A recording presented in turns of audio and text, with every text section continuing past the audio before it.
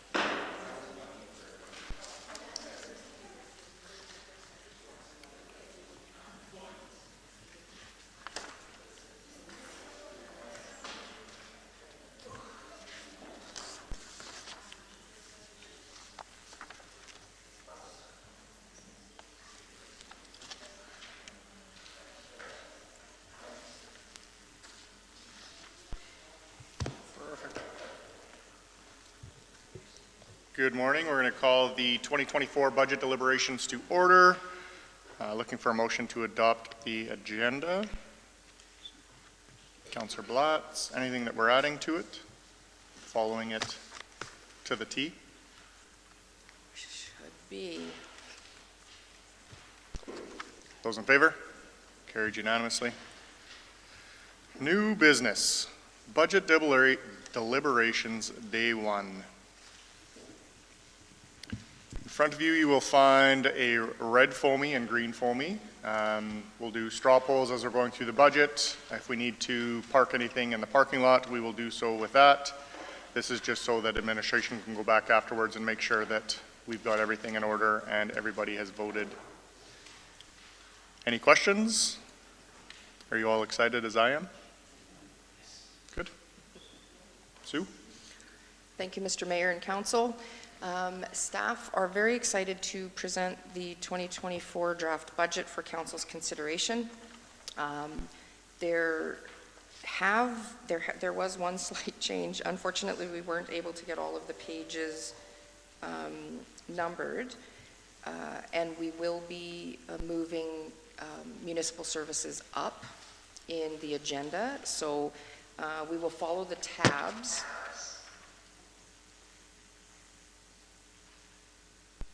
Is that good? Okay. And just for information, so that you know, we, City Council and the CAO, are supplemental division. So that's where we are. And then I will have Finance start off with a budget overview and go through our budget assumptions, and then we will start working through the budget binder in the order of your revised schedule. Perfect.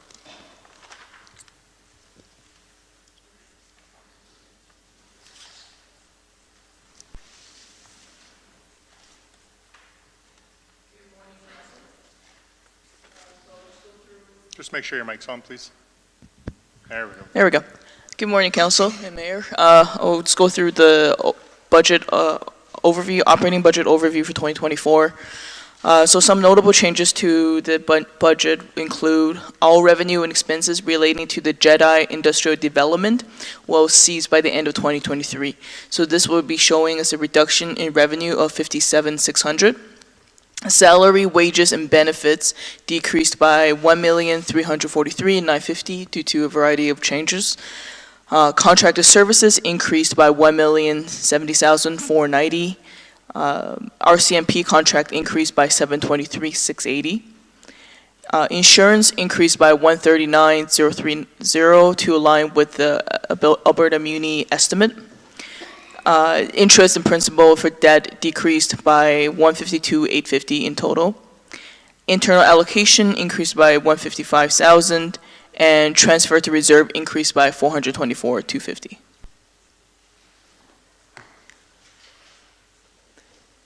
And I'm just going to go through the operating budget assumptions that we made in coming up with the 2024 budget.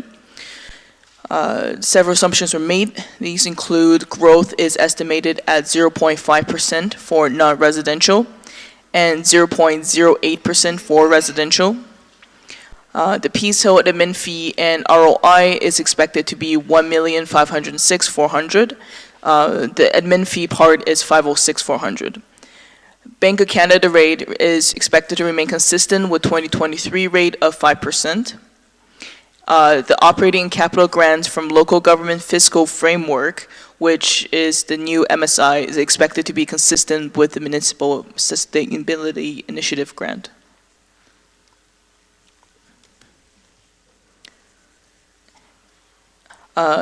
Going back to kind of an overview look, proposed operating business cases is equal to $1,606,630, which represent 4.76% tax rate increase if approved. So that $1,606,000 include tax refunded part, reserve funded part, and I believe a couple are grant funded too. New capital charter request equals to $4,874,031.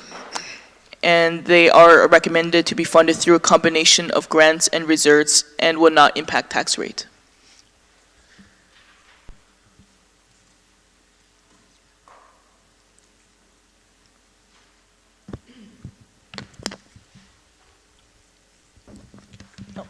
Okay. I guess I'll move on to non-functional budget. So this is the We'll zero. just stop you there for some questions. Okay, sure. Go ahead, Councilor Elliott. Thank you, Mr. Mayor. I have a question. On page 12, it says that the average 2023 assessment is 228,839. Is that assessment or market value? On page 12. That's the budget overview, Rachel, the Isn't that what document we at were the just front. doing? That we're just doing a PowerPoint to take you through the introduction. Oh, And then okay, we'll I'm sorry, I break thought we into were the going next through. tab. Okay, I'll ask later. No, that's okay, she can. Okay. Do you have that document with you? Just make sure your mic's on, please. Sorry, I said I do. I just need It's to find page it. 12 of the first section that we have. And it just says that the average assessment, and I'm wondering if that should be market value rather than assessment? That's the assessment.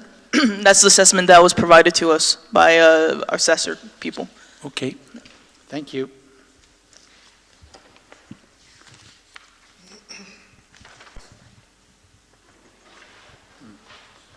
Go ahead.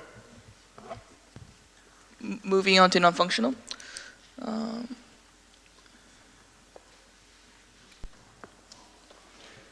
Sorry, just one second.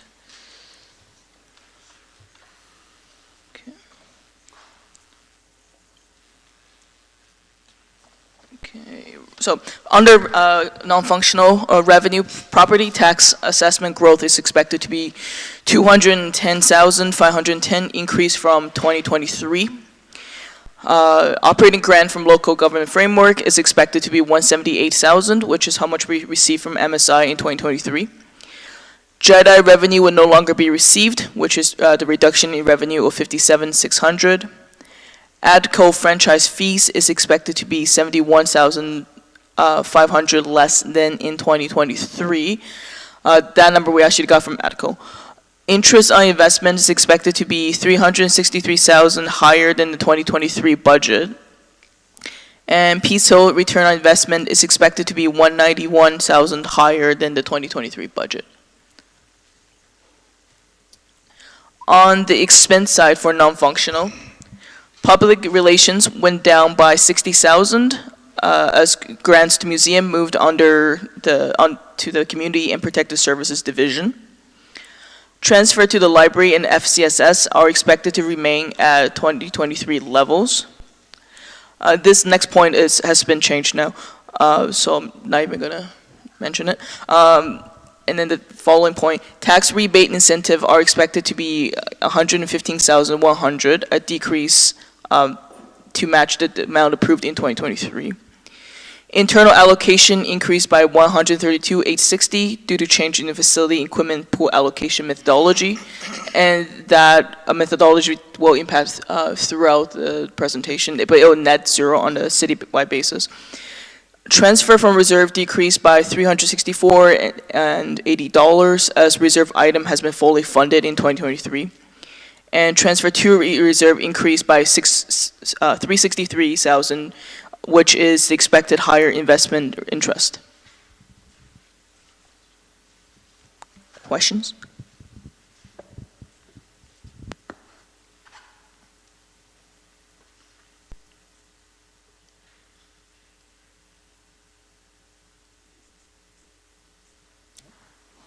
So this may be a silly question, or I'm not following properly. So salary has decreased $1.3 million. We're paying $152,000 less in interest because I'm assuming we've paid down our debt. That's correct. And last year's increase, excuse me, of about 2% that went back into reserves because we came in under budget from what we had originally planned our increase to be. So we were looking at a 7 point something increase. We decreased it by 2.25 from the stabilization reserve. So we were at a 5 point something. When we were presented with the actuals, that ended up being a 3 point something, and we maintained that tax increase of 5 point something, 5.7, I think.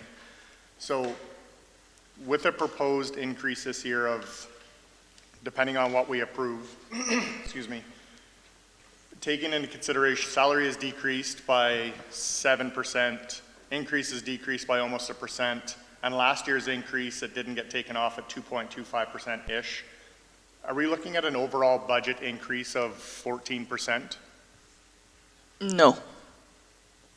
We're looking at, right now, assuming everything gets approved, we're looking at about 8%.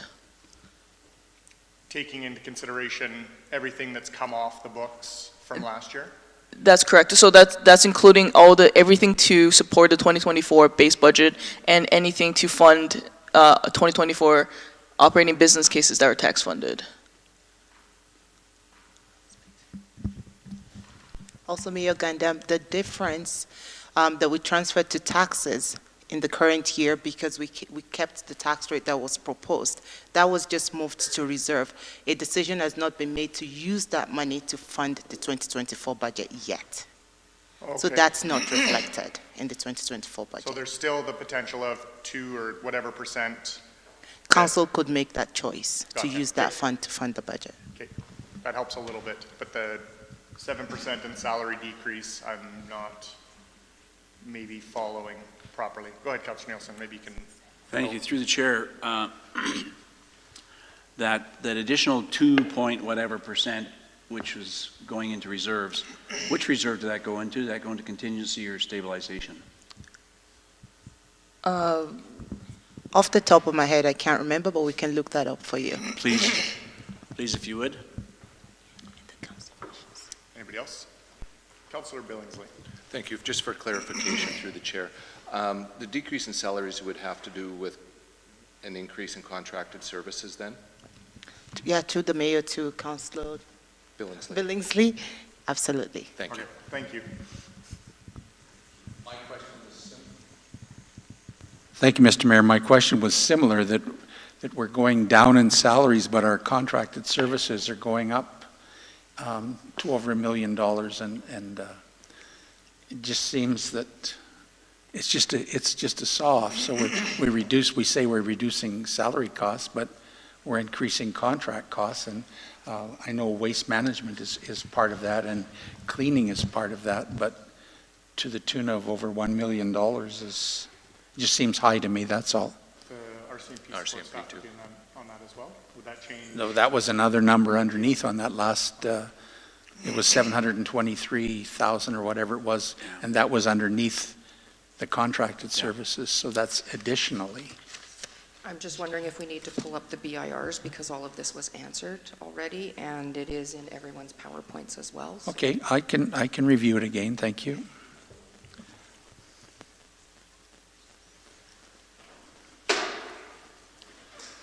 Any other questions?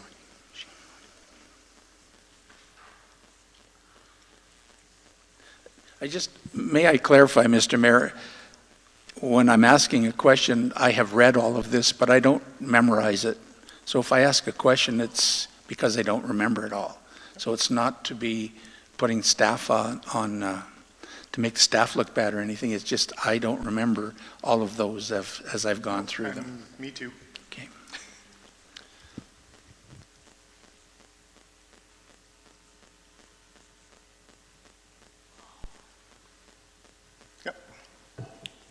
Through the chair to finance, I guess.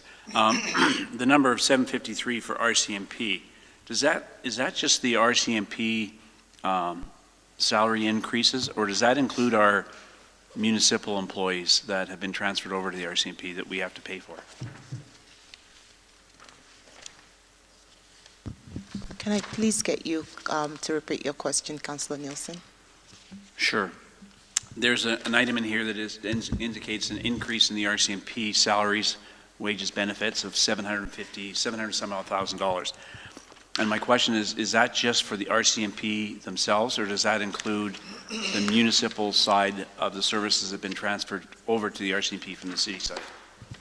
It does include the municipal enforcement staff, Both sides. yes. Thank you.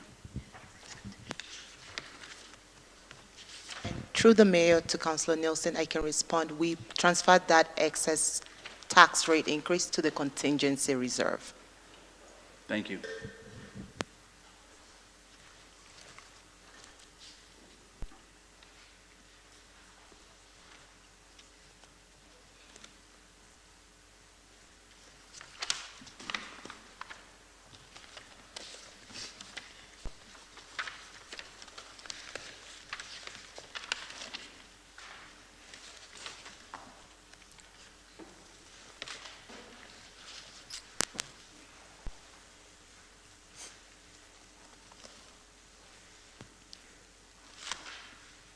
Tulu, can we take them through as well, the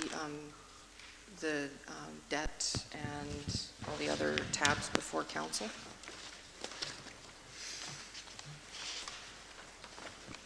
So the first tab in your binders is in really small print. It says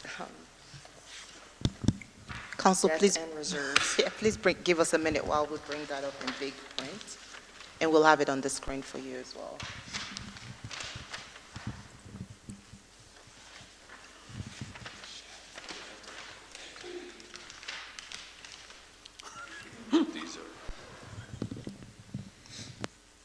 Did you bring two?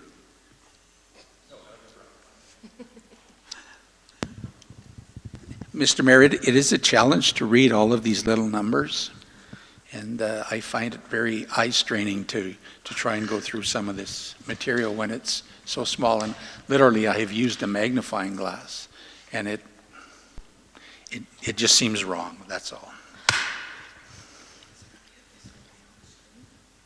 Yeah, but I mean, when I was reading them at home.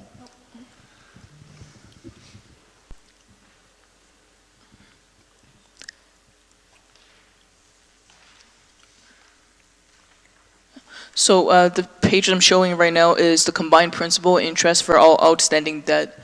I do apologize that the writing are small, but it's just, there's a lot of information. I tried my best to fit it onto one page. I saw Councillor Billingsley print a bunch of things, color, not double-sided, so if you want to do a few more pages with this, it's totally fine. That wasn't my own printer.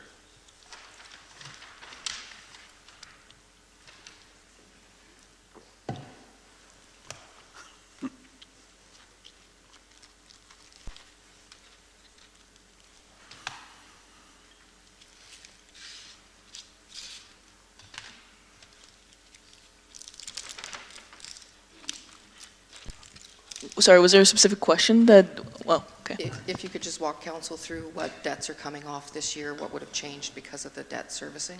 Okay, so if, it looks like the biggest debt that is coming off in 2024 is the 2003 local improvement project. And then starting in, yes, and also the No, that's pretty much the only one. And then after 2024, there were a couple more that are coming off, which includes the Menlock Center D, Menlock Center E, and landfill phase CB, and also 37 Ave and 49th Street paving. Those are all going to be coming off in 2025. Past that, the next time bunch of things are coming off is in 2027, where the RCMP building A, B will be paid off, and as well as the City Hall Loan A.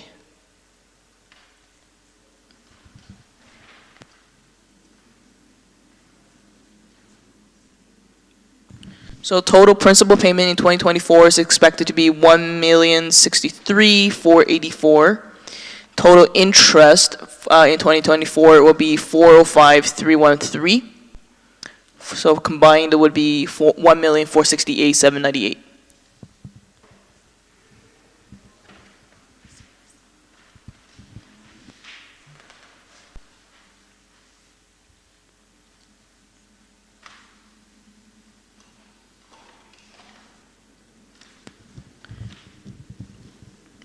Should I go through reserves now, too? I've got a Go ahead, Councilor Billingsley.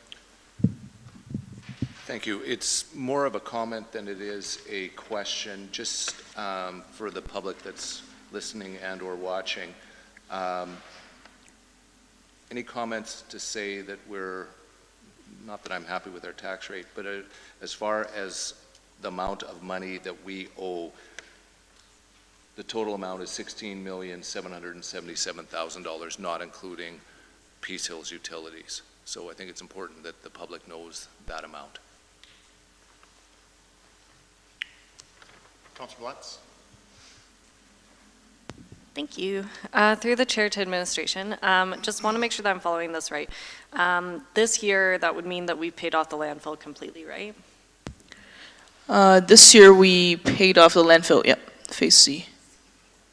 Okay, perfect. I was just going to say that, like, we very rarely get to, like, celebrate our wins, and so perhaps we should put something out in communications about the fact that we're paying off different parts of our debt, because I think that there's this notion out there that we're not paying off our debts, and like if we're having stuff that's now falling off and we're now getting stuff paid off, I think that's a big win for our city. So I think maybe we should communicate that to the public. Thank you. Thank you. Through the chair of administration, is it possible that as we look at this particular document and we see some of the debt falling off the page, we can identify our debt limit as a percentage of that, so that as we see this fall off, what does that do to our debt limit or our borrowing power? Either way, the numbers by themselves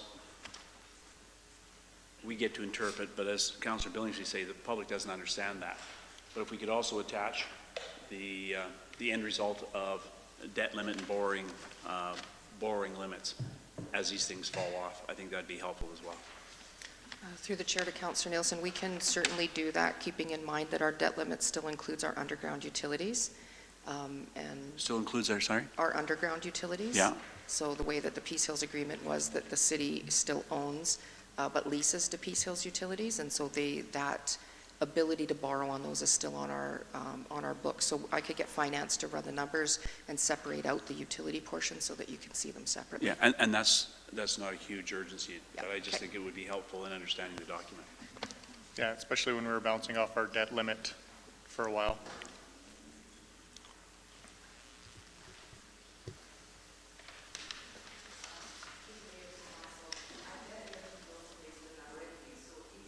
Mike, what?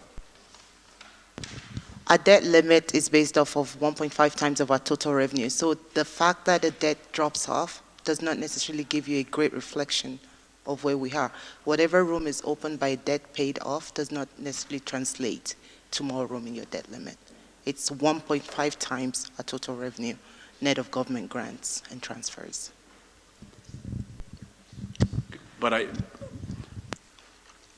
understand how the debt limit is calculated, but I still think we need to be able to identify at any given point in time where we are at in terms of borrowing power even if we're sort of estimating, guesstimating revenues and so forth. Noted.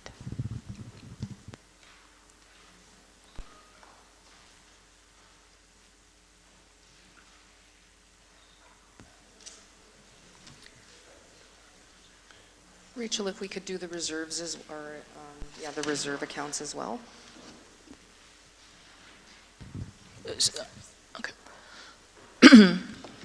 Okay, moving on to our reserves, I just want to preface this that the 2022 year end hasn't been finished, and that will impact reserve balances. But this is the information as we have it to date, which also includes any commitments in up till September 2023 and funding for expenses in 2023 up to June 2023. So looking at our capital reserves, we have 13,139,548 for reserve balances, of which almost 2 million has been committed to prior projects, and 11 million is currently uncommitted. And then looking at the operating reserves, we have committed up more than half. So our reserve balance is 4,257,000, of which we've committed up to almost 3 million, leaving about 1.4 million of uncommitted reserves. Community land is a legislated one, so we don't have anything committed out of there. The balance is 50,000. And I'm also including things that we're holding for the library and for the public transit. The library is looking at 283,000 in reserves, and public transit has 67,000 committed out of 68, and I believe the intent is to fully use that up. Just pointing out a couple interesting ones. The airport reserve has a balance of about $800. Infrastructure tax and equipment pool are looking at a combined of about 6 million. And our contingency and stabilization has 1.6 and 1.7 million each, of which a majority of them are committed. Rachel, can you speak to the land fund and why Southeast hasn't been transferred yet? Yes, so we do have sale of SEI land. I think it was for 1.3 million that happened this year, and that entry will be transferred to reserve. Finance just hasn't got around to doing that entry yet.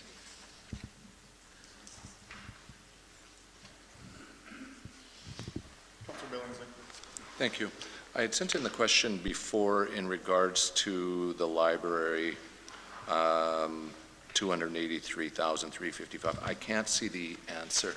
That money, is that restricted to their restricted fund? It should only be used by the library people. Right, and so is that their capital reserve, as far as you know? Yes. Thank you. Councillor Elliott. Thank you, Mr. Mayor, through to administration. Just work in progress is not in reserve, like the money that's carried over from 2023 to 2024, that's not in a reserve. Is that correct? So the work in progress commitment are amounts that were saved that were left over from 2022 that will be spent in 2023, and then that reserve will update at the end of 2023 depending on what projects left. Okay, but on page 16 of this booklet that we have, it says capital projects for 2024, 4,572,000 of the plan have existing funds allocated and are carried forward. Is that out of reserve, or is that just out of general? That's just the general comment. There's a lot of it that's MSI and CCBF funded as well. Okay, thank you. Thank you, Mr. Mayor. Councillor Blatz. Thank you. Through the chair to administration, for the public transit reserve, I know that the plan was to use it up. Do we know what we're using it for or where it's going? I believe is to support support public, I'll let Paul speak to that one. Sorry, could you repeat the question, please? Yep. So for our public transit reserve, we have 68,000 in it, and it says that 67,000 is committed, and then we have a balance of 1665 that's left. Do we know what we're using the public transit reserve for, or what it's dedicated to, or? Through the mayor to Councillor Blatz, I don't believe the administration has any plans for this reserve at this point in time, for the monies in that reserve. So why does it say that there's a committed balance of 67,000 and then there's 1665 that's like uncommitted? Paul, is that part of our contract, or the contract that council agreed to pay the subcontractor for this year, until the end of the year? So there was a 2023 motion to support transit operations for 67,000. Okay, perfect, thank you.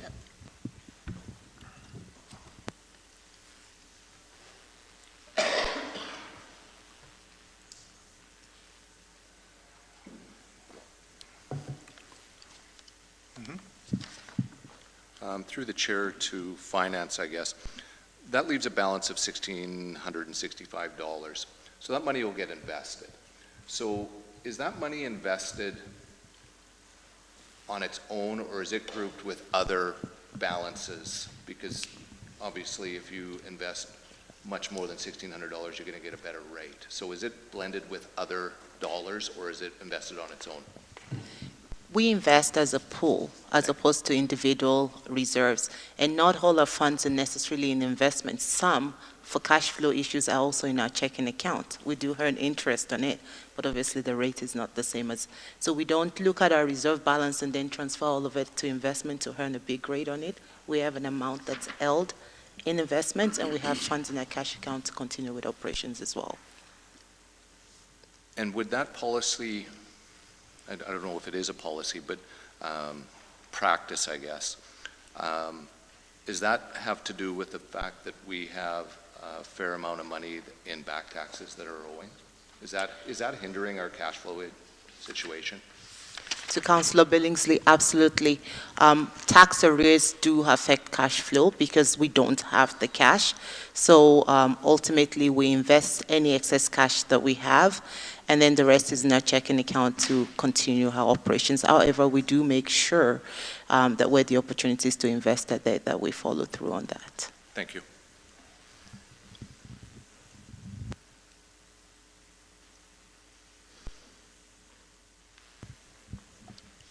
Just an update to council. The total amount in 2024 outstanding for the wastewater treatment plant, which is part of Peace Hills, is 41,363.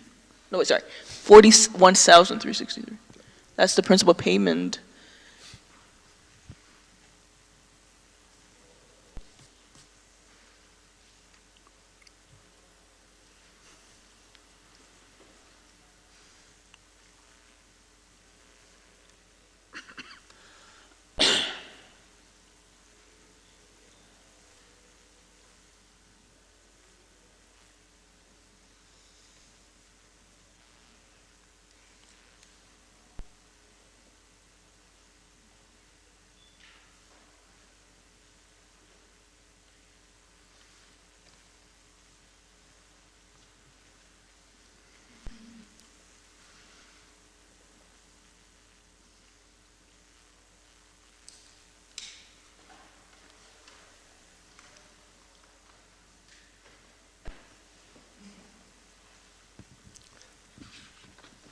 Tulu, could we move on to the fees and charges, and then till they figure out that amount?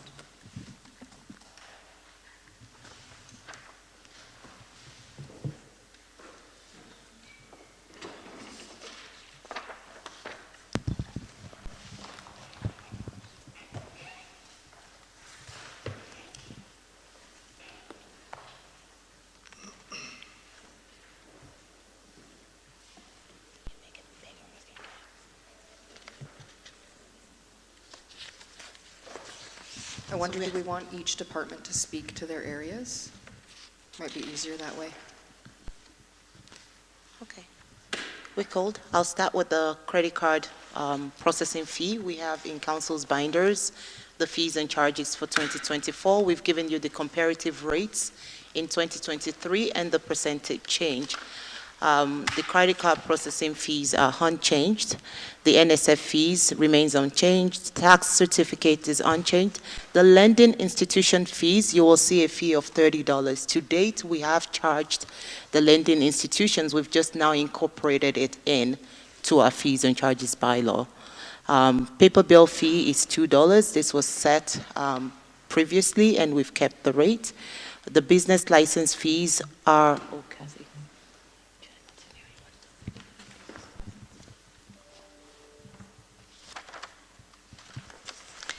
So for the business licenses, we have not made any recommendations to increase the business license fees for resident, regional resident, non-resident, or mobile vending.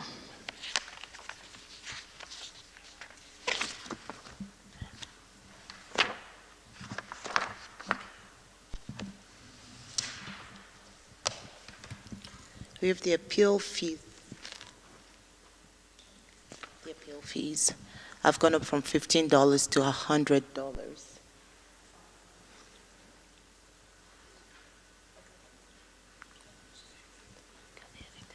On the planning side.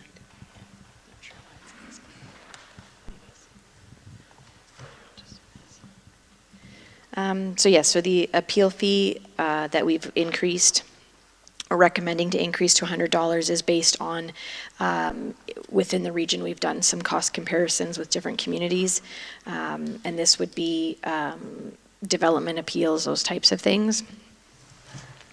I guess moving into Schedule C for development permits, we have done rate comparisons with different communities within the region here, and so we're making, excuse me, recommendations. Would you like me to go through every single one? Okay. So you can see that we've increased some, we've decreased some based on just our regional comparators. And this would be for all planning and development fees. We have removed some and consolidated some as well.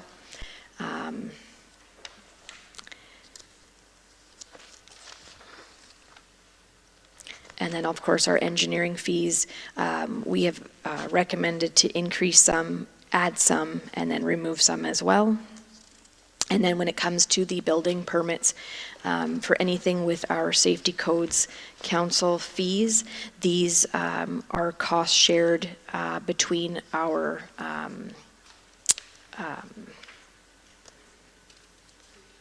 safety codes people, and so the revenue generated is shared with them, and this includes electrical, gas, plumbing permits, and I think that about covers planning and development. So then Schedule D is waste management fees. We are not recommending any increases to the fees this year due to the new contracted services, and wanting to revisit that in a year's time when we've had our contractor here for a year. Just back to Schedule C, sorry. When we're presented with these fees and charges, lots of them were based off of cost recovery. So changing from cost recovery to regional comparators, how does that affect our budgeting in terms of time spent, staff? To the chair, so basically those fees, some of them that have decreased because of market comparators and things like that are still covering our administration time to do this. So they're overall, because some of the like, for example, if a building permit comes in, there's different components of the building permit. So we may have decreased a section but increased in another. So overall, there may not see a change, but it will cover administration costs for doing those, reviewing those permits.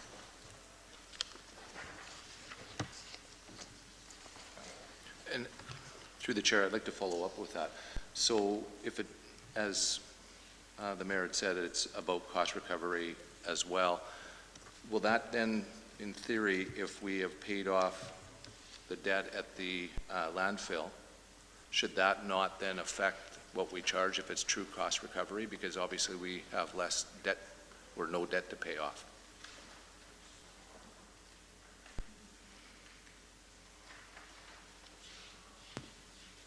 Through the chair to Councillor Billingsley, I believe, Kathy, did the overall landfill budget go down slightly?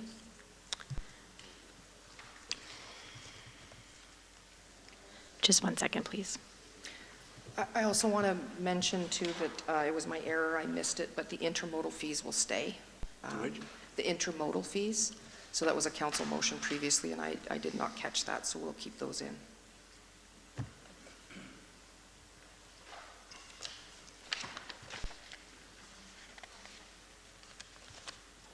And I guess further to Councillor Billingsley, none of the rates went up in that area, but I think the overall cost center, so you're looking at wanting the rates to go down? Well, if it's truly about cost recovery, there should be a calculation as such to get to those rates. And if it comes down to that we want to be competitive, I understand that theory, but then we can't say that we're being cost recovery. It could be one or the other, or both, but which is it? And I'm not sure. And like I say, if we're no longer servicing debt on the landfill, in theory or in practice, the rate should go down if it's cost recovery. Or before, we weren't working on cost recovery. I think the difference is that we need to build a reserve in the landfill as well. Well, we've got the closure, That's done. post-closure. It's already fully funded based on the audit that we did. By the time we have to close it in 35 plus years, we will have enough money. But we need cart replacements. There's a bunch of different things that the waste and recycling charges should cover. So we're still trying to build up that reserve. And I can't disagree with that, but I don't see a plan as a per se of those carts and so on and so forth to get us to that number. Anyway.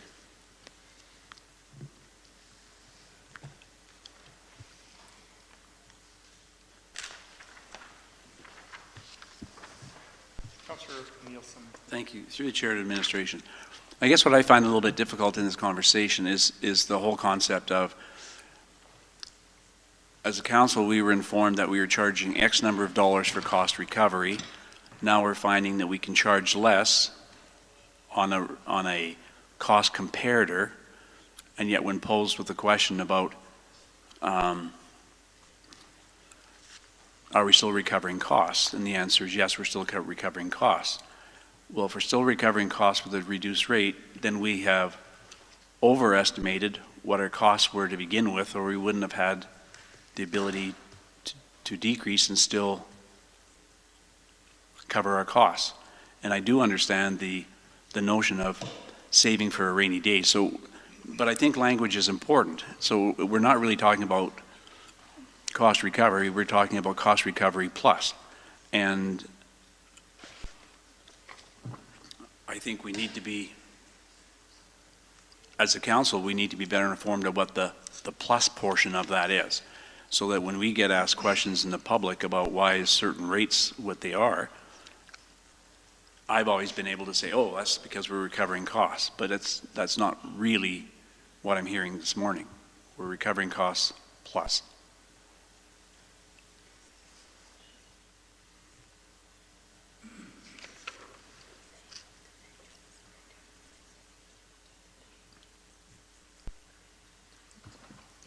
Through the chair to Councillor Nielsen, I think it's confusing because they're two separate programs. So cost recovery should be the fees that we charge at City Hall.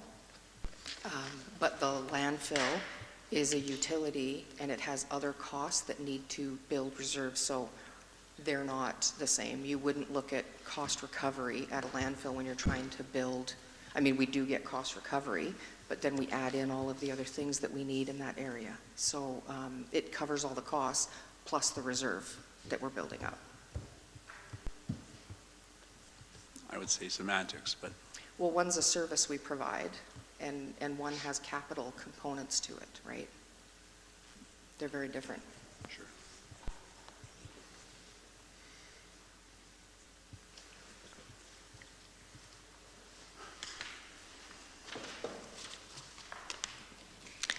To the chair, to Councillor, through the chair to Councillor Billingsley, so just to confirm, the waste management budget overall did go down by about $21,000 from 2023 to 2024.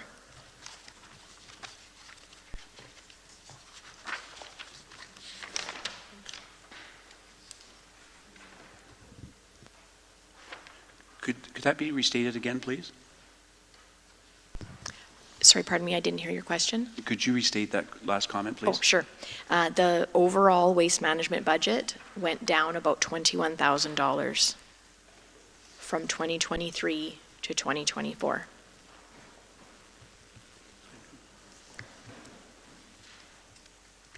Would that include, sorry, through the chair, would that also include the sale of the assets that were of moving to a contract? Through the chair to Councillor Billingsley, those are not reflected as of yet because the sale, one of the sales has gone through, one of them has not yet. So those end up going back into the equipment pool reserve. Okay, so they're not part of, okay, thank you.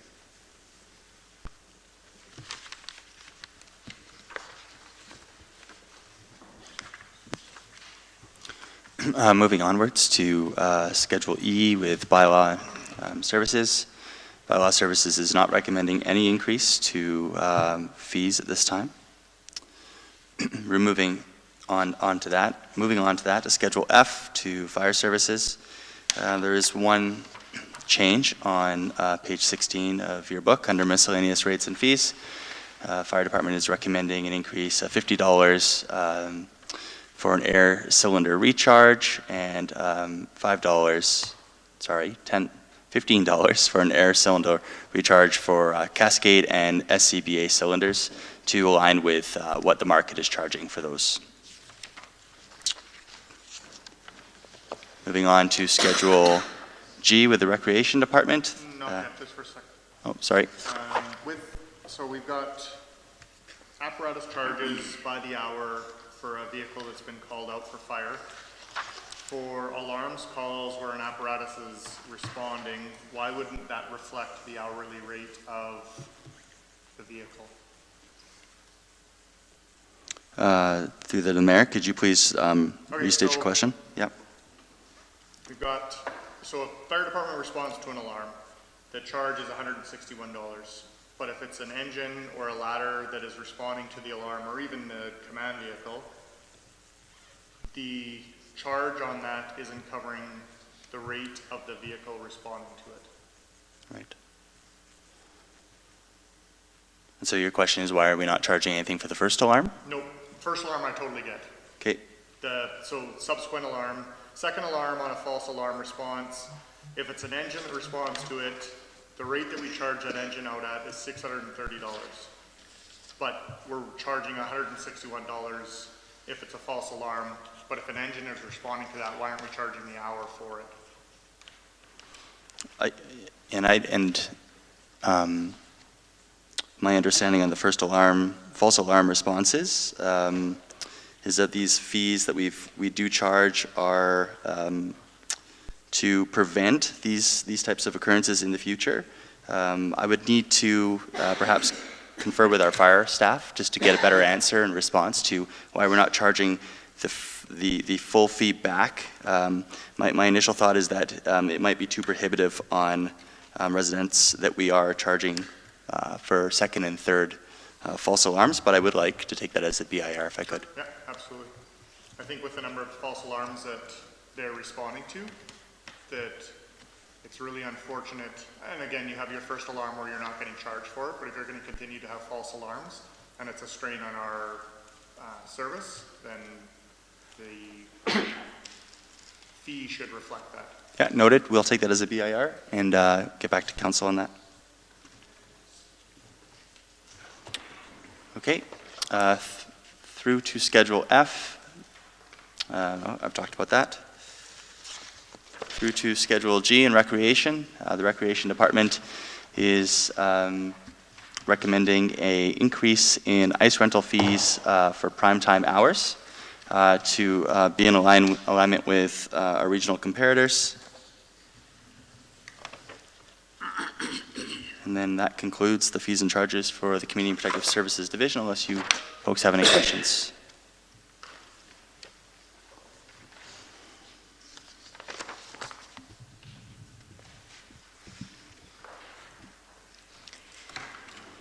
I just have one comment from the corporate services side of things. So as part of a later presentation, we will be proposing a hourly fee for the new electronic vehicle charger. So that will come at a later time. It's not part of this package currently.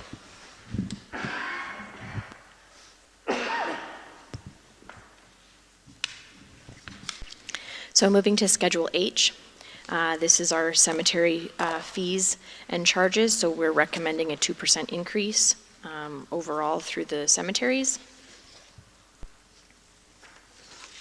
Schedule I is for our drainage and or stormwater. We're proposing a 300% increase, and this is to cover some additional costs for catch basin cleaning and things. There is a business case later on, but these fees would cover the cost of doing all of that preventative maintenance. And then Schedule J is our airport, and again, we're proposing a 2% increase overall on the fees.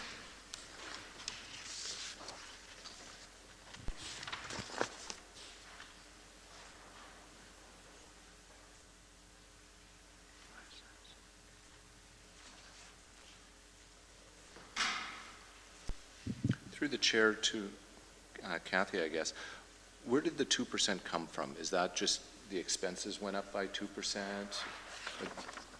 Where was that number calculated? Through the chair to Councillor Billingsley, the 2% is the, I guess, approximate inflation rate for the 2024 year, I guess.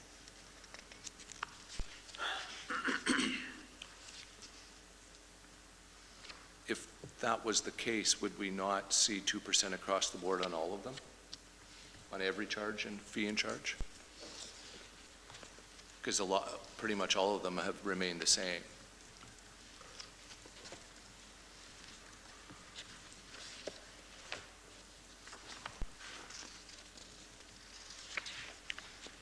Just a comment.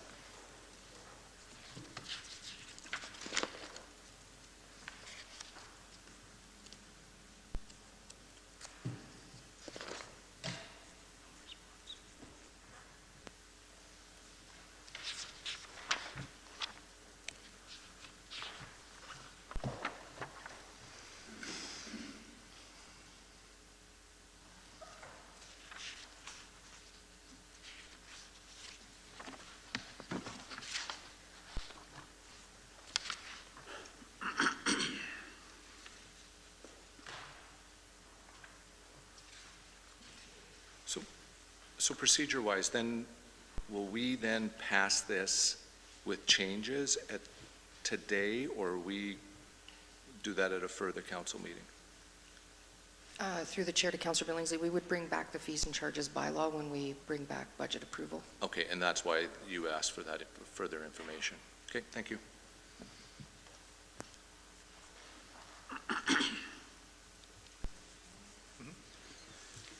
Rachel, can you take us through the the budget assumptions?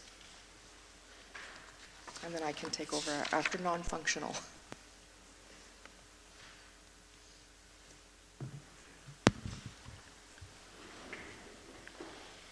Okay, sure. I will go through budget assumptions. Okay.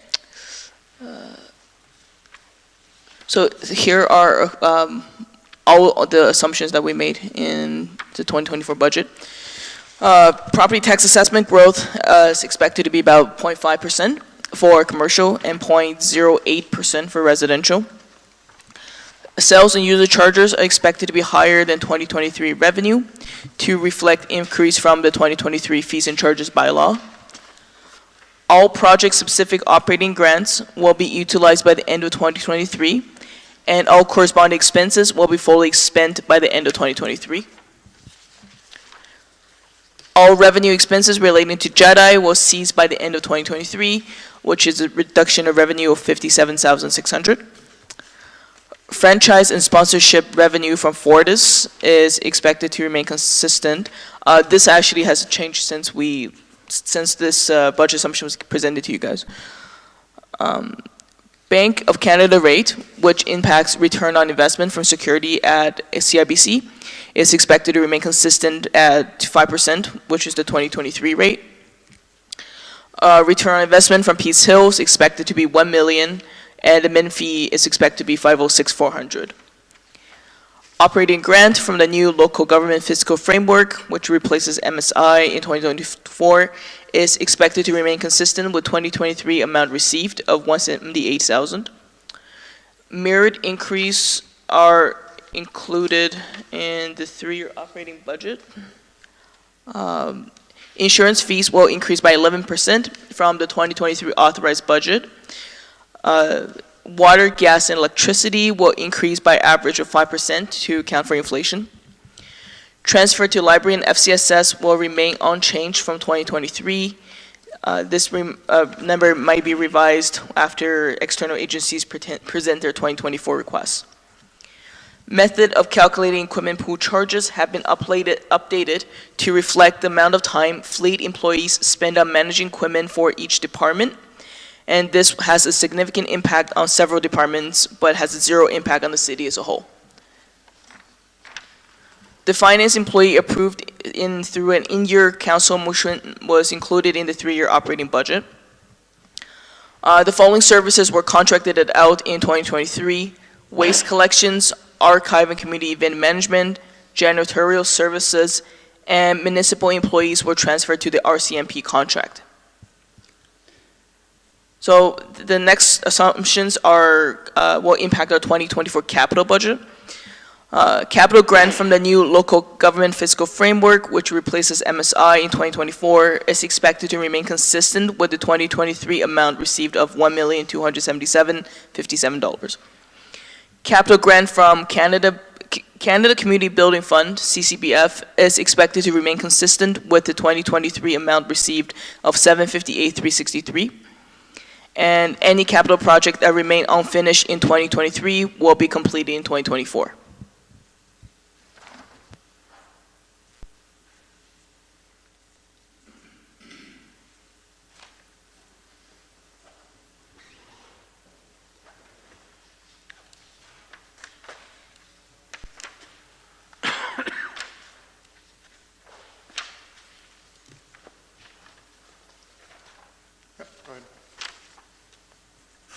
Thank you, Mr. Mayor. Through to, through to finance.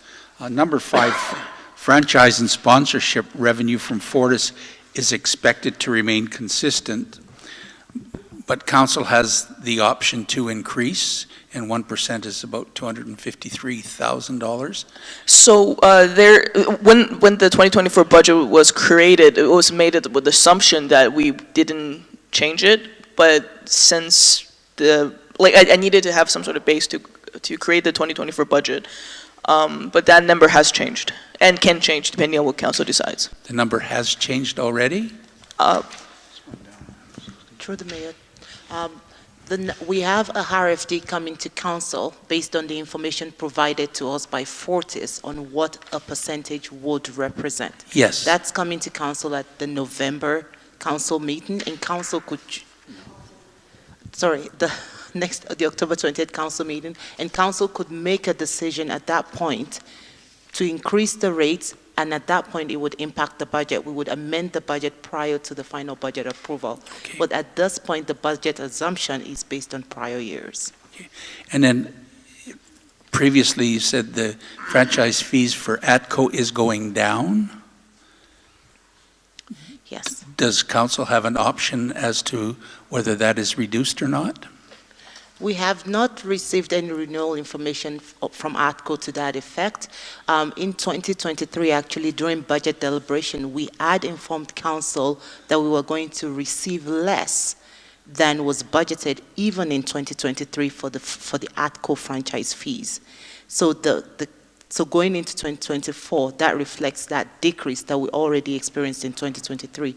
One of the reasons council approved a higher rate than was estimated was to cover a portion of that franchise fee decrease from ADCO at budget time, at tax rates time in May.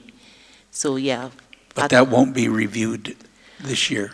We can refer to the contract, but we have not received information about a renewal. ADCO franchise fees are usually for longer than a year. The commitment is usually, I think, for a 5-year period, sometimes longer, whereas Fortis is different. Okay. Thank you very much. Thank you. Mr. Mayor.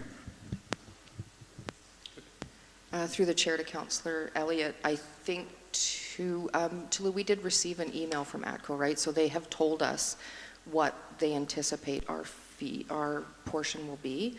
And are we at the max for ATCO? Does council have the ability to change the percentage we receive? I believe we're at the max for ATCO, but we are not for Fortis. I thought we decreased them both a couple years We ago. might have. I had that on my list to send as a information. Councillor Billingsley. Thank you. The last statement, through the chair, any capital projects that remain unfinished in 2023 will be completed in 2024. So when those projects were approved and the dollars were committed, that was 2023 dollars. How is that going to affect the budget as far as due to inflation, due to costs have gone up? How will that reflect back into this year's budget? Through the mayor to Councillor Billingsley, we have not amended the 2024 budget for projects that were committed to in 2023 that are perhaps still ongoing or not completed. If, however, due to inflation, the rate is going to increase, administration will bring that back to council to approve the difference. So, for example, if a contract that we've committed to is now going to go up by 10%, that's going to cost us $50,000. Administration will bring a RFD forward to council to fund that difference. Thank you. Sorry, further to that too, if a contract's already been committed to, they're not going to increase with inflation, so they carry forward their prices. If the project hasn't been started, then of course council has the ability to redirect those funds. Thank you. Councillor Nielsen. It's been answered, thank you.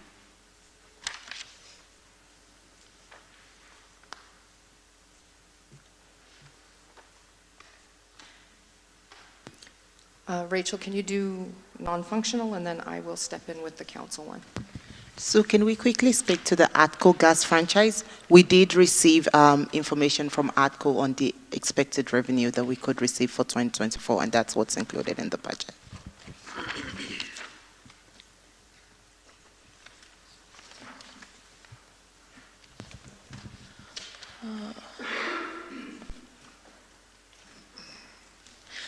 So I just want to clarify, I think I already went through this before the non-functional part, before we went through the debt and reserve. So did you guys want me to go through this again, or do we just want to move on to questions, or? So everything in there was covered in those other? Yes, I went through the slides and the changes on expense and revenue already.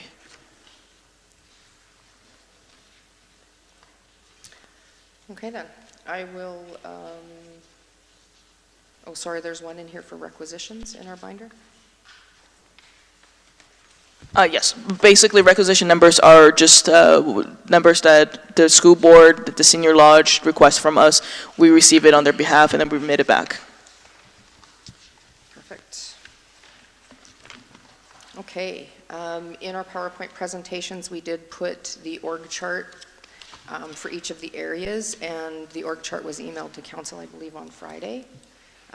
So if you have any questions about that, by all means. So in this area for council, you have the CAO's office under you. So we've got council. There have been some changes with the budget. Sorry, next slide, Lisa, or whoever's handling the PowerPoint. Overall, there is a decrease in council's budget of $38,750. The main reason for that is a decrease in the facility transfers of $66,700. So previous finance departments had allocated space for each person in the building and charged it out, and we're not doing that anymore. It was really an in and an out, so it just created more paperwork and wasn't necessary. Some of the increases that we did do, because FCM is being held in Alberta this year, we increased it to include all members. So in 2023, for 3 people, there was only $2,000 budgeted. And this year, we've added an additional $6,000, so there's a total of $8,000 budgeted for FCM this year. We did reduce, there was a training overall budget, and it had $3,000 for all council to attend AB Munis, and what we've done is put that into each member's training allowance in the amount of $1,250. The previous amount, worked out to about $600 each. We have increased the AB Munis membership fee, so it was $12,500. When we talked to AB Munis, they said to budget $14,000. So we've increased that. And then we've removed Ashoro for $1,000 in council's budget. So there were some increases to account for proper attendance at functions, and then a major decrease because of the facility transfers. I'd be happy to answer any questions.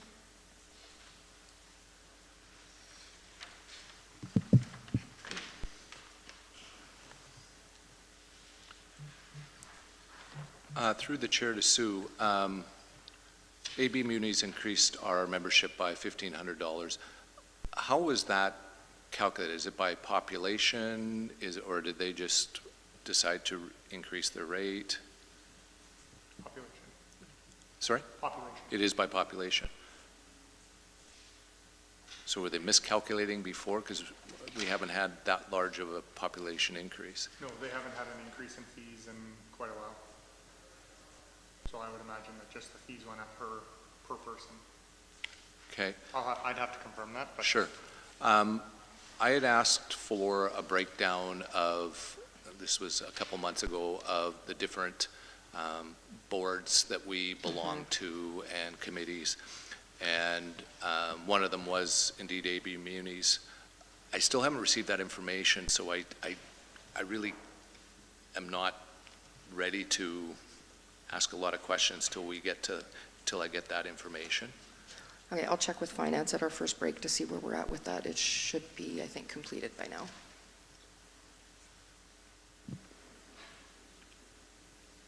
Good? Yes, thank you. Councilor Nielsen. Thank you. Through the chair to administration. Sue, you mentioned a number of categories.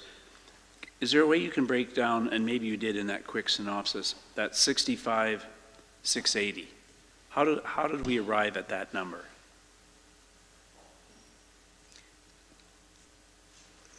The 66.7. If you look at your screen, it's got the PowerPoint on there. That was what I was reading from.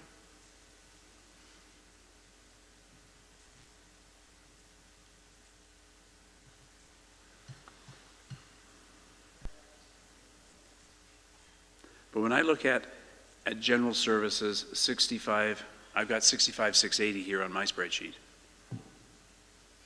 Oh, okay, yeah, in the budget. You in the same place then? Yeah. Okay. So my question is, how is that broken out? I do not have my Questica open. I did not bring my computer. Can someone look up what's included in that budget line item? It should be in the another one that we sent you as well. We sent you the level 2, the level 4 in an email. We'll pull it up.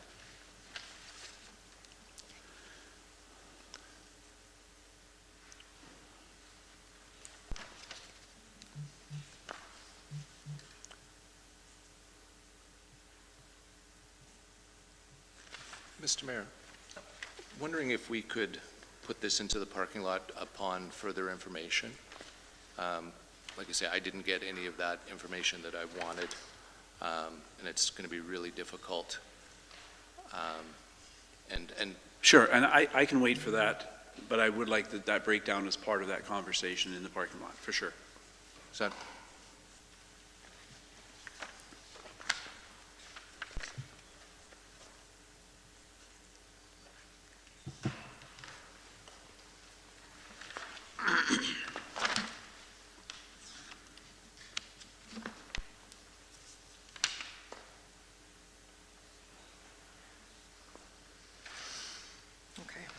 we'll work on that and then bring that back, okay.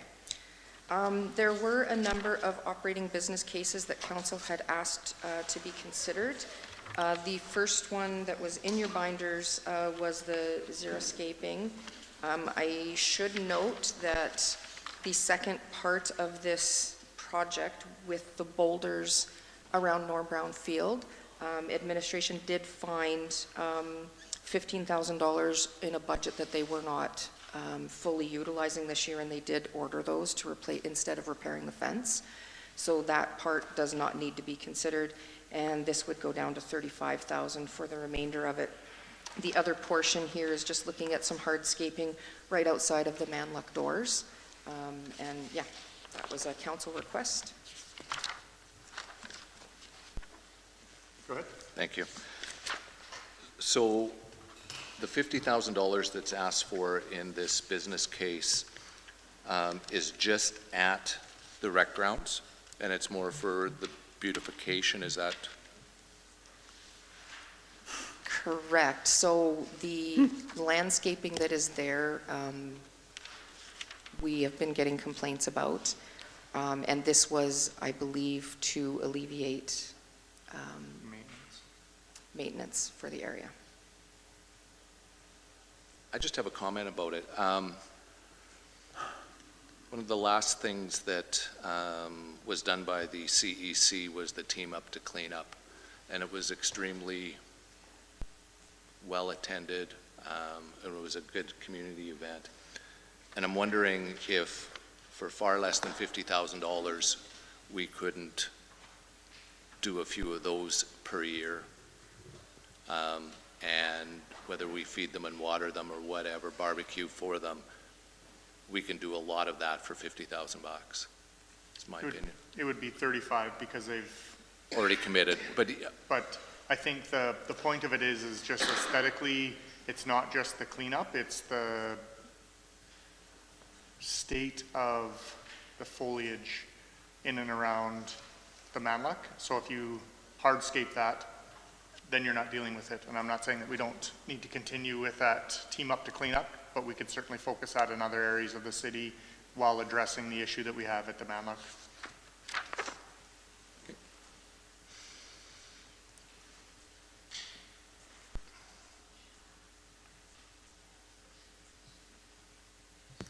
Go ahead.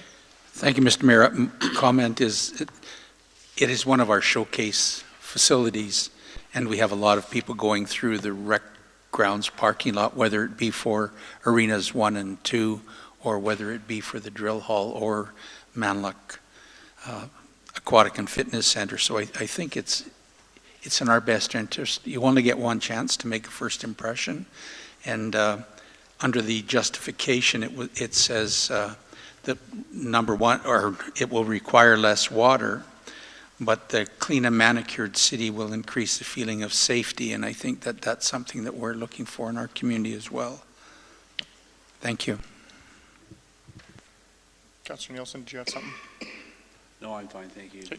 Mr. Mayor. All right, you get to use your fancy foamies. So it will be a $35,000 project as opposed to the $50,000. Fence will be repaired as well. Green if you're in favor, red if you're not. Carried. Okay. Is it closed? Good. He was super excited. Go ahead. Those reflexes are still there. Sorry. Your reflexes are still there. It just says that it's supposed to be funded from reserves, so should we choose a reserve that comes out of? I think when finance sees what is approved and not, that they'll Then we have a can start reserve choosing. recommendation for council. Cool, Yeah. thank you. The next one, so the other ones we had as unfunded, but because they were council requests, we handed out the package to council last week. The next one that I have on mine is the Phase 2 environmental site assessment. So this was a previous council request for Northeast Industrial for us to look at marketing and selling that parcel. Sorry, should I wait for everybody to find that?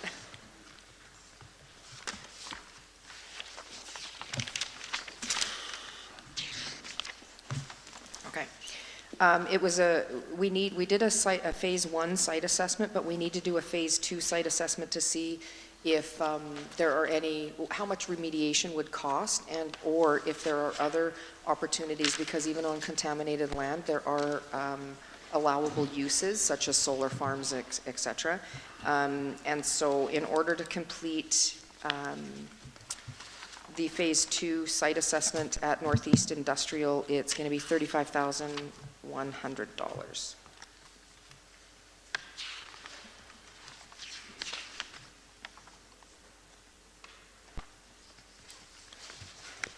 Following phase 2, what is the likelihood of us moving forward and being able to develop that for whatever we decide to, depending on the report of the assessment?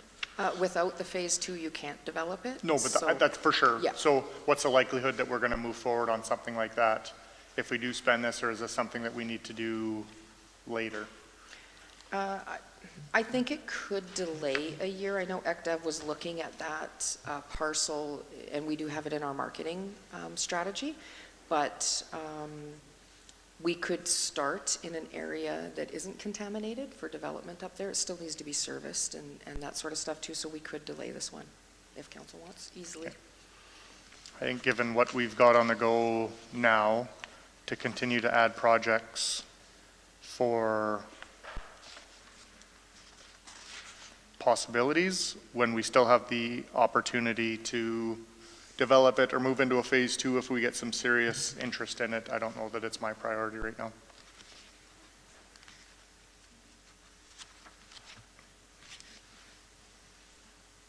What did you say that was? It was going to cost $35,100. Any other discussion? Yes. Yep. Through the chair to admin, it shows that the source of funding is out of tax. Would that not mean that it would be ongoing?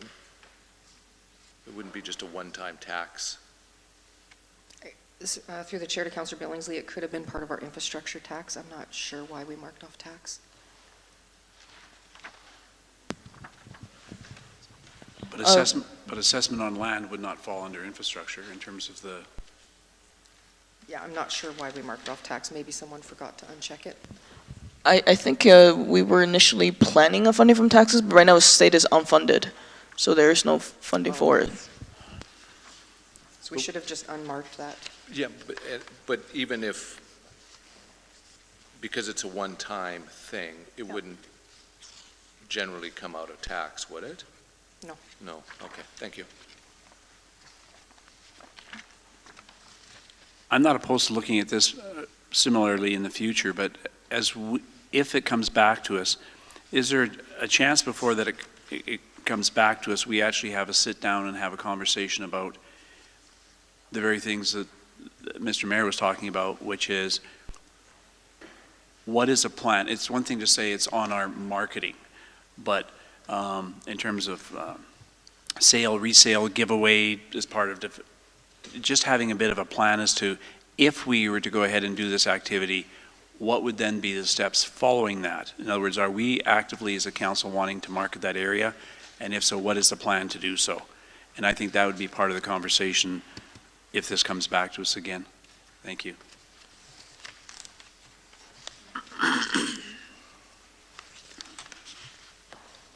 Anything further?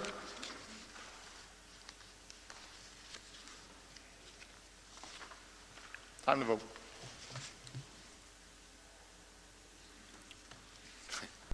Not included. Okay, the next one that I have in the package is the Auto Mile Street Banner Program. This also was proposed by council, so aiming to help increase visual appeal as you're coming into the city. The infrastructure is there on all of the streetlights in order to accommodate this, and we would be looking at $13,000. Again, tax is probably the wrong funding source for that, so finance would find an appropriate funding source if approved.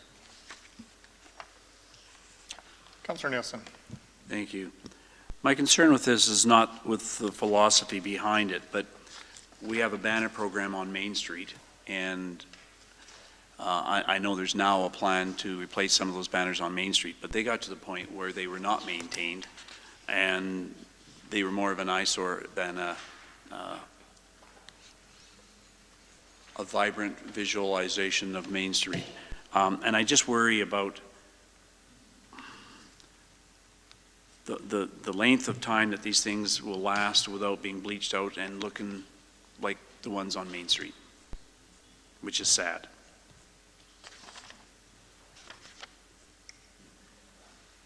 Councillor Blatz. Thank you. Once again, I could be jumping the gun on this, but we have like a ton of money in the public art reserve, and I was wondering if this could fall under that, because one of the portions of this states that there would be community involved in what would go on the banners, and so I'm curious if the public art reserve could be a spot that we could use that for, since we haven't used any of those funds, and that contributes to the art in our community. Good thought. Good thought.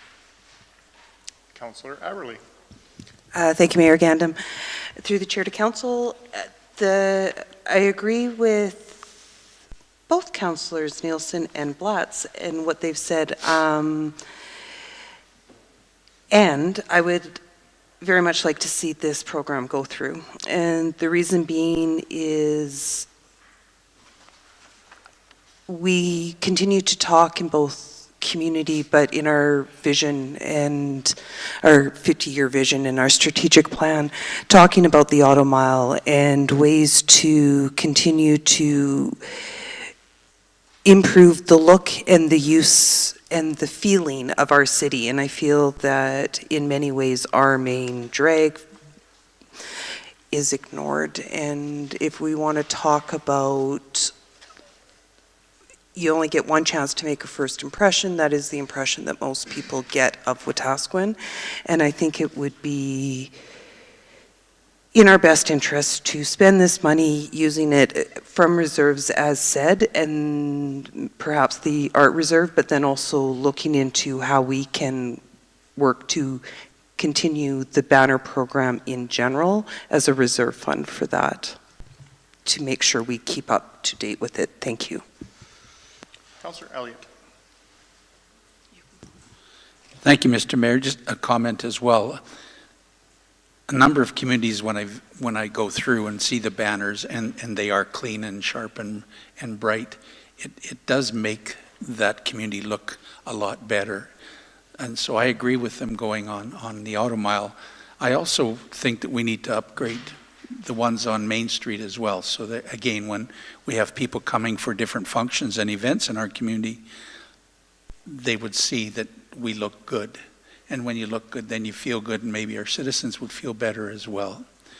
And the other thing, on a little bit of a selfish note, but the themes and design would be collaborating with local artists and design professionals, and I have a strong passion that we should have some murals on some of our buildings in our community, and maybe some of these designs that come out could be used for murals on our buildings as well. Thank you. Councillor Billingsley. Thank you. I agree with pretty much everything that's been stated. I do like the idea of this coming out of the art reserve.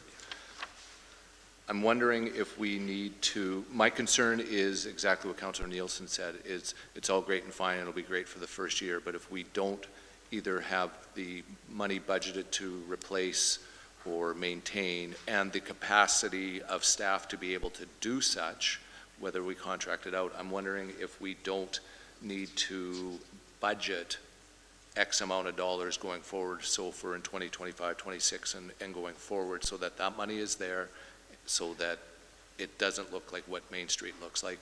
And I'm wondering if we don't incorporate that into this as well.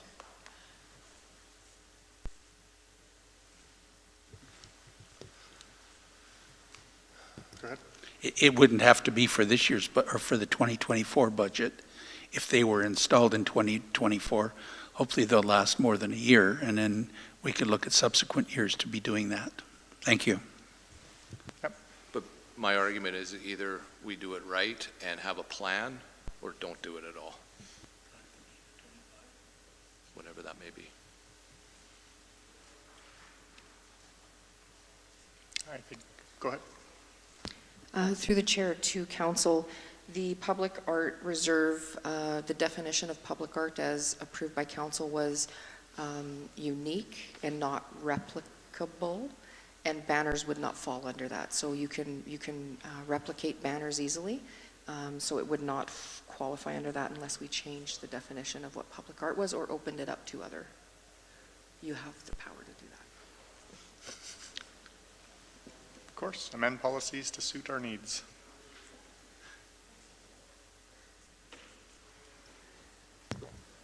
Thank you, Mayor Gandam.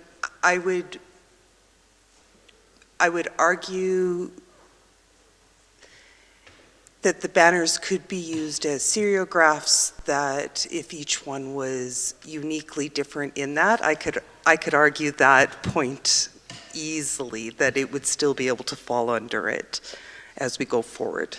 Andy Warhol was famous for his unique works of art by silk screening in different ways. So.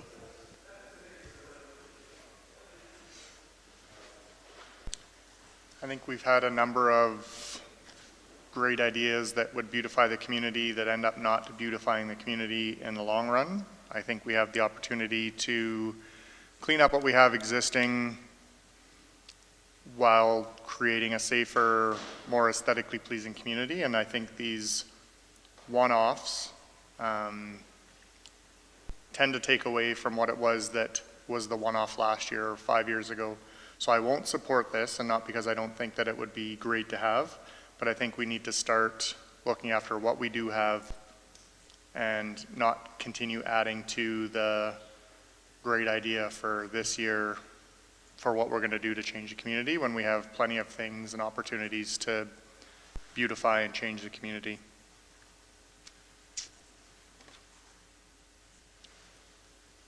Anything else? Green foamy, red foamy? Passed.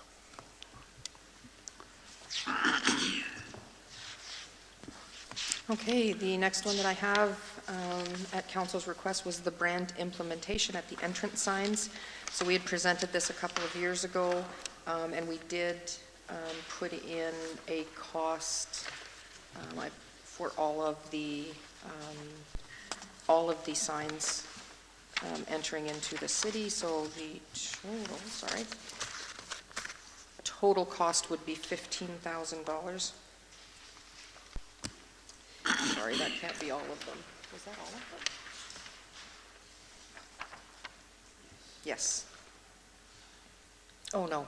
Sorry, that was not. So if you wanted the coming in from the north was 14,000, the coming in from the south was 10,000, coming in from the east, I assume from the east, 65,000 or 6,500, west was 5,800, and then 613 on the south side was 3,710. Oh. Sorry, I thought we had a different one in here. 13. We might have to come back to this because that is not the right amount. I will get, Paul, can you pull that one up from, I think Vern did that one. Can you pull up that one and I'll do it after. Okay, the next one is the city branded apparel for staff. This was also a council request. We do have branded apparel that we give to delegates and for a number of different events and places that we attend, we hand out branded apparel. And the request was to consider how much it would cost to give staff branded apparel each year. So we went through, calculated on average, including the part-timers, $125, and it works out to $25,000.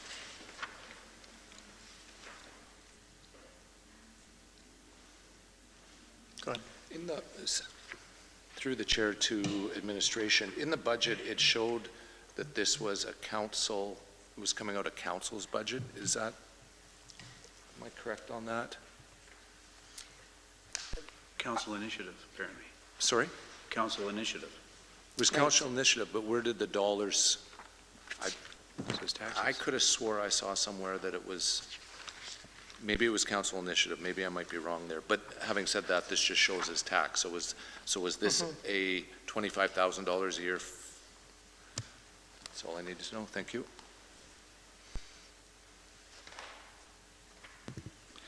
Thank you, Mr. Mayor. So if this happens, do the staff that work at the Manluck Aquatic and Fitness Center use this, or do they still keep making their own T-shirts? Through the chair to Councillor Elliott, this included all staff. I believe the Manluck have theirs as uniforms. Yeah, They have their what as uniforms? their apparel. They have a clothing budget for the different, like if you're out on the deck, you have specific shoes and that sort of stuff. Through the Mayor to Councillor Elliott, there is some budget, and we can go through this during the Community and Protective Services budget. Our staff do buy uniform apparel, but then we also do buy things like City Wetaskiwin hoodies and stuff like that for thank you for working here. And so in the event that this business case was passed, these dollars that are being approved for this purpose could be utilized by recreation instead of us budgeting separately for that. So they pay for their own uniforms at the aquatic center? I believe I'll have to go through the budget here, but I believe the uniforms, like things like flip-flops and shorts and stuff like that, we do budget for that for lifeguards, but then we also budget for, Manawak Aquatics, City Wetaskiwin hoodies and stuff like that, and apparel for the staff to thank them for working there. Okay, thank you. Just further to that, Mr. Mayor, a number of different organizations to which I have belonged, the board members get apparel from each of those, and it's just to show that if we were out, people might want to discuss things with us and to let people know that we do exist. I think it's a positive for our staff to be wearing those, and I notice there's something there about coveralls, people with coveralls, but I still think the people with coveralls should still be getting a T-shirt or a hoodie that they could wear in their off hours. Thank you. And I understand whether it's a T-shirt, but we're budgeting $125 per employee I would think when you're spending whatever amount, you're going to get a pretty decent deal on so said swag. I don't have a problem with some, but basing it at $125 per employee, some of the employees won't even wear it, won't even want it. Some might, but at $125, that's a lot of swag. Thank you. Just a comment. I won't support the motion. I think asking the public to, at a time when we have a very high tax rate, for us to go back to taxes and say, let's start putting clothes on the backs of our employees in terms of branding. I think the timing is wrong with the current fiscal position that we're in. Thank you.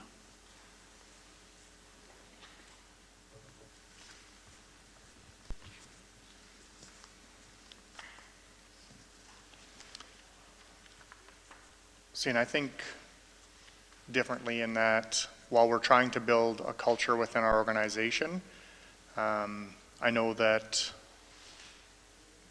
other organizations, other members of the town of wherever, whether you're on council or whether you're administration, wear that proudly and feel like they're a part of a team. And I think for $125 to make an employee feel like they belong to something and are appreciated more than just a paycheck every couple of weeks is a pretty small price to pay for retention. I think if you keep one staff member, not saying that apparel is going to be what keeps one staff member, but if one staff member stays, you've saved yourself more than $25,000.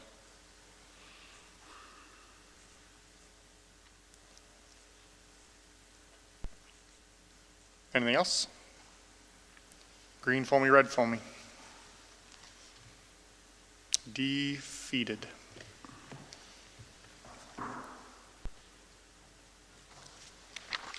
Mr. Mayor, can we put the entrance signs in the parking lot? Yep.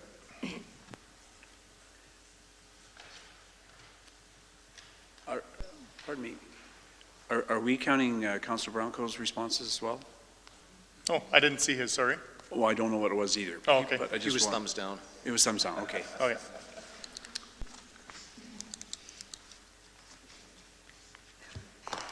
Shouldn't Councilor Bronco, actually, I should say this. Out loud so we can hear it.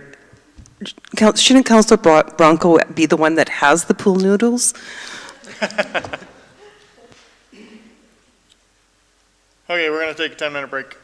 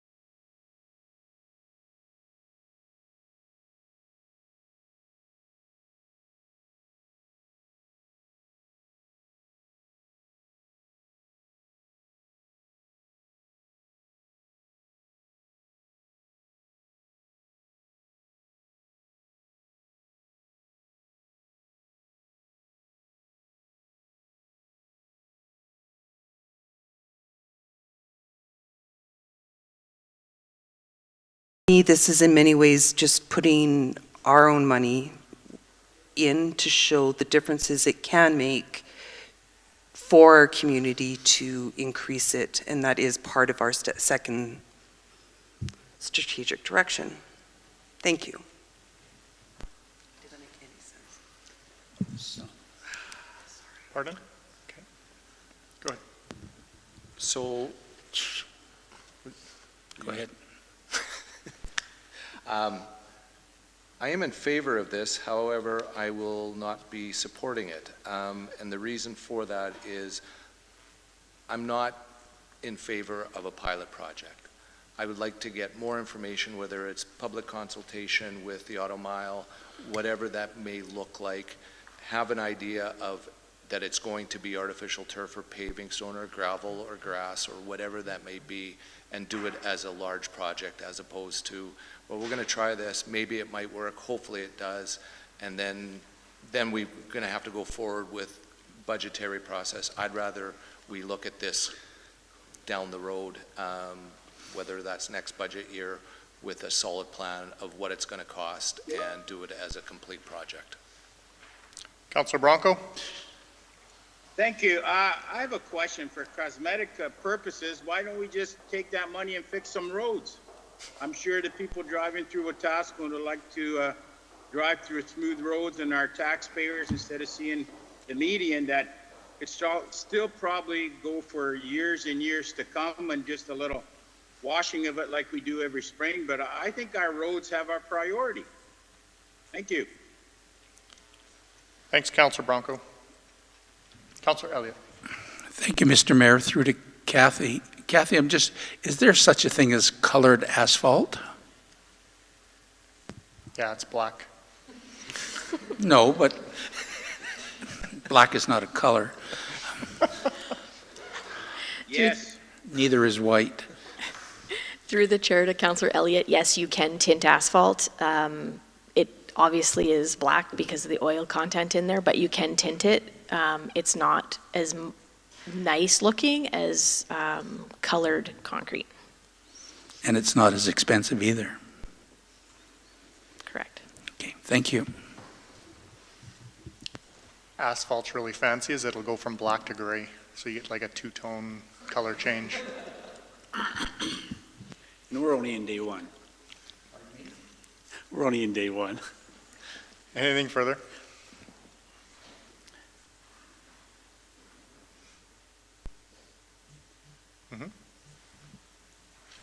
No, I'm good. I'm good. So I won't support this, and not because I don't think that it would be nice to have, but again, it's something else that's nice to have. I think hearing Councillor Nielsen's intention on what that was going to look like for some of our median repairs and just making sure the trees were looked after and either replaced if need be, would be more of my priority than what the actual median looks like. If we need to do some curb repair or some concrete fixing along the way because it's cracked or falling apart, that's one thing, but a total rebuild, to Councillor Bronco's point, I think it would be more important to put that money into our roads than the median. Go ahead, Councillor Nielsen. Thank you. Through the chair to Kathy. For tree replacement, correct me, they're not in tree wells, are they?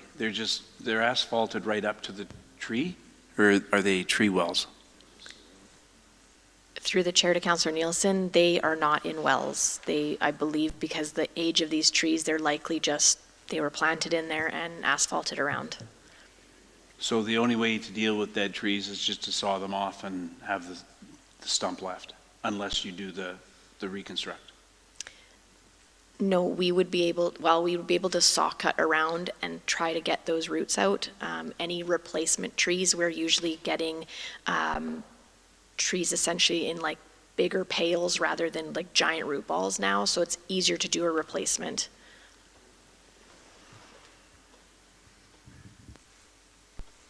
And typically, those tree replacement are, what, 6-7 feet spindles? Through the chair to Councillor Nielsen, it really depends. We can get larger caliper trees. Just really depends on what we put back in there. My concern is about doing nothing, is that,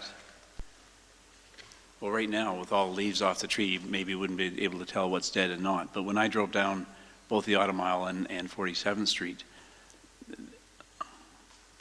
mean, these aren't just dying, these are dead. And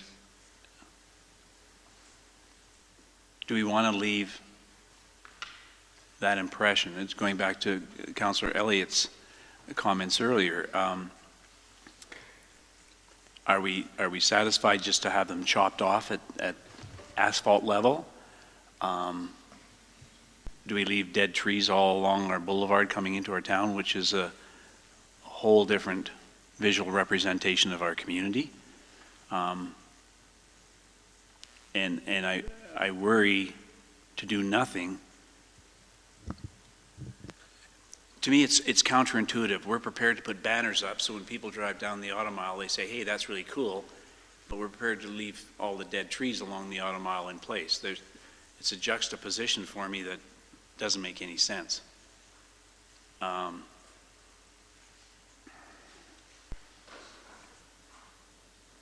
will support this motion. Go ahead. Through the chair to administration. So if this is defeated, dead trees stay, or is there a plan to take out those dead trees? Or could there be a plan, and what would it take? Through the chair to Councillor Billingsley, yes, it would be on our tree replacement program. So if there are dead trees, then we could look at essentially just saw cutting around, pulling that tree out, and then planting a new one in its place. You said could, so is it could or would? Like, in other words, are those dead trees on the radar to be taken out and replaced? Anytime we see a dead tree, if we have the ability with the funding, then yes, we would replace it.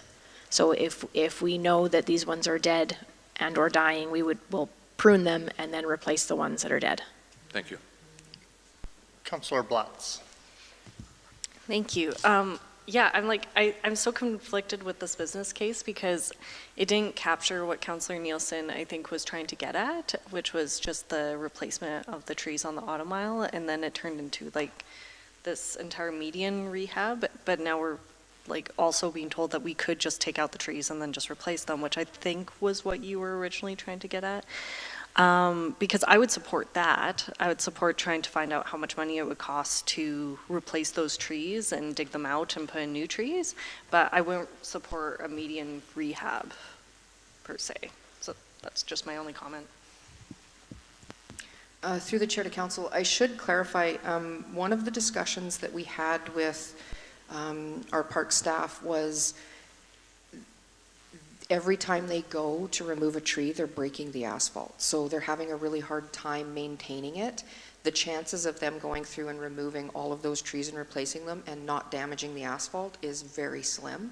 So we could patch it, as was previously mentioned, but it's going to be patchwork quilt all the way down. So when we're looking at something that's that unstable, it's very thin and broken, it's highly likely that it's all going to be removed by the time we would get all of those trees replaced.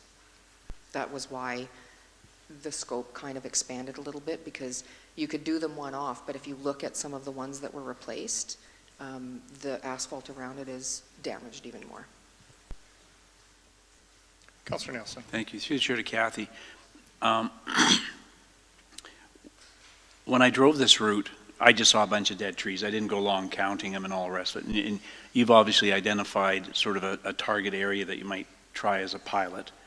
And in that boulevard area, do you know off the top of your head how many trees would have to have been replaced because they were dead? Through the chair to Councillor Nielsen, no, I don't have that information right now. Councillor Aberley. Thank you, Mayor Gandam. Through the chair to administration, first, am I correct, or would you know that I've made an assumption that part of, not the main, but part of an issue with the dying of the trees in that main median as we come in down the Auto Mile is in part because of the asphalt. The ability to maintain those trees, to provide them with necessary nutrients, air for their roots, areas into looking at the health of the tree itself. I made an assumption, and I'm not sure if you can answer whether or not that assumption is correct, that this is also helping to improve the trees we already have, which therefore would reduce costs going further with the digging out and the replacing of trees, if that was one of the decisions we went with. Through the chair to Councillor Aberle, so medians are not ideal locations for trees. They get salt spray in the winter. They don't have, they're surrounded by asphalt and concrete. They don't have a ton of growing space. However, there are ways to plant trees in medians where it becomes a little bit easier for them to grow, and that doing any sort of tree wells where there's more soil and water ability to be captured there can be done. Removing the asphalt, again, as Sue has indicated, it is getting damaged every year. It's getting more damaged, but it's not an ideal growing space for a tree.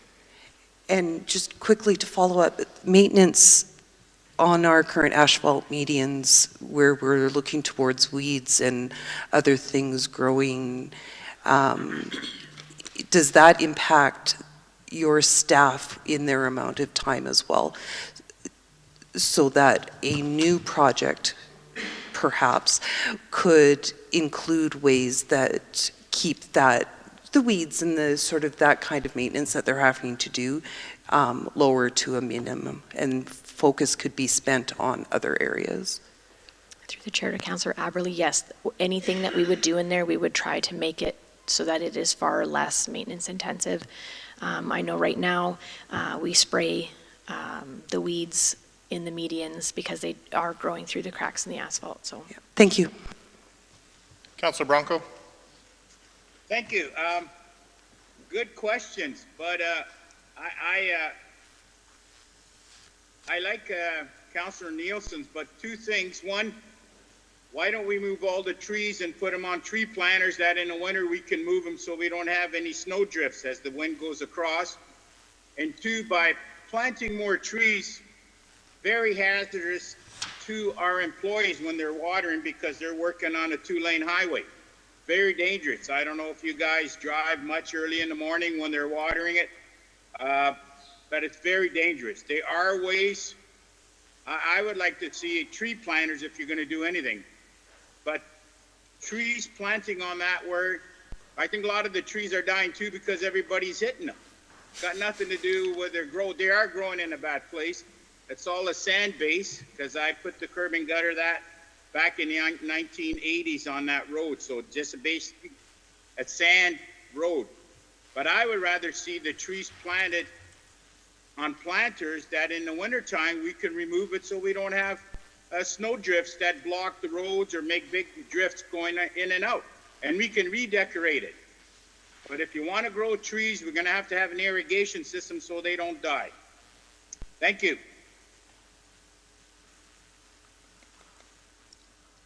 Anything further? Green foamy, red foamy.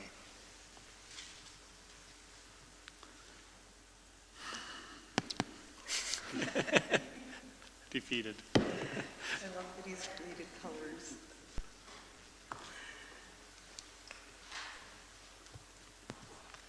Okay, the next cost center is, sorry. So this was defeated, and going back to comments from the other side of the table, so is it safe to say that we will be seeing a plan coming out of Public Works or wherever related to, because it wasn't supported, are we going to chop trees down? Are we, like where do we go from here, Sue, I guess is the question I'm asking. Through the chair to Councillor Nielsen, we'll just continue with staff assessment and replacement as needed. But replacement means digging up asphalt and replacing asphalt as the trees go in then? Well, I think part of the strategy that Dale's team was incorporating was trying to stay off of the asphalt so they could try to close a lane, pull it from that side. And the trees that are going in are smaller root balls, so we could be very careful.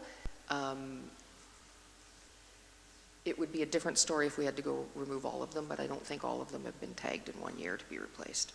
Okay, but regardless of what the plan looks like, there's a cost associated with that plan. And how do we just let it happen and then all of a sudden we come back and then there's a request to take out of reserves X number of dollars to do plan A, B, or C? We have a tree budget in the operating base. We've always had, if you remember, council a few years back also gave us extra money 3 years in a row to create a tree nursery to try and build up our stock. Correct. But I guess my question is, in this budget that's before us with regard to tree costs, replacement, did our staff build in the dollars necessary to do what you're projecting that they will be doing? No, they have the same budget, and they will go through the same process they always do. So if they find a tree on the Auto Mile or 47th Street, it'll be no different than what they find on Main Street or another boulevard in the city. They have the assessment of all of the trees. I believe we just recently did that. And they'll go through and replace as needed with the budget that they have. So they would never, we don't have the staff either to go and replace hundreds of trees. I can't remember the number that we typically do in a year, but there's a dozen or two. Okay, thank you. Okay, next budget is the city manager's budget. So most of the changes, there's a net decrease of $452,680. The revenue adjustment is just the funding for the election that happened because the clerk's office was in the city manager's office when budget 2023 was approved. And then there were in-year council motions, for example, the service levels for parks. So any of the in-year council motions were put in as a revenue, and they are not needed in 2024. And then the expense adjustments, we had a reduction of $487,700. And this is primarily the relocation of the departments, so economic development. Nobody reports directly into the CAO now except for the executive assistant and the general managers and finance. So any of the other departments have been moved to other departments, and they will speak to those when they come up. So the overall reduction is really just a transfer to other areas. There was a slight increase in our salaries due to both my and the executive assistant contracts and merit.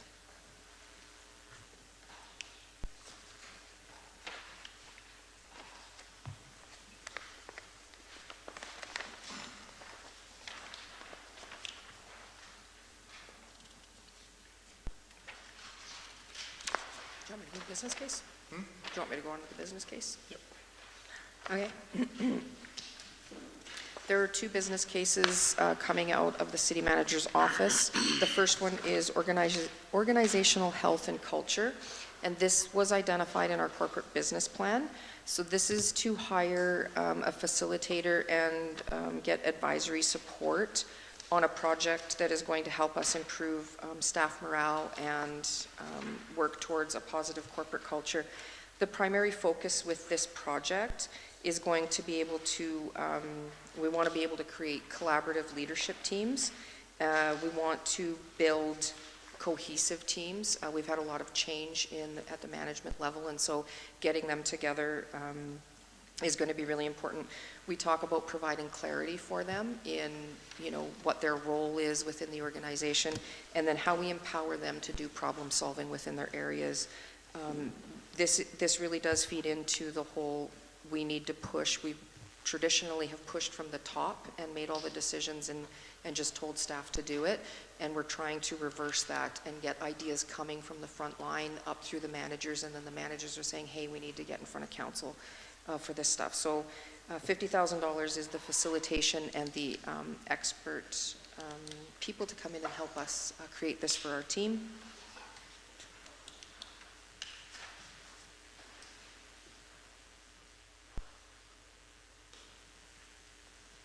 Comments, questions? Councillor Aberley?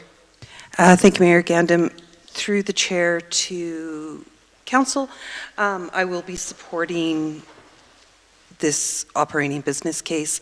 I think that corporate culture for our employees and building this team is very important, not only to the work that they're doing, but to our budget line. We have seen consistently staff leaving. We know, or not consistently staff leaving, but we're seeing turnover in staff that occurs, and we're consistently being told how that impacts training and work being done. And if this $50,000 can help us build a team that knows their roles, is confident in their roles, and has the support to do those things, I think it can only be of a benefit to our community and taxpayers. Thank you. Councillor Bronco? Thank you. All the years I've been in council, we've always had people come in and give us good advice on how to do our morales, our staff, and everything. And we seem to keep doing this every year and every year. When is it going to stop, or when are we going to have results that this place is a great place to work for? It seems like every year we keep spending money to bring people to give us morales. What is the problem that we have that we can't seem to have morale in our employees? This has been going on for many, many years, and we keep spending thousands and thousands of dollars, but with no, how would you say, positive reaction or success. Are we going to do the same thing next year again? I have no problem spending 50 grand if we're going to get some results. But if we don't get results, it's a waste of taxpayers' money. Thank you. We haven't done programs every year, Councillor Bronco, and I think part of the problem is that we don't address morale every year. It's not something that you can invest in one time and then expect that everything's fantastic for the foreseeable future. It's something that you need to continue working on every year.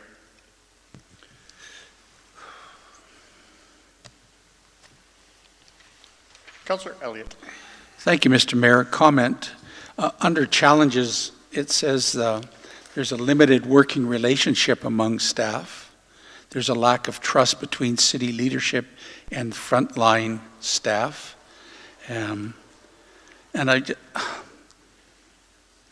Would a consultant be able to change that? If there's a limited working relationship among staff, shouldn't our current staff be working on that? If there's a lack of trust between our leadership and the front line, shouldn't that be being worked on? I just see $50,000 as a lot of money being spent where maybe we have the strength internally with our leadership team and our city manager to be able to do that. And the city has had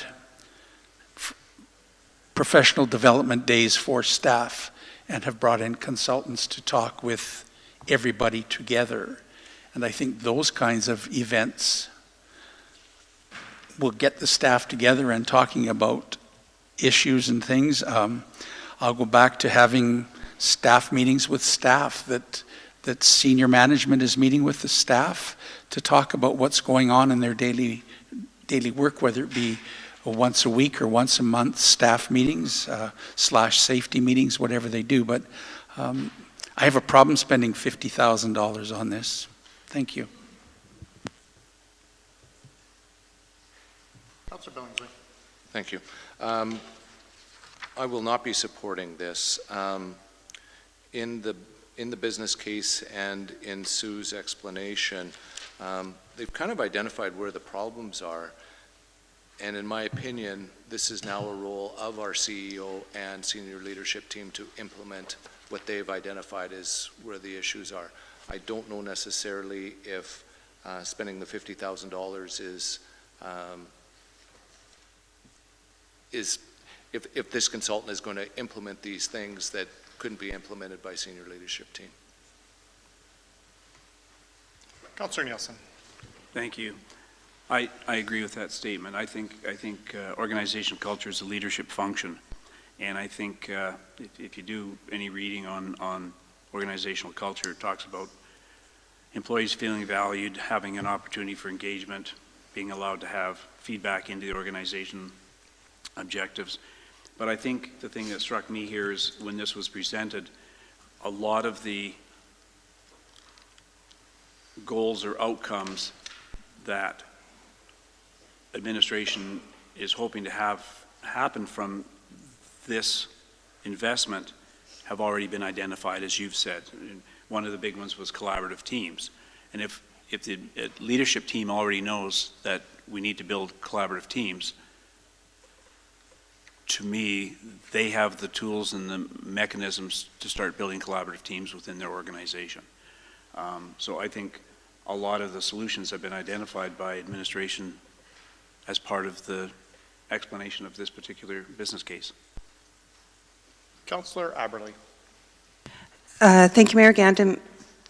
Through the chair to council, I don't disagree with what has been said. The problems have been identified, and there are ways to work.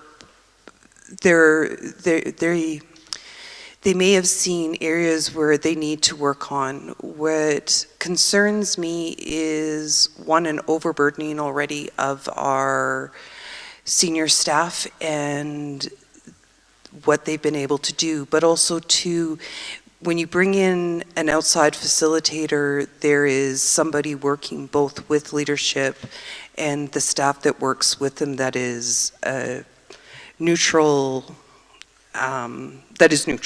So we do the same here when we work as a group, that we like to bring facilitators in that help us work out some of these things, rebuilding trust, because it doesn't matter how much I say to our staff, as an example, trust me because I said trust me, that is requiring help to get there. And I truly believe that if we continue to do things the way we're doing it, we're going to get the same results. And I would like to see us move in a different direction to help create this better culture within our organization. Thank you. Thank you. I think Councillor Aberley kind of touched on what I was going to say. I've been a part of a couple different organizations now that have had a struggle with staff versus management, and the only way that we were able to even get a touch closer to creating a better environment was by having a facilitator come in. And it was because when you have a distrust between management or upper levels of leadership versus the lower levels, it's just, no matter what they say or do, at that point you're always a skeptic of whatever they say or do. So I think that having an outside source come in and try to improve morale is the only way that you can really do that, because if the problem is management versus staff, then there will always be that unless you have a facilitator. Yeah, thank you. Anything further?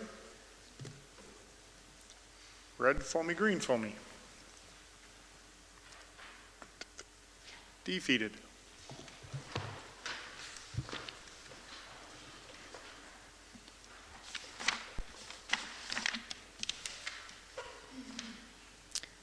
Okay, the next one is for a municipal intern. We would be looking at getting this approved so that we could apply for the grant for the 2025 season. The majority of it is funded through the government, and we would be looking at council to fund $35,000. over a 2-year, where we really only need it in the second year. It's a 2-year interim. We have benefited greatly from interns in the past and would like to continue with that program. Councillor Nielsen. While I support the concept, I have to say that the job description or the activities that would be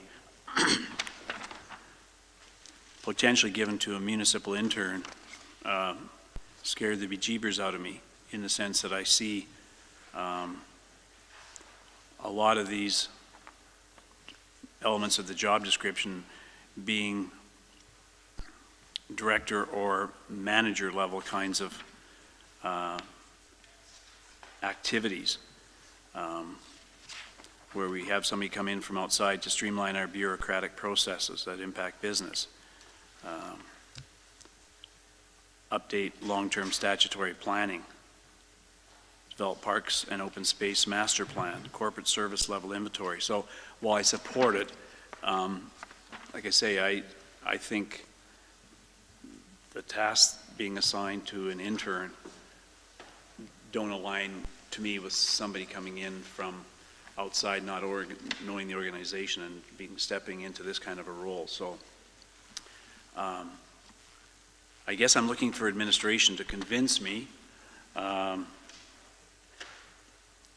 that the job description that's been highlighted here actually can be taken on by an intern, because I would hate to see the intern go after a period of time and say, well, you know, this didn't turn out because, well, we just had a newbie working on it or whatever.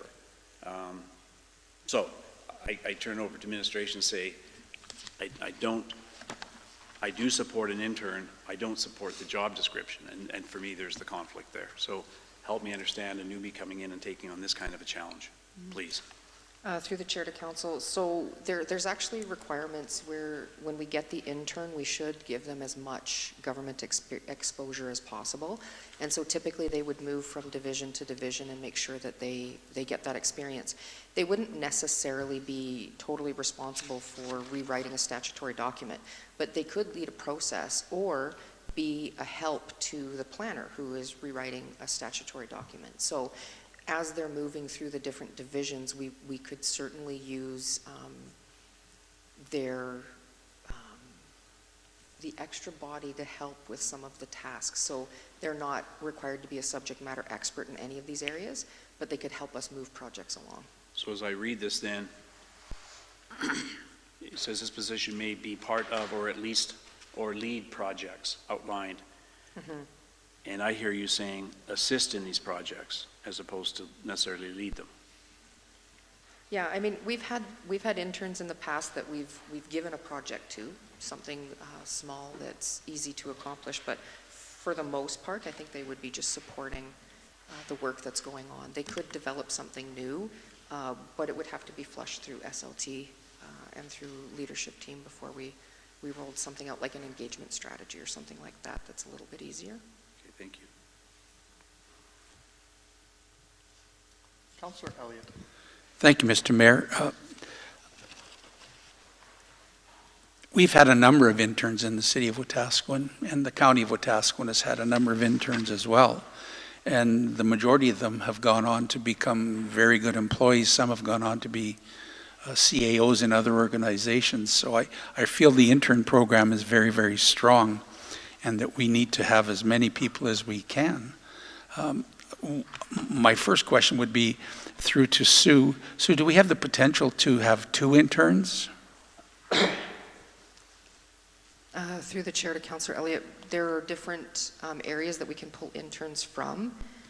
Typically, you're only going to get 1, especially an organization our size. Okay. Yeah. All right. The other thing is, when I attended the Green Municipal Fund Conference, there was a lot of talk about climate change. Climate change is something that most of our staff are working from the side of their desks, if they're doing anything at all, because they are so busy. And that would be, to me, to my way of thinking, might be something that an intern might work on as well. The other thing that I was looking at was when it said update the recreation master plan to incorporate arts, culture, and heritage.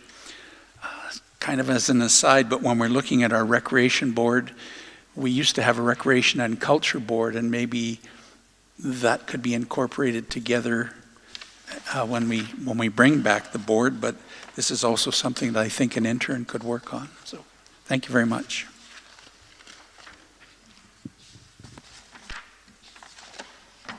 Anything else? Green foamy, red foamy. Carried. Mr. Mayor, we have to get Councillor Bronco out of the shadows. You're very hard to see there, Councillor Bronco, as you're hiding in the shade of those beautiful trees. Yeah, it's 30 degrees out here and just boiling. Okay, I'll try to. If I go out in the sun, it's gonna be worse. I'll be sweating it, okay? I'll put my thumb up or down. That's better. Okay, our next tab is for finance.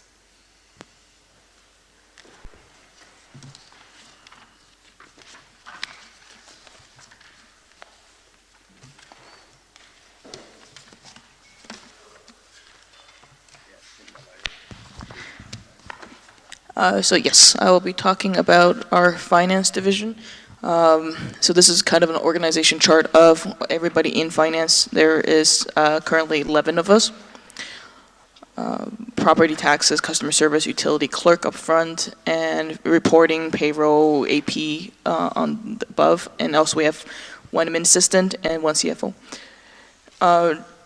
Just as an overview, the net budget increased in 2024 by $36,000. Revenue adjustment is overall decrease of $330,410 compared to the 2023 authorized budget. So the authorized budget does include any 2023 in-year council motions. NSF and credit card fees increased about $6,000, which is more aligned with 2023 actuals. Transfer from reserve is reduced by $336,390 as carry forward requests are not added to the 2024 base budget because they were previously approved by council. So that is the biggest reason for the overall decrease in revenue. Expense side decreased by $294,360, and a big part of that is again because of carry forward. Salary, wages, benefits reduced. Contracted services reduced by $347.60. These were all previously approved council motions that had reserve funding, so you saw the decrease in revenue and also a corresponding decrease in expense. General services increased by $21,510 due to insurance fees.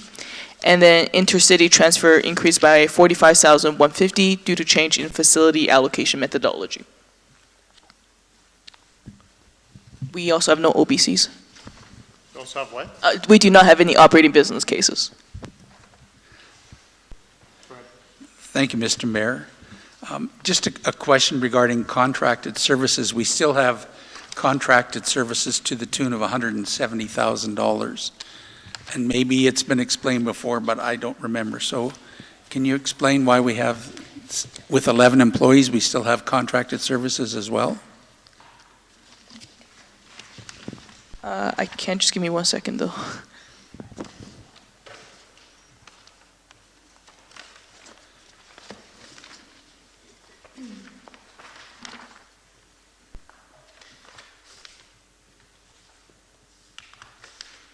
Some of it probably is the audit, but I don't think the audit will cost us quite that much.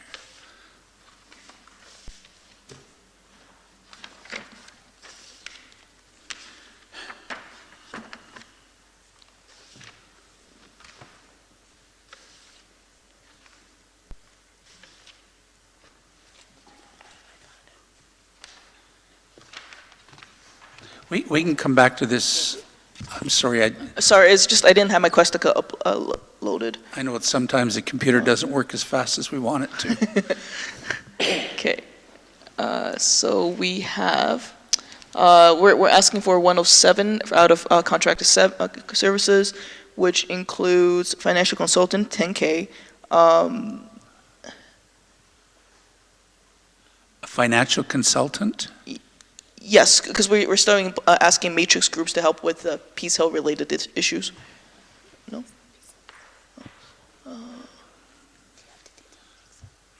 So if it's Peace Hills, why isn't Peace Hills paying for it? Peace Hills gives $500,000 in an admin fee, and it covers a bunch of different cost centers and functions, Yes? including like the paper and postage that would be in the finance budget, some of the finance staff, some other staff. Yes, I saw that. Yeah, so even, like, there's a corresponding cost here, but we're getting money from Peace Hills for it. So this is an in and an out? Well, it's an in from Peace Hills. It's a cost to the city, but Peace Hills pays for all of the functions that we have to do for Peace Hills. But we are still down $170,000 in the end. Okay, so 1% of your time and 1% of finance and all the way through administration, I saw all of that. So that comes to the $530,000.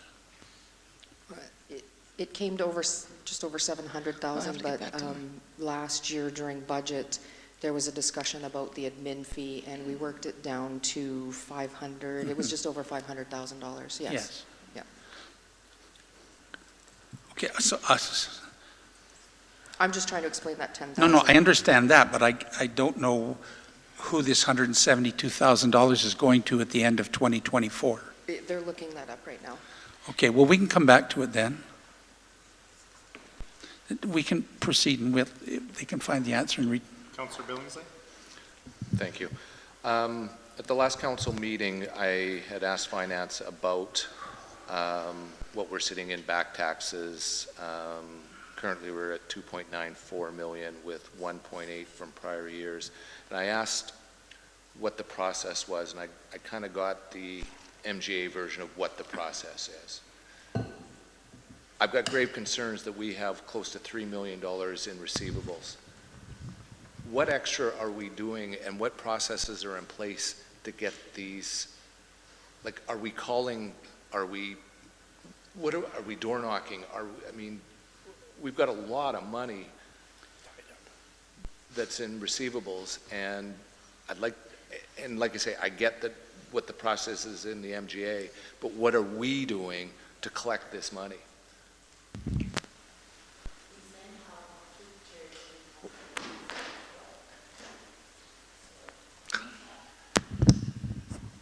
My apologies. Through the chair to Councillor Billingsley, we do send out statements. We are not door knocking at this moment. We do not have that capacity in our department to go knocking to do these collections. However, even though I've given you the MGA version, that is the only version. The collection of taxes is mandated by the MGA, and as you've seen the process, we do have to follow it. Last year, there was 16 properties auctioned, and if you all remember, I think 2022 actually, yeah, that is last year. All 16 properties were not sold. So even going through the tax forfeiture process, it doesn't mean that we will collect all of that, which we have begun the process following council's decision. Last year we've started that process, but that doesn't automatically turn to cash until those properties are then sold and come off the tax list. So those ones that have already been auctioned, we can take over those properties through the tax forfeiture process, and even after that, if there are residents living in those properties, have to go through another process to evict them from those properties before we can even put it on the market for sale, and then eventually recover our funds. But just everything with tax collection, it's just through that old MGA process that's written. We can't go outside of those rules.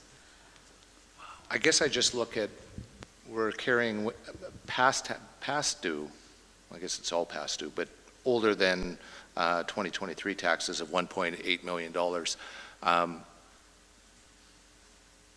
You're talking $100,000 a year in interest, just on that portion alone, if we had that money sitting in the bank, right? To me, this would be a huge priority to, whether it is hiring somebody, and I don't want to call them some form of being able to collect this. It is in our best interest. If we have to spend X amount of dollars on trying to collect this, I would think that this should be a priority to us, let alone it being at $3 million. That's $150,000 a year in interest. It's a big number. It's an important number. And how,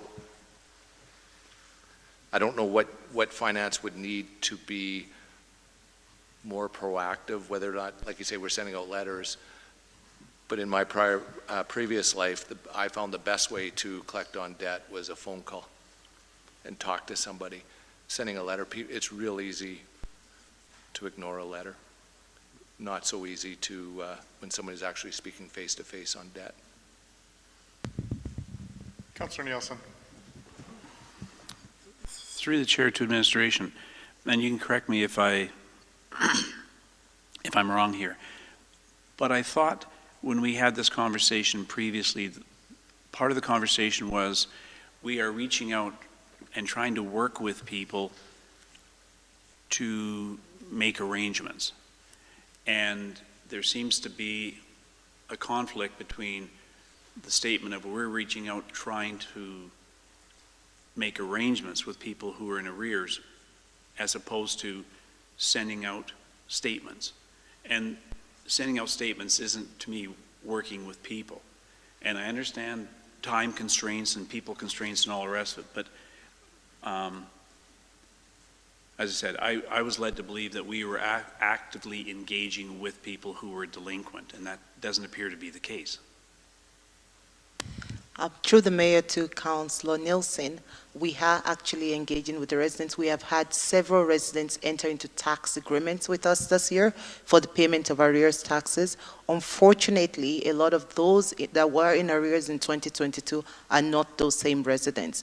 We encourage all residents who are in arrears to sign up for what's called the tax agreement. With a tax agreement, you have 3 years to pay your arrears and current taxes. The penalties still apply, and we constantly have people that do sign up for those programs, and we continue to work with people. We do make phone calls as well to encourage people to enter into that. We'll be sending out letters and calling residents again in November for those that are going to go on the arrears list next year, to encourage them to either sign up and get on the tax agreements or to come in and pay their taxes to avoid the penalty in January, or so that they don't have liens against their property. But the ones that have already gone to auction, those ones, we're going through the tax forfeiture process to recover those 16 properties. Thank you. Councillor Billingsley. Thank you. Question to admin. Will we be discussing the administration fee from Peace Hills Utility? And I asked a question last night that I had sent about how we're calculating the return on investment. Sorry, not admin, sorry, the admin fee. Sorry, the return on investment portion. How it's calculated, whether it's fair that we are charging X amount of dollars, whether it's 8% on the revenue or if we're charging on profit. And I'd like to have at some point have that discussion of what's equitable. Okay. And I'd like, Yeah. Through the mayor to Councillor Billingsley, as you're aware, Peace Hills is a municipal controlled corporation and its own entity. If council would like to calculate what they would like to charge Peace Hills, that could be done. However, we cannot discuss that admin fee publicly. Peace Hills is its own corporation. Sorry, the return on sorry, the admin fee is one thing, but also the return on investment, which is close to $1 million, I believe. And the Peace Hills board will determine that and tell us. I think what we're trying to get at is that Peace Hills, so the way that the bylaw is written, if council wants to change anything, they can. So you could certainly say, oh, we don't want that much, Peace Hills, you keep it, and increase our tax base. That's fine. But the inverse, so Peace Hills needs to set their budget, and then they tell council what they're prepared to hand over. So we need to talk at the Peace Hills board about the admin fee, about the return on investment, and then the board members can report back to council on that. So, but if council wants to reduce them, Peace Hills is not going to say no. Because we've never had that conversation at the Peace Hills level as far as what the admin fee is and/or the return on investment, right? I thought council set what the return on investment was, because those were our assets, right? You could if you're going to reduce it, but if you want to increase it, that's a request of Peace Hills Board. And in the bylaw, it was stated because there was, to make sure that council still had some control over rates, the way that it was worded, so you can't dictate what a municipally controlled corporation does. But if you want the rates to be different than what Peace Hills is telling you, then you can fund it out of a reserve. So then in theory, or not even in theory, in reality, the return on investment should be exactly the same as last year because of the fact that it's not been brought up either at Peace Hills nor at the council level. And that's fine. I mean, we took the average. I do not understand how it reduced so significantly last year. But we could return it to last year's, and then that's just a $200,000 increase on taxes. But your argument is that it's up to Peace Hills. Well, we've never had that conversation there or here, and yet it's changed. How is that possible? Yeah, you're right. No, but Well, I have no idea how that happened last year. But when we looked at that this year, what we did was we took the average of the past and then set it at that. But absolutely, if council wants to reduce that and say, no, it is what it was last year, that's fine. well, and for me, this should be a calculation, and whatever that calculation is, but to just start pulling numbers because it works out good that we're charging more or less in taxes, but it should be a calculation, not out of a number out of convenience. Councillor Nielsen. And so that speaks to ROI, return on investment. And see, to me, on the admin portion of that same billing process, we must have set that limit from a city perspective, saying, here's what we are charging Peace Hills to do the services we're doing. So those are set by us. Through the chair to Councillor Nielsen, yes. So that spreadsheet was discussed at last year's budget. It actually came in higher than what was funded. And we sent that spreadsheet out to council previously about what's included in that admin fee. But yes, the services that Peace Hills needs, we go through and say it's, half of an FA, it's 10% of these people. And so there's hard costs like paper and postage and things like that are also included in that. And I understand that, and yet I think you're talking about that spreadsheet, Sue? Right. Yeah.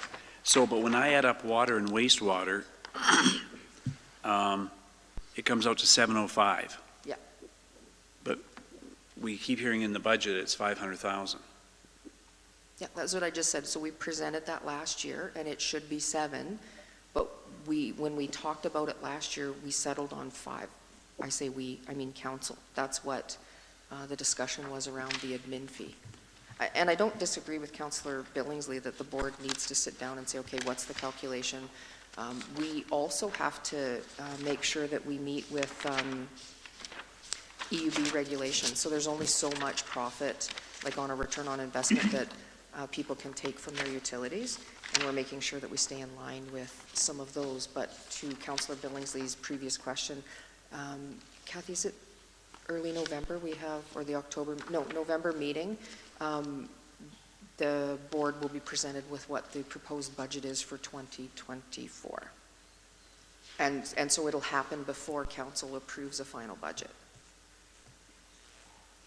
But in the assumptions that were presented to us, didn't it say $500,000 in admin fees? Yes. Okay, I'm sorry then. I'm like, Bill, I don't get it. But then on the spreadsheet, then why is it 705? We carried forward what we had for last year, which was, and the spreadsheet was still 705. We could change the admin fee to that and reduce the ROI, and we're still collecting the same amount. And so this was a previous discussion before, and it probably shouldn't have happened because the corporation was already stood up around the ROI and the admin fee. So in this case, we presented what we did last year, even though the actual costs are higher. And in the ROI case, we took the average of what the last few years were rather than taking last year's. But if we went with the exact costs for the ROI, or sorry, the admin fee, and lowered the ROI to what we had in last year, it would be a wash.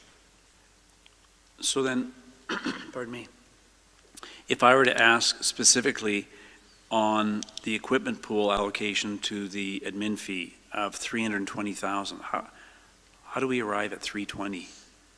Well, that was actually calculated based on the pieces of equipment, so that is one of the changes that we talked about this year. So the equipment pool is no longer in hours, but there were facility charges. We do need to update these documents, but this is these two pieces are what we had to justify the budget that was presented. And we've been talking about this for years. There's been reductions and increases based on, different years and council discussions. And I think what we need to do is actually get Peace Hills to dig into this whole thing and then present it to council as this is what we need to do. Here's what's the agreements that are in place, and here's the cost for those services to Peace Hills.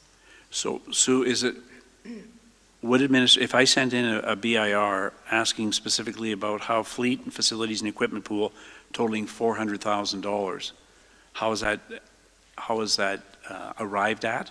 That could be broken out for me through a BIR? We would run it through Peace Hills first, but Even though it's an admin? ish. It's an admin fee? Oh, yeah, we could break out the admin fee, I guess, but keeping in mind that none of that stuff has been validated by the board yet, right? We're just carrying forward with somewhat what's always been done. But I could get a sense of what services we're providing for $400,000 on those two. Okay, I will submit such a request. Thank you.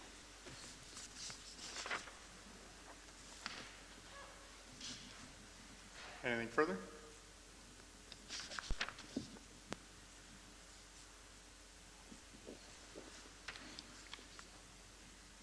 Any more from finance?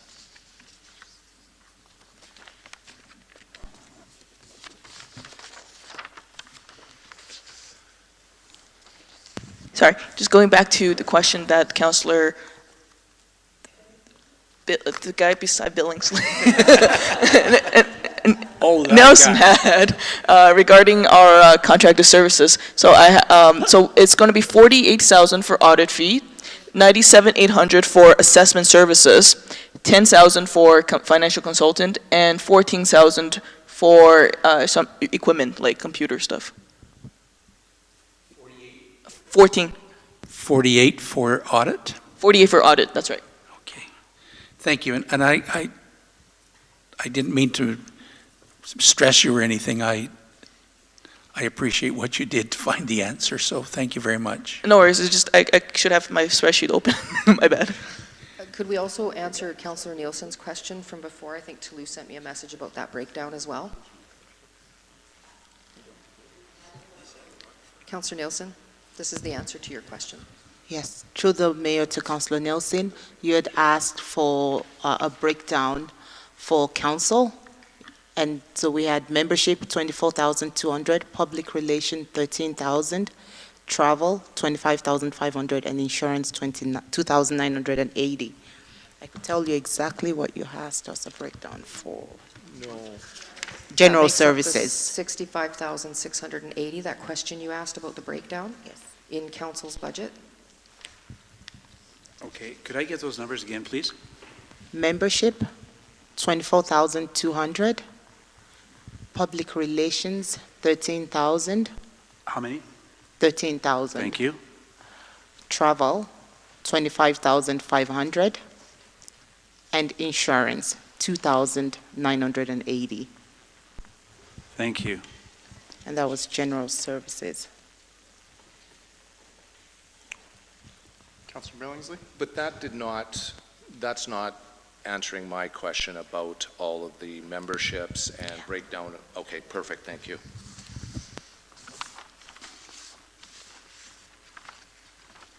Any further questions? Anything else from finance? We will break for lunch until 12:45.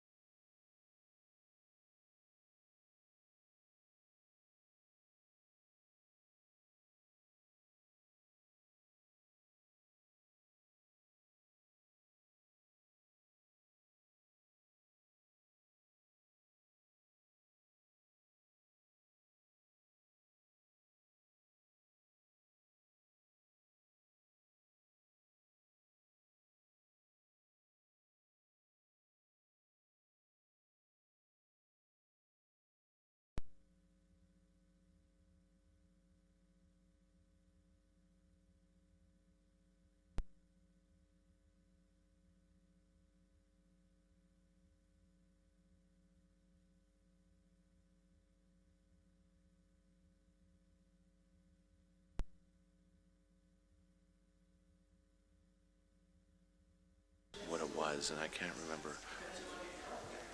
And 1,000 cubic yards, how many?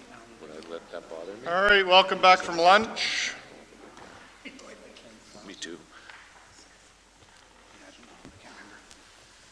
I'm a senior, I don't remember everything I read. Moving I on. don't remember my name. Mr. Mayor, could we go back and highlight one?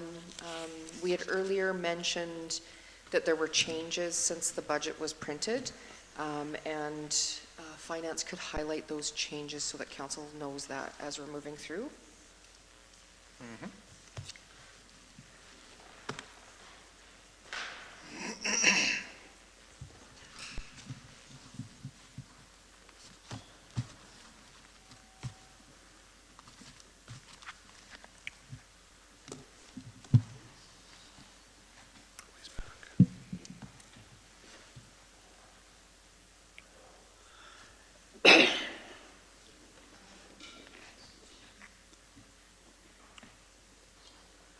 So he's putting a sweater on now. Oh no, he's putting a shirt on. I can't tell you how appreciative of I am of that. It's hot, it's hot. Thanks for getting dressed there, Joe. I forgot, got the fan around me going on, the air conditioning working, it's hot. Okay, so a couple of things that happened that we noted after the September 25th when we presented the draft to you guys. One change is there was a decrease to waste salaries. However, that is fully utility rate funded and it has no tax impact. Increased transfer from utility reserve for waste. So basically anything waste related should be clear to the reserves, and then there was $4,000 left, so that's going to be transferred to reserve. So technically it's an increase in expense, and with 0.02% impact on tax. Sidewalk and curb ramp rehabilitation program, it is fully funded from reserve, and therefore it has no tax impact. Finance is asking for increase to e-billing license from restricted to unlimited, because we are starting to send out e-bills for different reasons. So that is 0.03% increase to the tax for so equal to 5,000. There was an increase to fire protection revenue, which increased our revenue by 22,000, which will have a 0.12% decrease to tax. Reduction to for RCMP staff, there was just some errors which still showed there being salaries under RCMP, so we're getting rid of that because there shouldn't be, which is equal to a decrease of 0.17% to taxes. We had to increase our grants to organization from 20K to about 90, which is equivalent to about 71,000 increase for grants to organization, which is equal to a 0.39% increase to tax. And then increase for Fortis' revenue based off more recent information, which would increase our revenue by 32,365, which is a decrease of 0.18% to tax. So the net impact from all these changes is a decrease of 0.0773% to taxes. So all of that to say the 3.66 that we had previously presented as a budget increase is lower than that because of these changes. By 0.07663? Correct. Okay, Every penny counts. just confirming. Okay, now Kathy. Oh, Councillor Elliott. Thank you, Mr. Mayor. Just a question through to Rachel. Grants to organization went up, and the reason? I can do that. The policy that council approved said that it would be 0.5% of the budget, the taxes, sorry, 0.5% of the taxes collected. And so that increase with the 20,000 that was already there is what we need to get to 0.5% of last year's 2023's tax roll. Okay. Thank you. Councillor Billingsley? Thank you. in one of my questions that I sent out, I wanted to possibly take a look at that amount, whether it's the $90,000, and I don't know if at budget is a time, but since it's a policy, that would have to change at a different time, I guess, right? Just because of the tax situation we're in. But my question has to do with the e-billing that was on there. On that spreadsheet that we all received last week, we spend over $72,000 in postage and materials, I guess, for sending out the utility bill. Now it is sent out, or sorry, the majority of that would be a Peace Hills utility expense. Portion of it would be because we do garbage and stormwater on there? Yes, it would be, right? So I guess my question would be, do we have a plan in place to get as many residents on this as possible?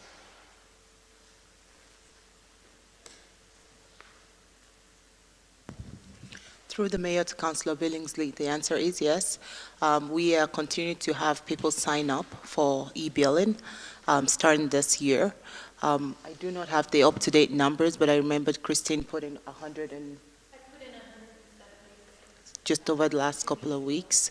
Yeah, so we're encouraging more residents, and starting in January, there's a $2 fee for paper billing.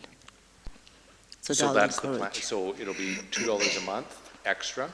Yeah, there'll be a $2 charge per the fees and charges by law that will be charged if you opt for paper as opposed to electronic. So there is a plan in place, though,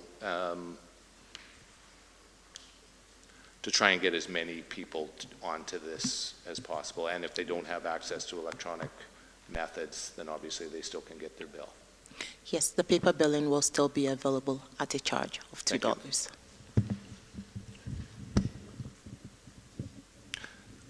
Let me follow that up. So the $2, I mean, not that, well, I guess it could be a lot of money after the end of the year.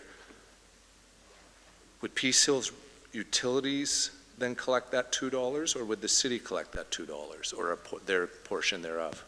The entire bill goes to Peace Hills, and then the city would invoice back for their portion. Thank you.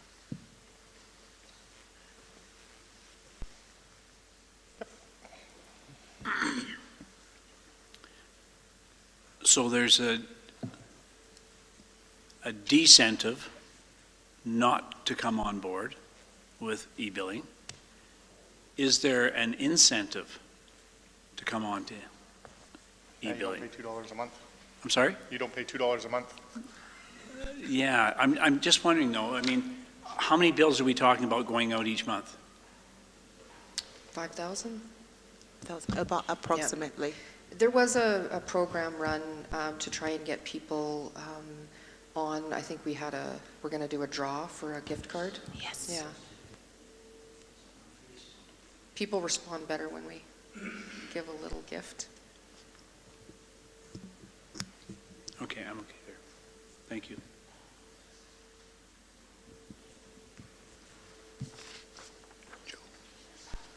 Go ahead, Councillor Bronco.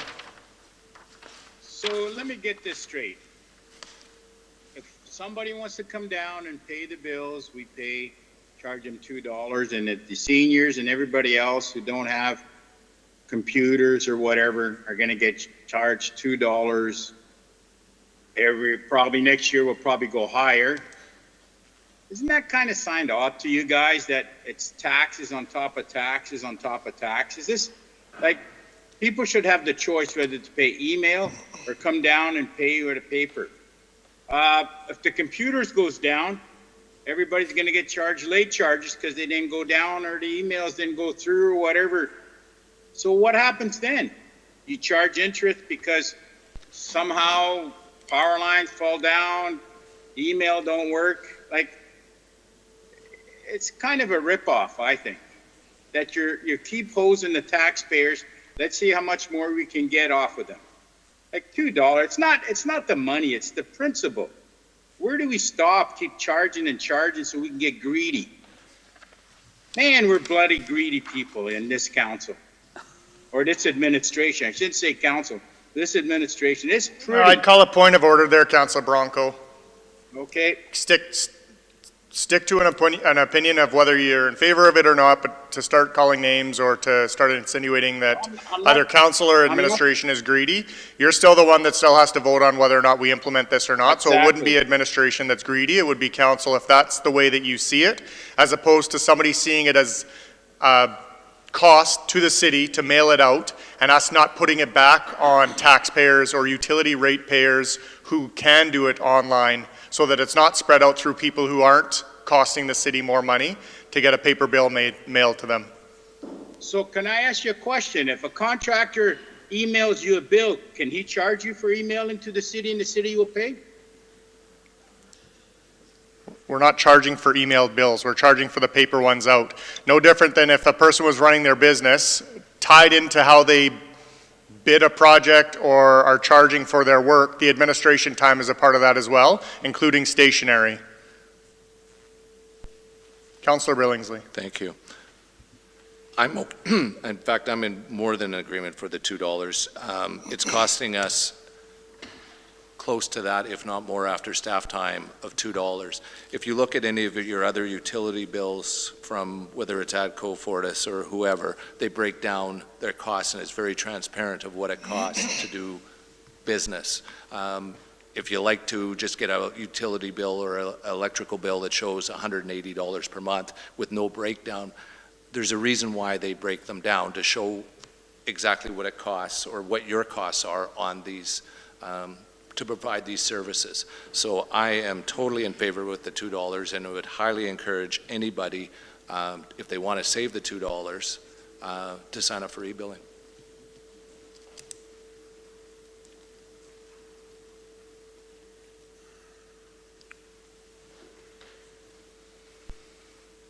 Councillor Elliott. Thank you, Mr. Mayor. Further to that, every utility that I have, other than the cities, charge for a hard copy. A number of years ago, when the city used to give out parking tickets, my God, you know how long ago that was, but they worked it out, the cost to send out a parking ticket.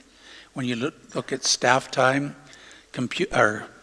copier time, and all of those things, it costs $23 to send out a fine for parking, and that was a number of years ago. So if you take our staff time, our copier costs, and all of those things, $2 is a pretty reasonable cost to get your utility bill. And I know some people don't have computers, and I don't know what we do to assist them with that, but some people like to have a hard copy as well. Thank you.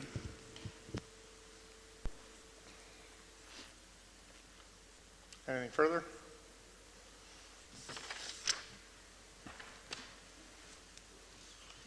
Okay, so this is where we're going to have a change in the program. Your schedule is right, but your binder is out of order. So instead of going to corporate services, if you could go to the municipal services tab, and then we'll come back to corporate services later. I could get lost in this.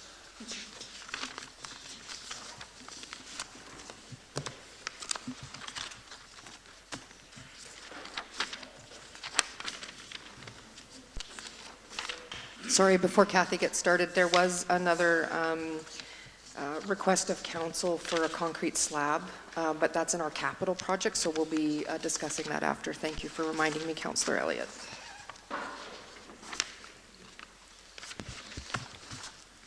Good afternoon, Council.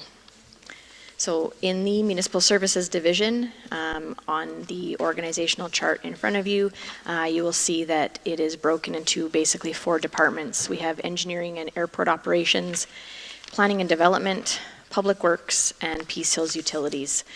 So in total, it's just over 42 full-time equivalents. Okay, so under planning and development, we have business licenses in a separate cost center. So we are looking at a net budget decrease of about just over $7,000 and a revenue adjustment, of an increase of $7,700 due to the 2023 non-resident business licenses. So this was an increase from what we were collecting previously.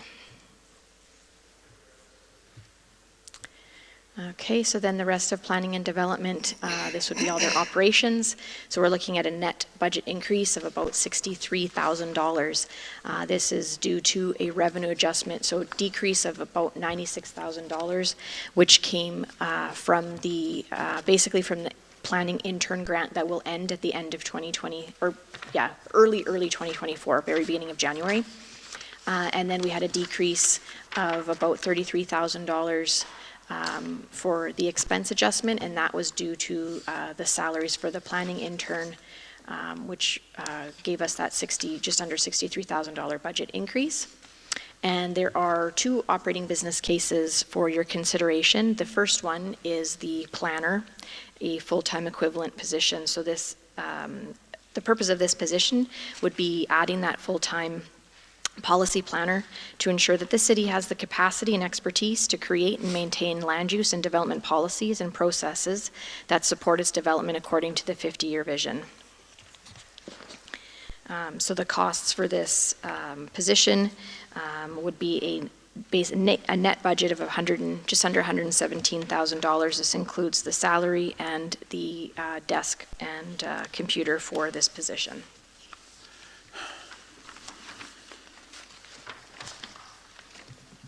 If there's any questions, I can answer it, or I can go to the next business case.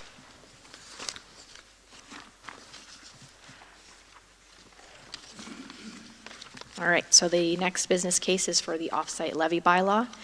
The purpose of this project is to develop a citywide offsite levy bylaw that reflects current best practices and contributes to the long-term financial sustainability of the municipality.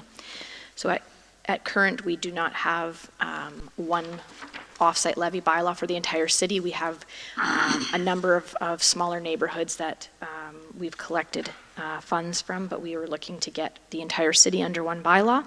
And so we were looking for an expense of $79,000 to contract a consultant to get this bylaw prepared for us.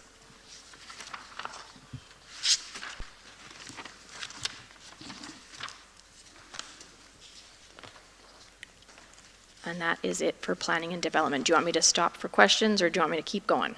Stop for questions, Okay. please. If there are any. Can you go back to the first slide when you talked about business licenses? There we go.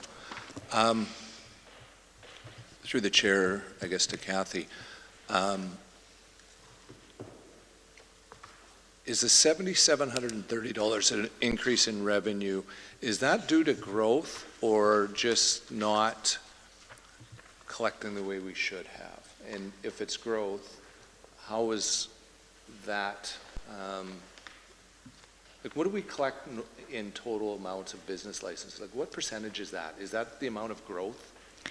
Through the chair to Councillor Billingsley. So overall, the business license budget for 2023 was $100,000, and in 2024 the revenue budget is $107,730. So this is based on growth.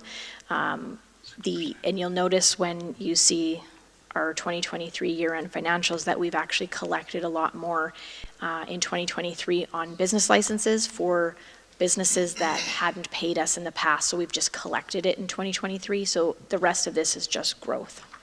Okay, so if, we'll call it a 7% increase in growth, but the assumption at the beginning was a much smaller growth, so how does that make sense? Correct. That is correct. However, when the fees and charges bylaw was approved in February of 2023, that 7.4% increase was not reflected in the 2023 budget. It is now reflected in the 2024 budget. Thank you. Yeah. Thank you, Mr. Mayor, through to Kathy. Kathy, regarding the planning and development service requested, does this person have special qualifications? Through the chair to Councillor Elliott, yes, they would be a registered planner, and they would be able to work on a lot of our projects, like our land use bylaw, any of our statutory documents, things like that. So we don't have anybody who does that now? We currently have the manager of planning and development that is a registered planner. Okay. Can you tell me, this is out of ignorance, what does GIS do? GIS is Geographic Information Systems, and that is through corporate services, through their information services department. They don't do any planning or anything like that? No. Okay. And the other thing is, I see $675 for memberships, and we were talking about, as a council, we were talking about cutting down memberships, and I think council's going to be looking at their own memberships to cut down as well. It's just a comment, but it seems that we keep spending money on, excuse me, on memberships. With regard to the second request for the off-site levy bylaw, will that be completed in 1 year? Is that the anticipated result? Through the chair to Councillor Elliott, yes, that would be the ideal situation, is to have this completed within 1 year. It may push over into 2025, depending how quickly we can get a consultant on board. Okay, thank you. Thank you, Mr. Mayor. For clarification, are we going to go through, we're going to finish with these slides and then go into these business cases, or are we just jumping right into the business cases? That slide? Well, just that Councillor Elliott's questions had to do with the business cases. Oh, okay. And I'm just wondering, are we there? And if Are you done with this slide? Yes, I'm done with this Then slide. yes, we'll move into business cases. okay, no, that's fine. Yep.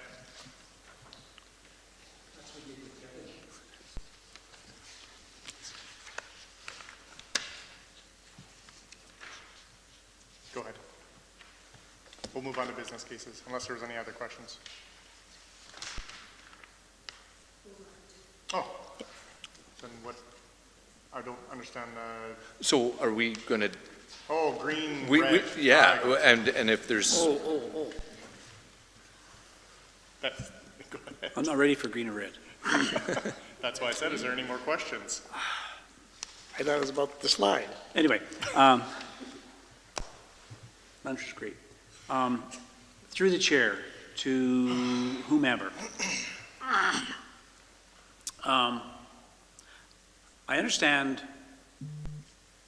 the long-term need for off-site levies.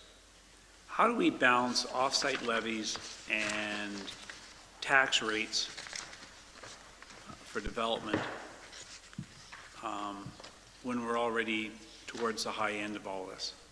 Like, the implementation of off-site levy, is it going to negatively impact potential development when you piggyback that off of tax rates?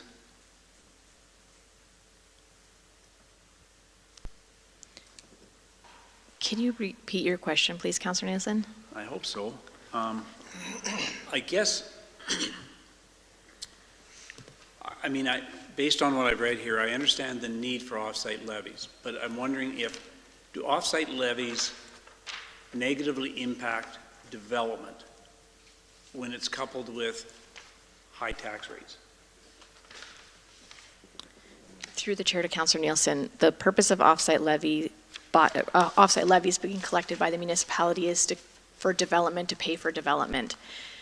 If we don't collect these, and I believe it was like $97 million or $93 million that we could collect in off-site levies for development fees, that is then borne on the taxpayer. So current residents would be paying for future development, and it shouldn't happen that way. No, and I understand that. I just, what would prompt a land developer to come into our community knowing that we have the off-site levies, which we are talking about implementing, and high tax rates? What would prompt the developer to come here? And so I guess I'm saying, is there a negative impact? Through the chair to Councillor Nielsen, I suppose it depends how you look at it. Without off-site levies, the developers are making a lot more money. So it would be a negative impact on them. They'd be making less money to be front-ending some of this development.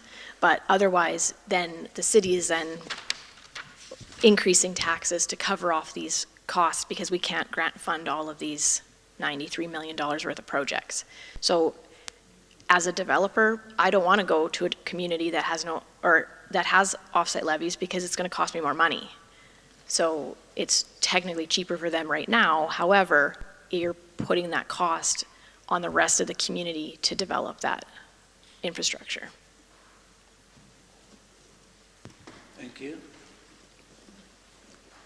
Councillor Elliott. Thank you. Just through to Councillor Nielsen, when there was a development up by Sacred Heart on the east side of Sacred Heart, the developer came in and put all the infrastructure in, the roads, curb, gutter, and all of those things, and there was a charge, and then as he sold the lots, that cost was added, prorated to each of the lots, so they all paid for the infrastructure costs, all of those costs, when they bought the land.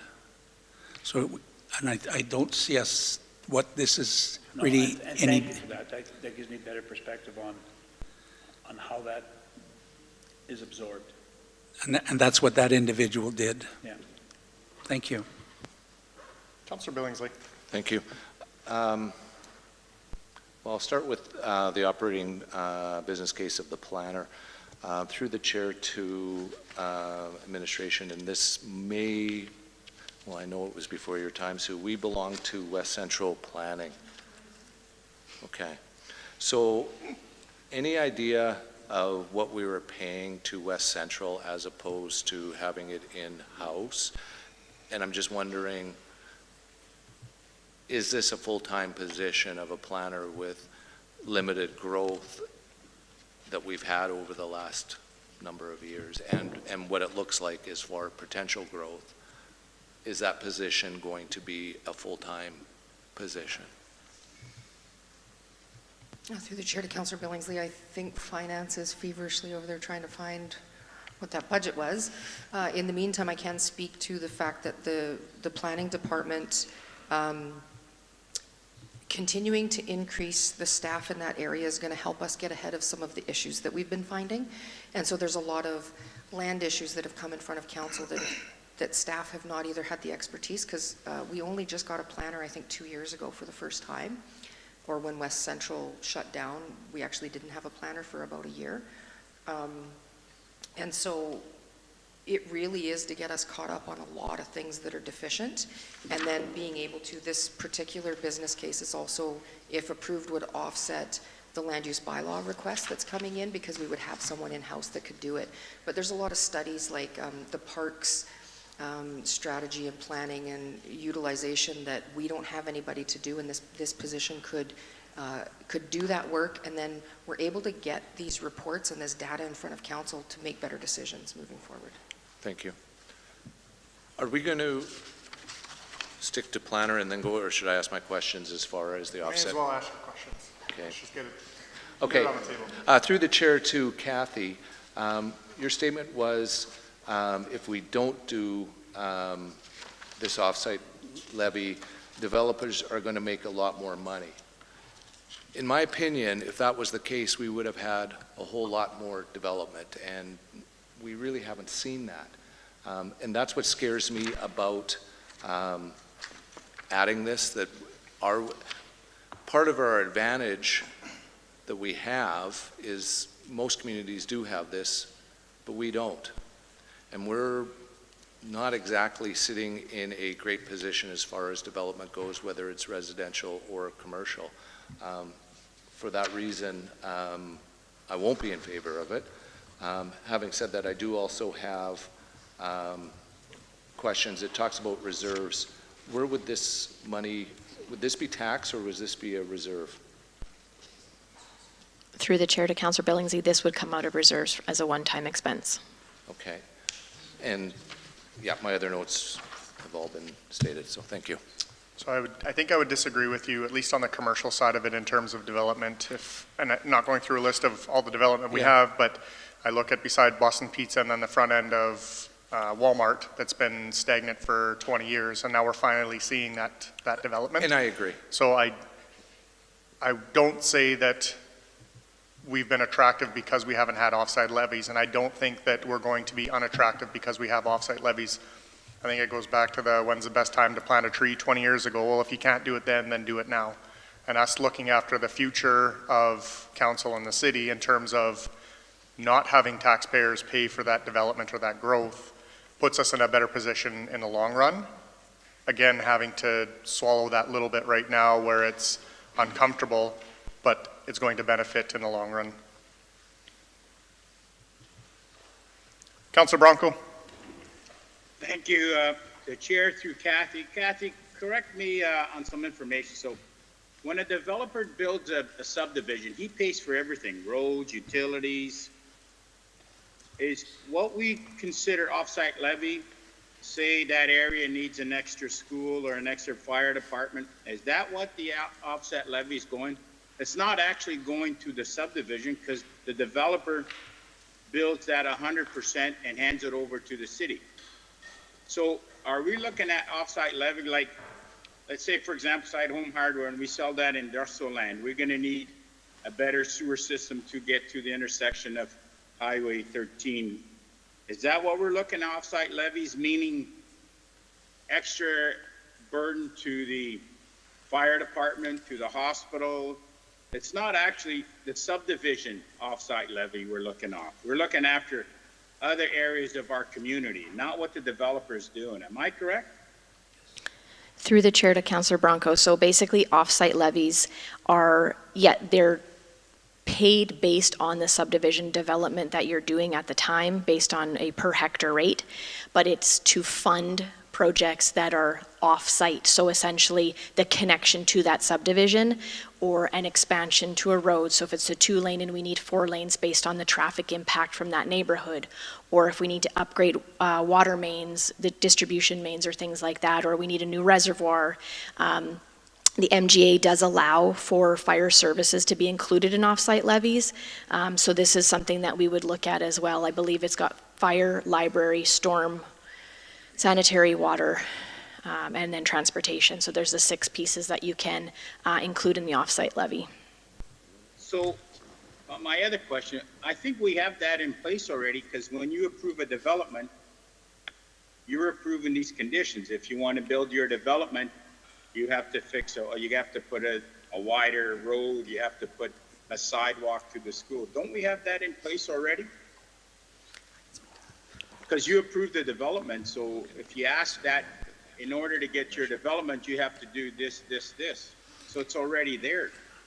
Through the chair to Councilor Bronco, a lot of what happens, so, let's use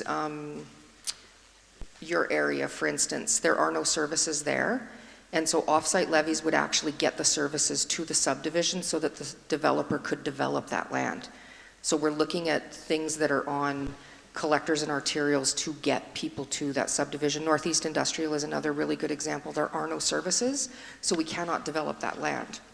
The city could go in and front-end it, but off-site levies is typically how that happens. And so you take the area of the subdivision and you divide it into the different area or the per hectare, and each development that comes in is responsible. So if there's $10 million worth of off-site work that has to happen in order for development to even start, each hectare is going to divide that up, and then they pay that, because the alternative is, like Kathy said, the city pays it ahead of time to get development.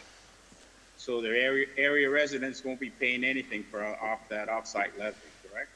Existing residents would not. It's new development. Thank you.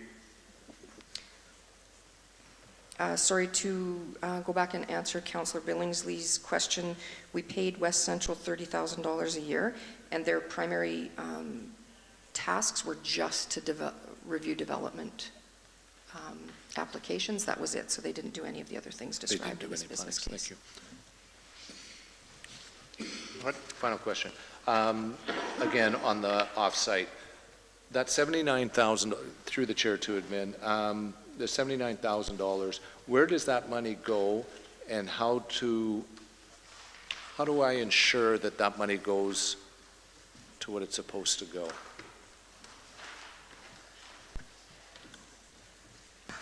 Through the chair to Councillor Billingsley,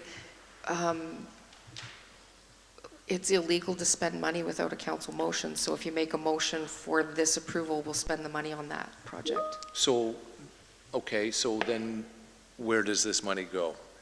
Where, like, what, does it go into To a the reserve? Does it go, because obviously we're not going to be spending that money right away, would we? No, well, once the contract is committed, though, we have the funds secured. So you're projecting bringing in $79,000 for 2024? No, that's the cost of the report, and so it's just Okay. funded out of reserves. Okay, so that's coming out of reserves. So then from there, when they speak of the 93 million over the next 25 years. That would go into reserves. Okay, so then that money will go into an infrastructure reserve? Through the chair to Councillor Billingsley, so with an offsite levy, depending on what infrastructure you're collecting money on, so for example, if you're collecting it on transportation, wastewater and water, for example, whatever fee per hectare that happens to be per development, that has to go into a completely separate reserve and can only be utilized for the projects that are approved in the bylaw.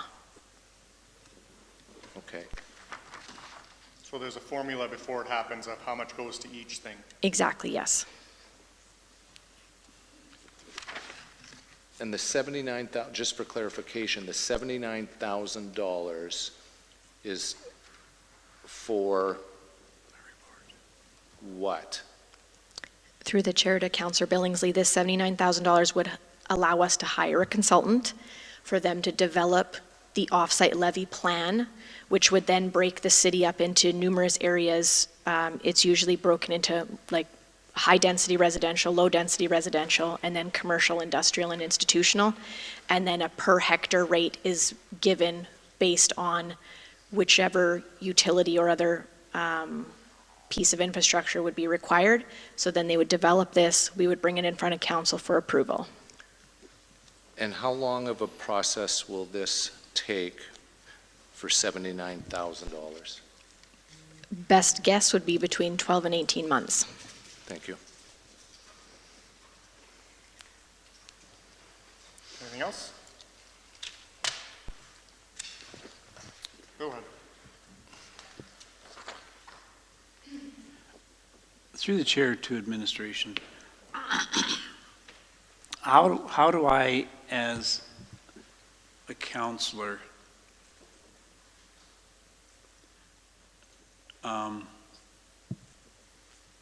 come to grips with staffing? So for example, so often we compare ourselves to other organizations or other communities and so forth. And so as we go through this process, the thing that keeps coming back to me is that we haven't grown, or on a very limited scale, and yet we keep adding personnel in certain departments, whether it's a planner or whatever. So how do I make decisions that, from a comparative perspective, a like community that hasn't grown population 12,500, that how we're staffing our organization seems to be in line, in keeping with other similar organizations. Because and I'm not saying there's not a need, Sue, I'm saying how much can a community afford? And in the absence of a sugar daddy here looking after us, how much can we realistically take on before we actually jeopardize the organization financially because we see it appropriate to fill this position or whatever? Through the chair to Councillor Nielsen, I actually see it more of a risk to the community by not having the proper staff in place. And so we are dealing every day with poor decisions that were made in the past that we have to clean up. We were dealing with decisions made by people who weren't educated. This position has a degree in urban planning and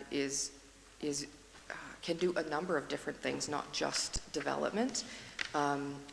There's a lot of areas of the city where we're lacking, and the risk is borne by the entire community instead of by individual people.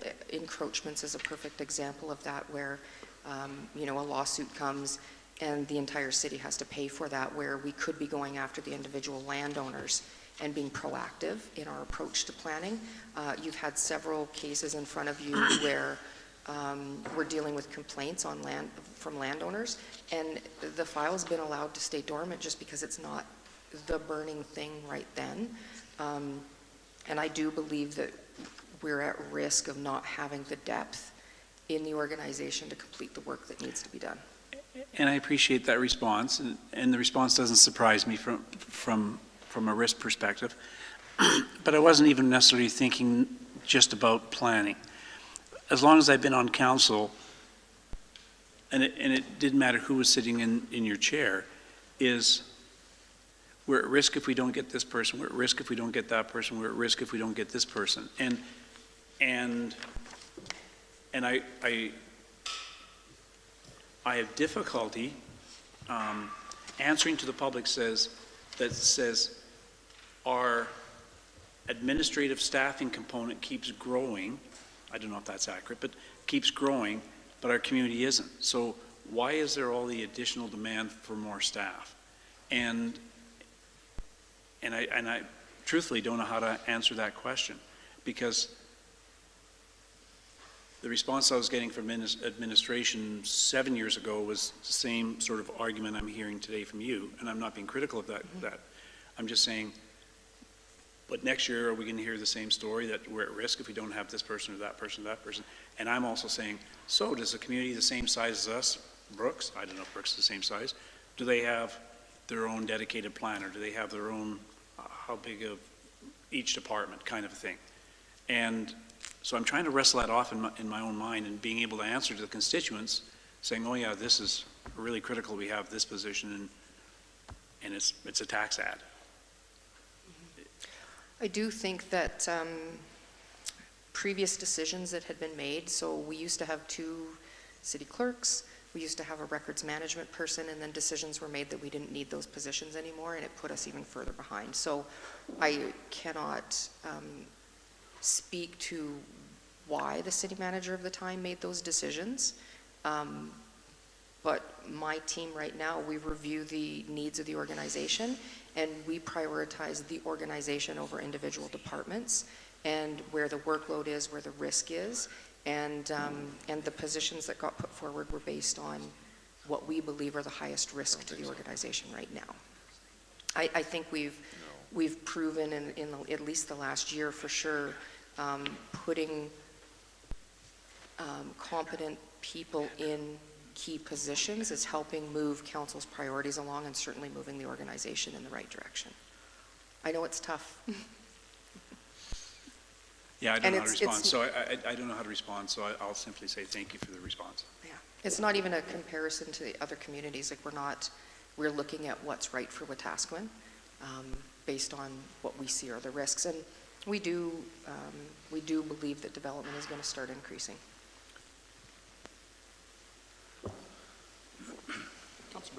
Yeah, excuse me, more of a comment. The assumption, if you talk about Brooks, then you're assuming that they're doing it right?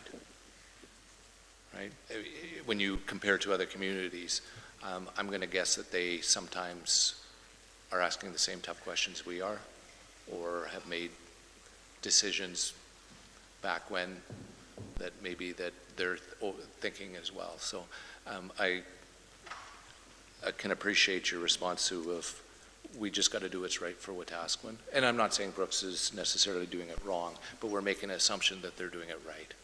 And tell them that's what you said. Okay. Councillor Elliott. Thank you, Mr. Mayor. Through to Sue. Sue, what was Andrew's job when he was here? Through the chair to Councillor Elliott, he was the manager of planning and development. Okay, and his replacement has been hired? Yeah, that's Emily. So we're looking for somebody to assist in that area. Yeah, we're looking at replacing the work that the intern's doing right now. and being able to continue that work forward. And I know that the city got behind when we didn't have Andrew here. Correct. There was a lot of, and he hasn't been gone that long, but we got behind quite a bit, so I will support this. Thank you. Any further?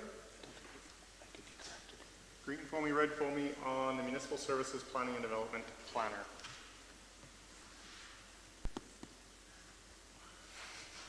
Passed.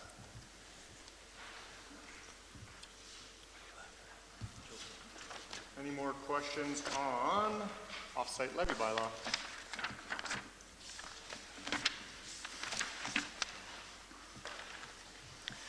Green foamy, red foamy.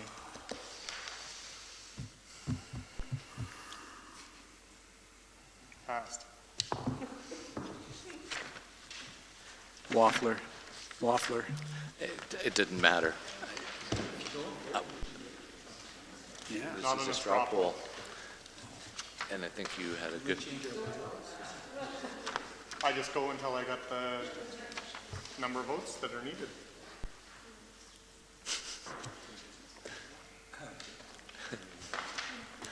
All right, Okay. who's next? Moving on to engineering. So we're looking at a net budget decrease of about $40,000 for 2024. We have a slight increase in revenues, and this is based on costs that we recover through printing our tenders and RFPs for different contractors and consultants. And then we're looking at a reduction of about $38,000 due to the reduction in the transfers to operations. And then our only operating business case for engineering is the culvert and bridge inspections. And so basically this project here is to ensure that we have the appropriate funds allocated to bridges and culverts so they're inspected regularly to identify any maintenance and replacement options before any safety concerns arise. So we do have about, well, I guess a 9-year plan to be able to get through all of the structures that we have in the city here.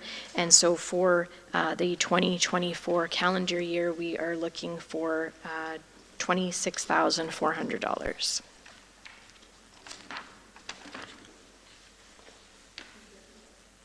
Are you Deputy Mayor?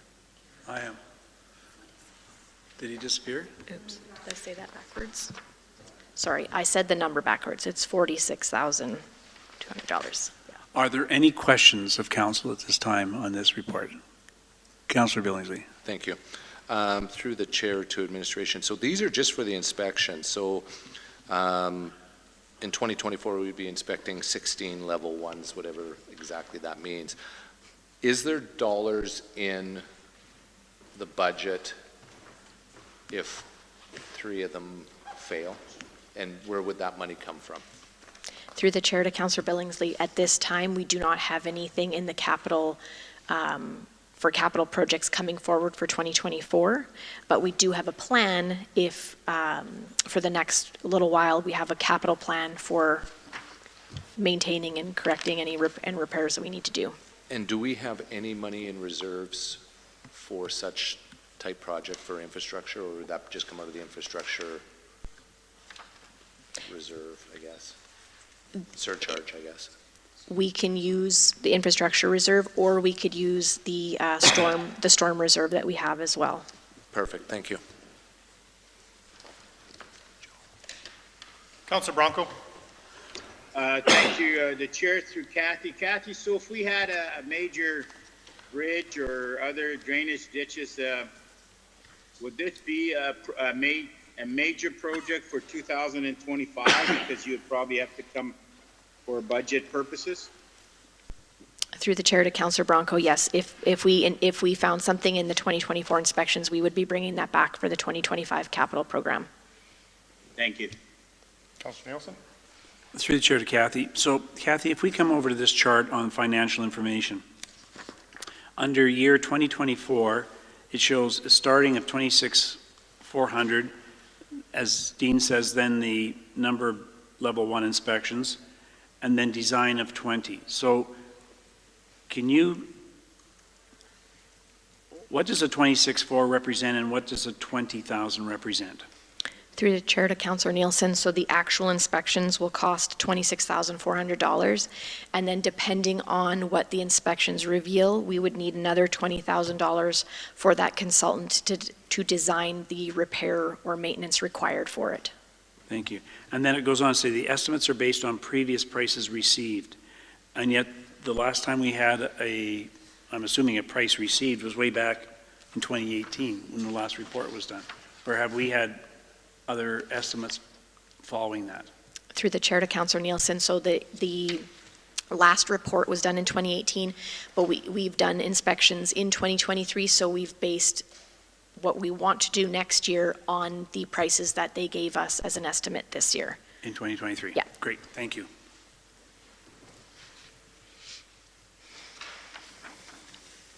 Any further? Green foamy, yellow foamy? Yellow. That's Yellow. where that came from. Use caution is what I'm saying. Fast.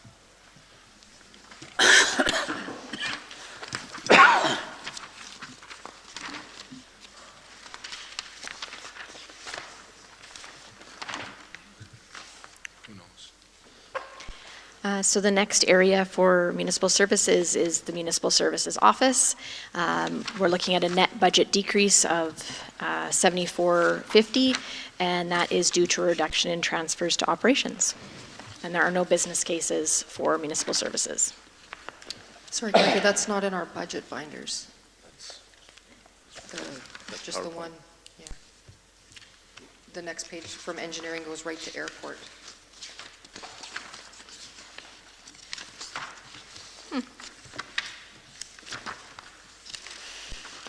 Is it in your binders?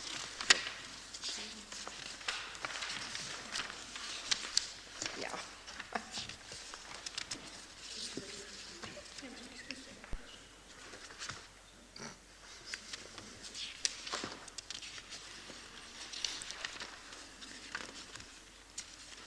Decrease is good.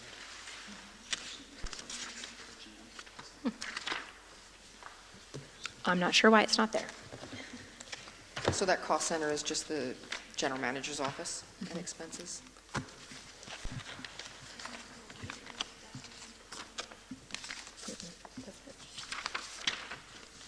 Oh, maybe it does now, yeah. Okay. It does roll up into the engineering because it used to be blended. That's why it's there. So the municipal services office plus engineering will be on, I don't know what page that is in your binders, I'm sorry. It would be right after the planning and development.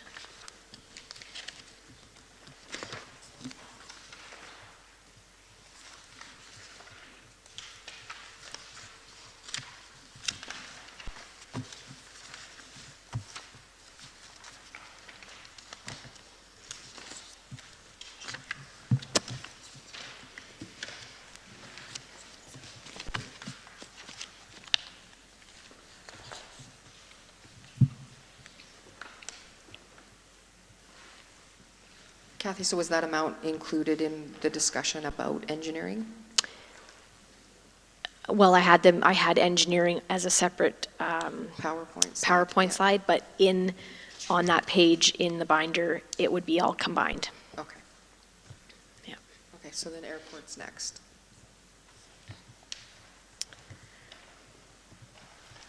Okay. All right, so airport operations. We're looking at a net budget increase of about $94,000. This is due to a decrease of revenue of about $80,000 due to the airport master plan project being completed in 2023. And then there's an increase of about just over $14,000 to an increase to transfers to operations and fleet charges that weren't in airport operations last year, that were the way the new methodology for fleet calculations has changed. Councillor Nielsen. Through the chair to Kathy, when I go down to contracted services, 137,000 to 40,000, what happened in that picture? please. Through the chair to Councillor Nielsen, that would be the reduction in the $80,000 for the airport master plan. So that was Okay, completed okay. this year Yep. and won't be expended next year. And in relation to transfers from reserves, is from 121 to 10 on revenue side? Through the chair to Councillor Nielsen, so that is also due to the airport master plan of 80,000. So that was pulled from reserves. Oh, so it was transferred in and then spent on? the- Exactly, yeah. Okay, thank you. Yeah.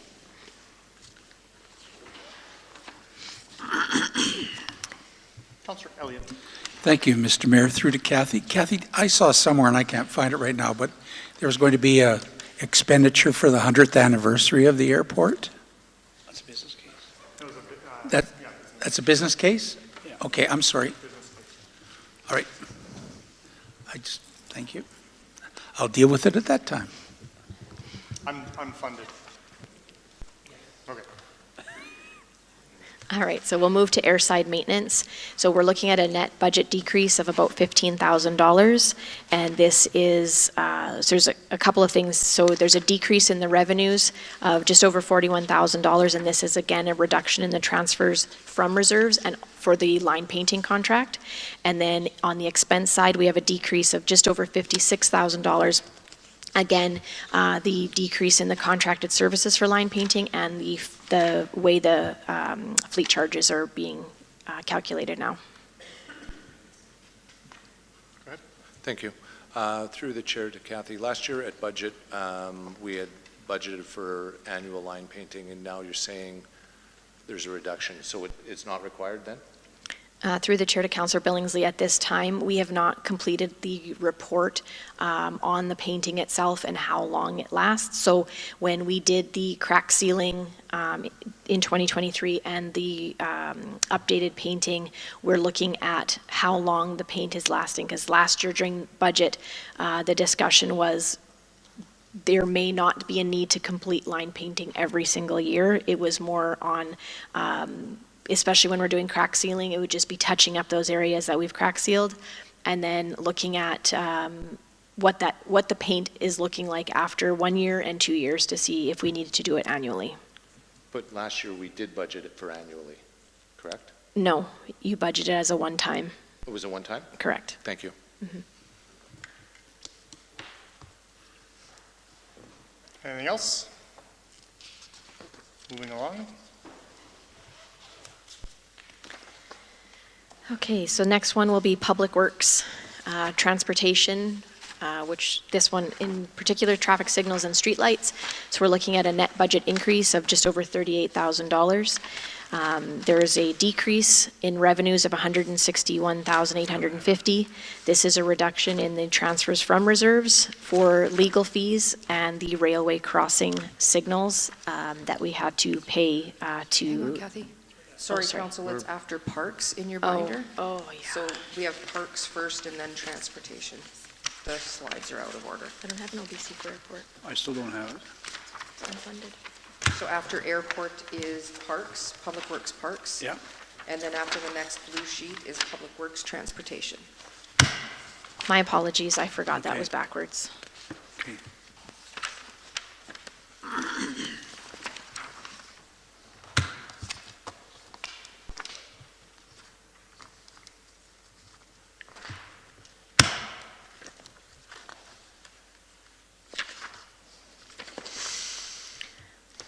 Okay, so the decrease for streetlights was because of the CP railway crossing. And then the expense adjustment, we're decreasing about $141,500, again, reduction in transfers from reserves for the legal fees and the railway crossing signals. With those signals, we talked about it before, about the sidewalk going in behind, and as it is right now, with just asphalt around there, does that get changed then to concrete, or is it asphalt because of where it is? Through the chair to council, the road side would stay asphalt, and then the pedestrian side would have those concrete, whatever they're called. There is a capital charter to redo the sidewalks behind those new signals.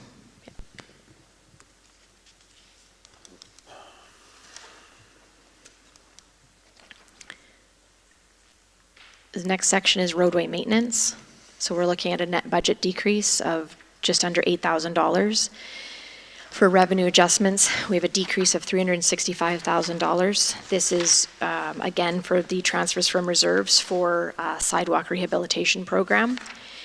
And then for the expense. Sorry, Kathy, does that roll up into transportation in the same budget section? Yeah, So it we just that, stay with, yeah, just stay with transportation. It's just that there's multiple cost centers within the department.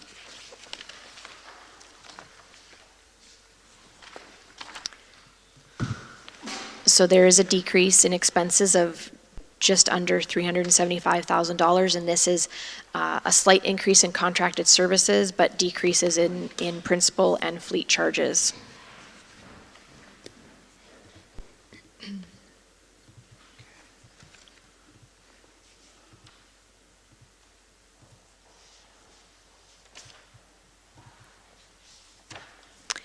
And then the next category is street cleaning.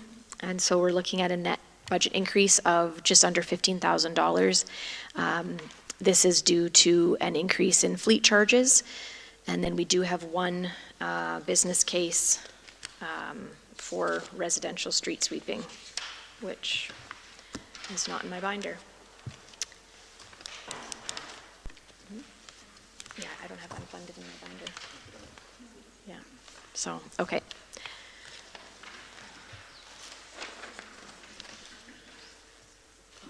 Sorry, my apologies. That should not be there.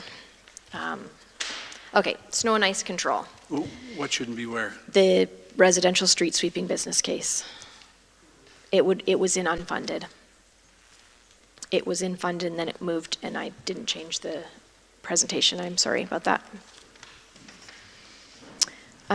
So snow and ice control, we're looking at a net increase of about $82,000. And again, this is an increase due to fleet charges. And then in transportation operations, we're looking at a decrease of about $70,000, and this is a decrease in salaries. We ended up reallocating a position from just transportation to splitting it between transportation and parks. And that is the end of transportation.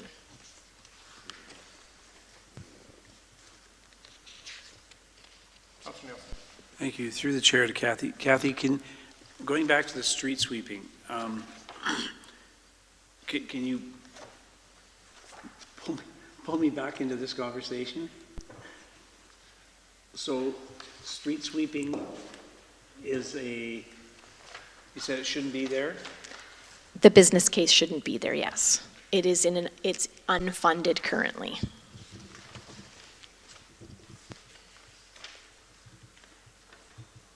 So the business case should be there for street sweeping?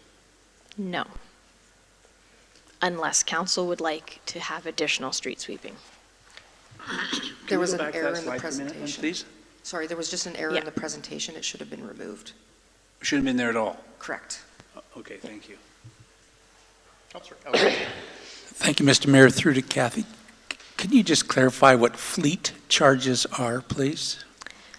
Through the chair to Councillor Elliott. So right now, the Fleet and Facilities Department manage all of the fleet through the city, but right now, the methodology to expense from fleet and charge each individual department, that changed from last year, so that's why you're seeing these increases. So last year, we still had fleet charges, but they weren't at the same rate that they're being shown in 2024. So if a grader was charged out at $200 an hour, you've changed that to something different for this year?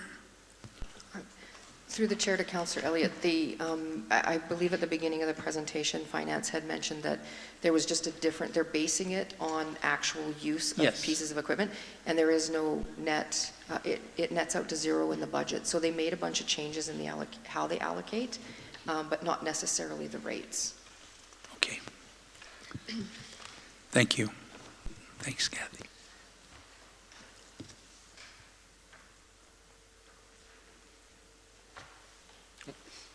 Joe. Councillor Bronco. Thank you, Tyler. What is our budget for snow removal this year? And since there's no increase or decrease in our budget, what if we do go over budget? We take it out of reserve? But I'd like to know what the budget is for snow removal this year. Through the chair, Possible. yeah, through the chair to Councillor Bronco. So the snow removal budget for 2024 is $420,790. And if we have blizzard after blizzard and we need more contracted services or just more resources, then we do have a snow reserve that we could come back to council and request that funding. Okay, now, a question, that was budget, or expense. Do we have any left over from 2022-23 that was carried over to this budget? Through the chair to Councillor Bronco, any carry for or any surplus in the snow reserve, or sorry, the snow budget goes into the snow reserve. And if it's over the maximum amount, then council would redirect the rest of those funds to another reserve. Thank And you. that budget is at that reserve is at its max at 359? I'm going by memory. Or is it equal to 1 year? It's equal to 1 year. Yeah. Thank you.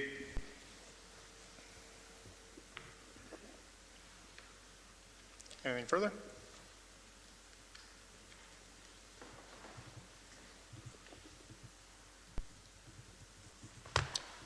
We shall continue. So this is the one before transportation in your binders. Public Works, Parks.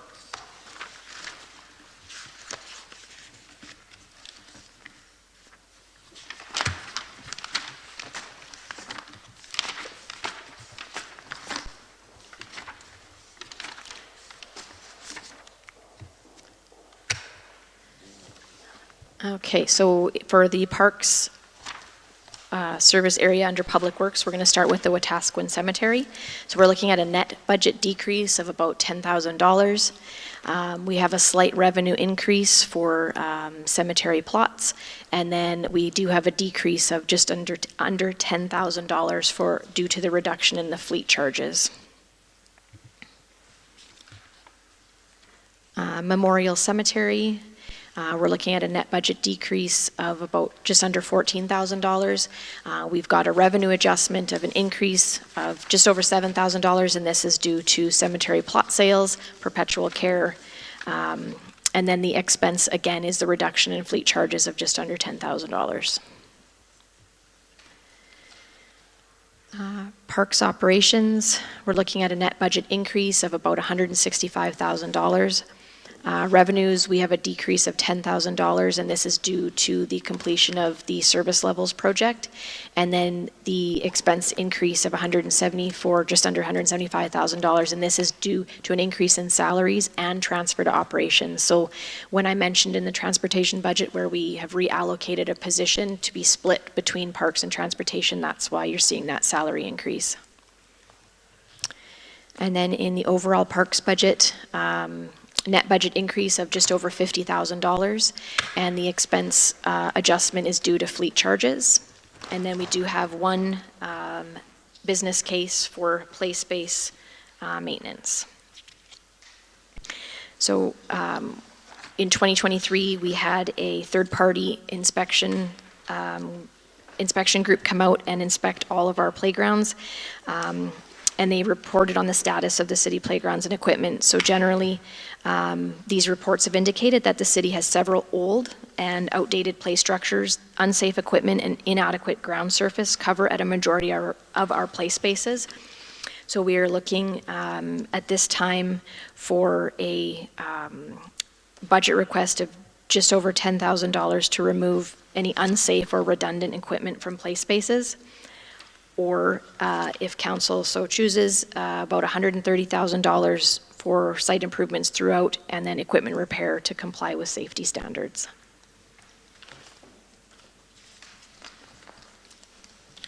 And that is the end of parks. Councillor Elliott. Thank you, Your Worship. I would just like to make a comment about the parks. In the school where I used to be, we had a very nice playground that was donated by the parent council. And depending on the time of year and the time of day, others who were not school children came and sometimes abused the equipment. And if the equipment wasn't inspected on a very regular basis, there were some hazards there. People did silly things to the equipment. I would suggest that we replace, that we don't just inspect, but I think we need to replace the aging equipment. If we shut something down, people have already had it, and then if we take it away, that's going to be a void, especially if the children have been going there. I think we would absolve ourselves from negligence as well if we repair these. So I would be in favor of this. Thank you. Councillor Billingsley. Thank you. Just comments more than anything. I'm not convinced on replacing yet until I know exactly of inventory of what it's going to be, what we want to have, what we want, where we want to have it. Kathy talked about getting rid of redundant. Well, if it's safe and it still works, why would we get rid of it just because now we have 3 teeter-totters or whatever that may be? Unsafe, I have no problem getting rid of. In fact, it would be a prudent thing to do. I do have a question, though, also on the business case of why we were presented with data from Alberta Health Services from 2016.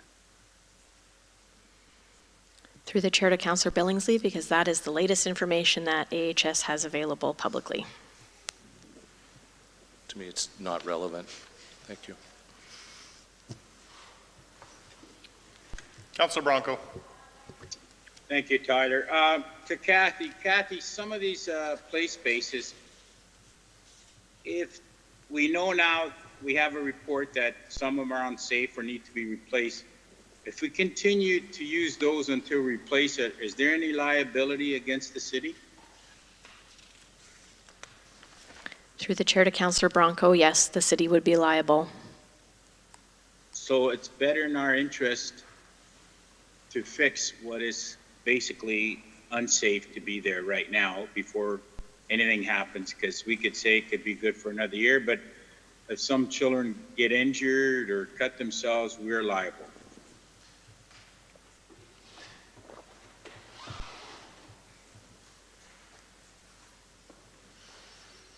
Councillor Nielsen. Thank you. Mine's a comment as well. And first off, I think any equipment that's dangerous that's been identified to be removed should be removed immediately. But my concern is, as we do that, we go from parks that have 3 or 4 pieces of equipment to 1, and then do we really have a play park at all?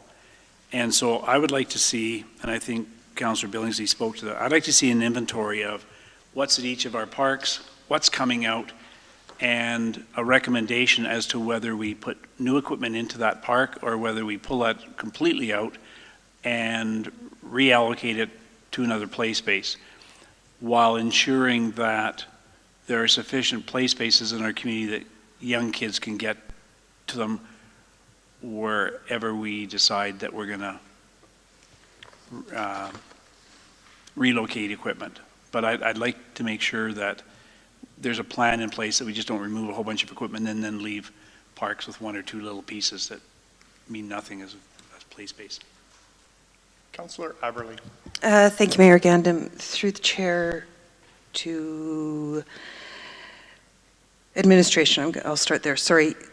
Has there been any indication of whether, or do you have any idea as to whether or not there are grants that we could apply for that would look into these things and, or to look in assisting with this? And I agree with everything that's been said. Right now we want to get the dangerous equipment out. What are we going to do to replace it? A plan would make me feel better, knowing that we have a plan going forward, or something to be able to say, are there other ways? Maybe looking at other groups to come in. As we talk about, for example, the spray part, people were able to come together to build that, community groups, parent councils, other grant funding I'd like to see, or not, maybe not just grant funding, but other sources of funding I'd like to see. By my house, there's a little Kinsman Park that I think would probably lose all of its equipment, because I don't know if I would take my kids if I had them there. And so I'm in agreement that I would like to see more plans put forward in the abilities of how we come together, whether it's through grants or groups, to help us maintain or replace this equipment.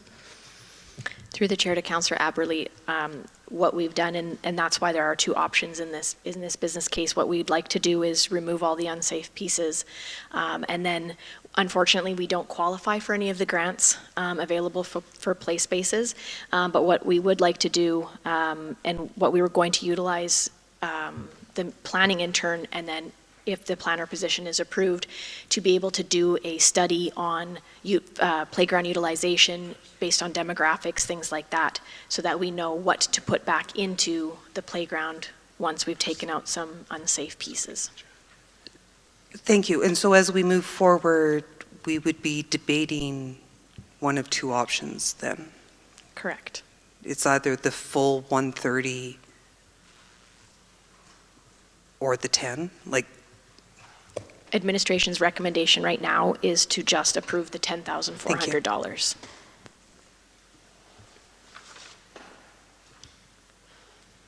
Councillor Elliott. Thank you, Mr. Mayor. Two questions to administration. Sue, would our facilities enhancement program, would the CFEP be something that we could use to upgrade our playground equipment? I don't know, I'm just... Through the chair to Councillor Elliott, I actually don't think that we qualify for that one. Rachel, do you know off the top of your head? I think it's community groups that qualify for that. Okay. We'd have to have a Friends of the Playgrounds. So it could be, school councils could maybe request it? It could be, yeah. Okay, and which leads me to my second question. The Centennial Playground and the Norwood Playgrounds were both built by the parent councils, school councils. So now, are they responsible for that equipment, or are we responsible for that equipment? Through the chair to Councillor Elliott, the agreement currently is that anything on school property the school is responsible for. Right. We do some maintenance, but not on the playground equipment. Okay, thank you. Councillor Billingsley. Thank you.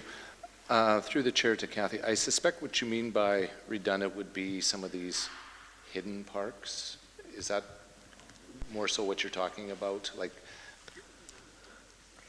some of the parks that are very not well used and are not exactly accessible by many?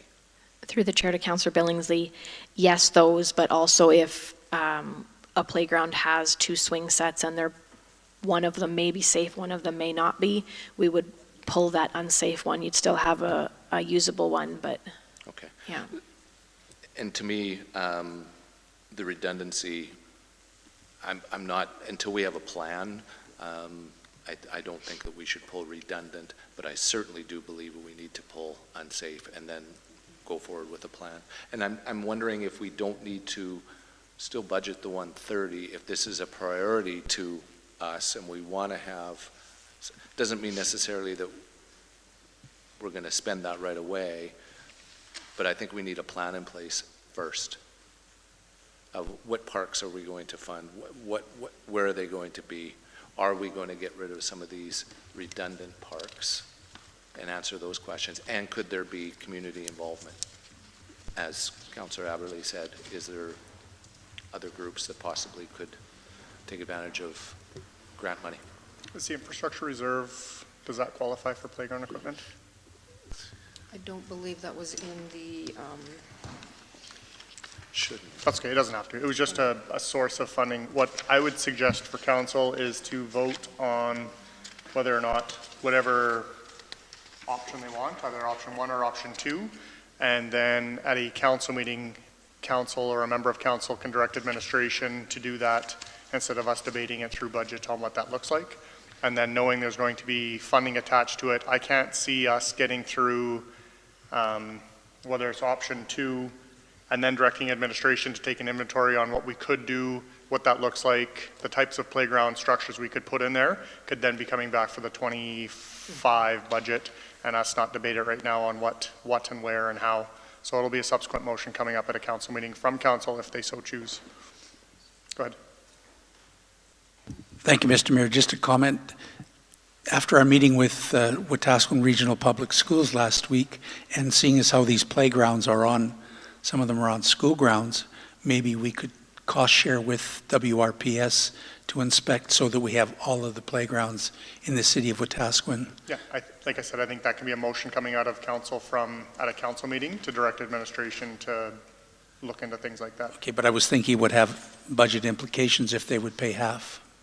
Right, but we're not going to be looking at it for a 2024 budget, I don't think. I think if we get rid of the dangerous equipment now, and if there's a will of council to direct administration to go and investigate what they could do at playgrounds in the future, probably isn't happening in 2024. Okay, I was just thinking of inspections. But if we don't have a responsibility for school playgrounds, right? Yeah.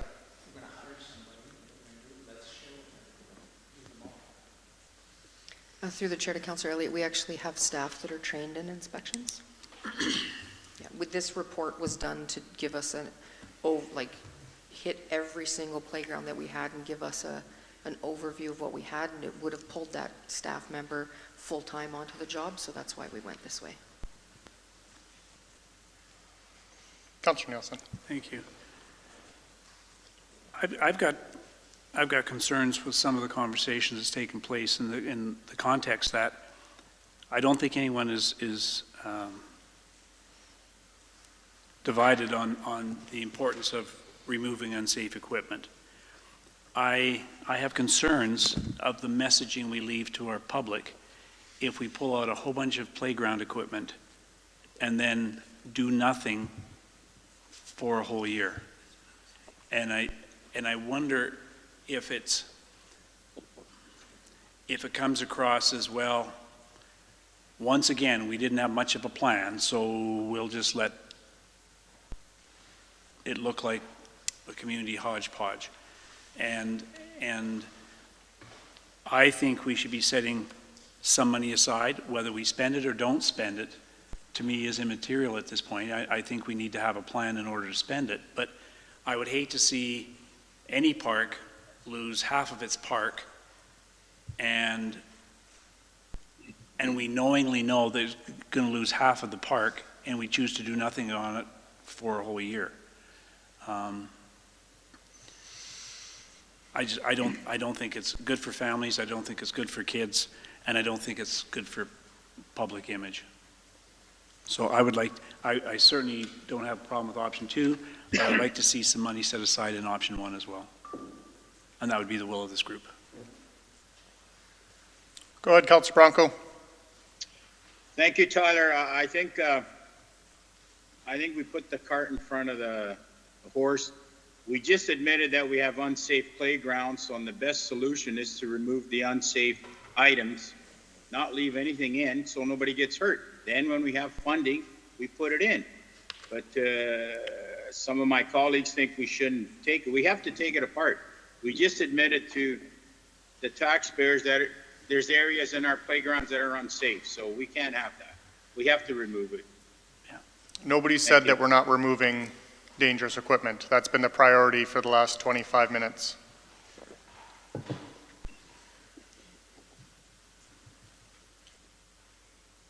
Anything else? Okay. Green foamy, red foamy on option number 1. Oh, option number 1. I know, but I don't want 130.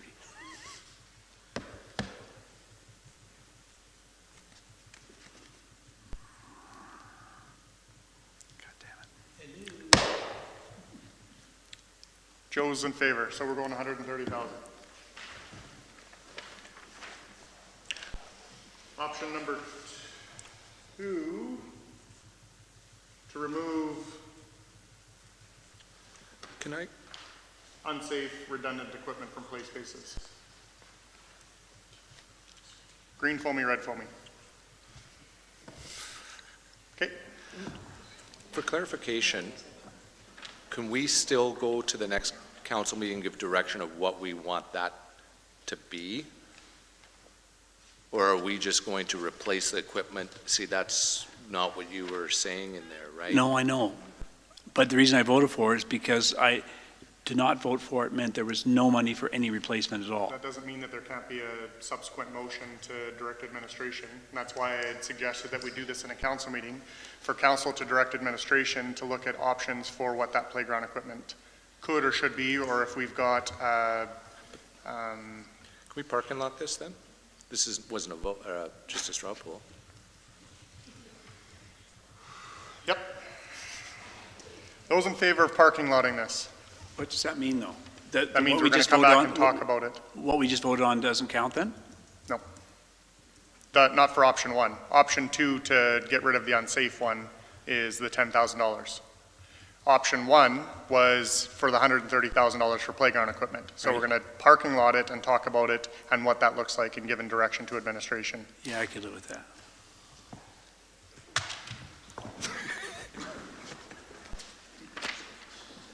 Moving along.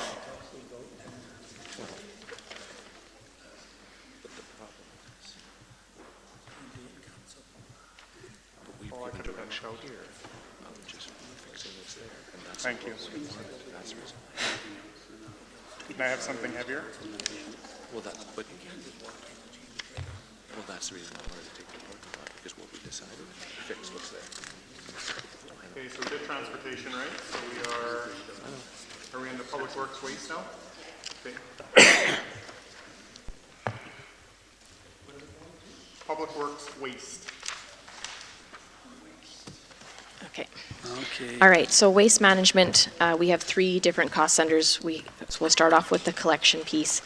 So we do have a net budget decrease of about $130,000. We're looking at an increase in some revenue of just under $21,000. This is based on user fee and growth. The expense adjustment will be just under $113,000. This is a decrease in salaries, transfers to operations, and fleet charges.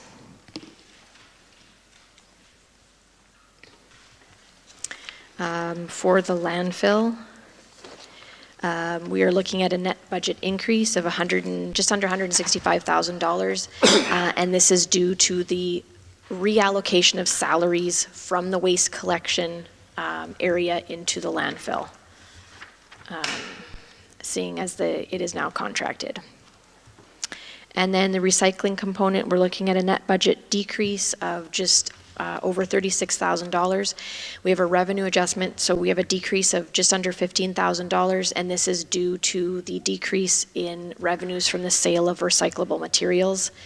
And then we have a decrease of just under $51,000 due to salary, fleet charges, and then transfers to operations.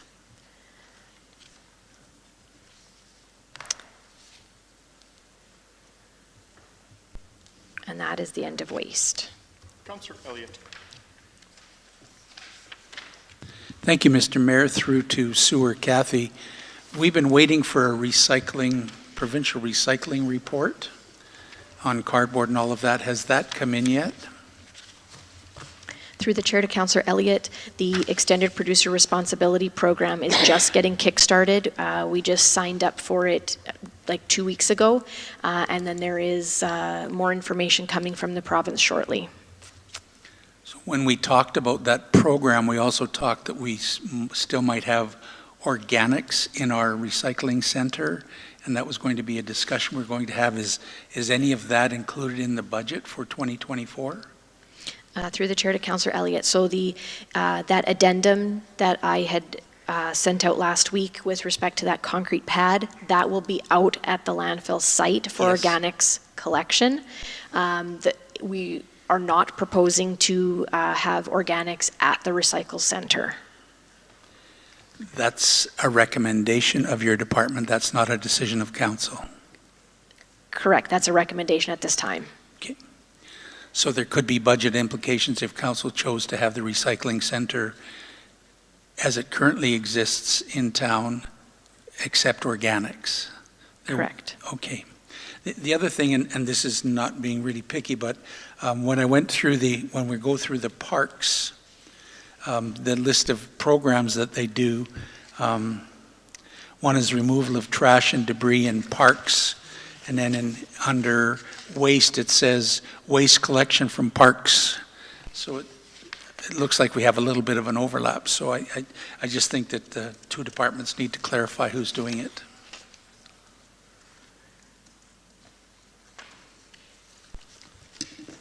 One was under parks, and it was under park maintenance. And the other one was under waste collection, so. It's just a little thing, but it just looks like there could be a.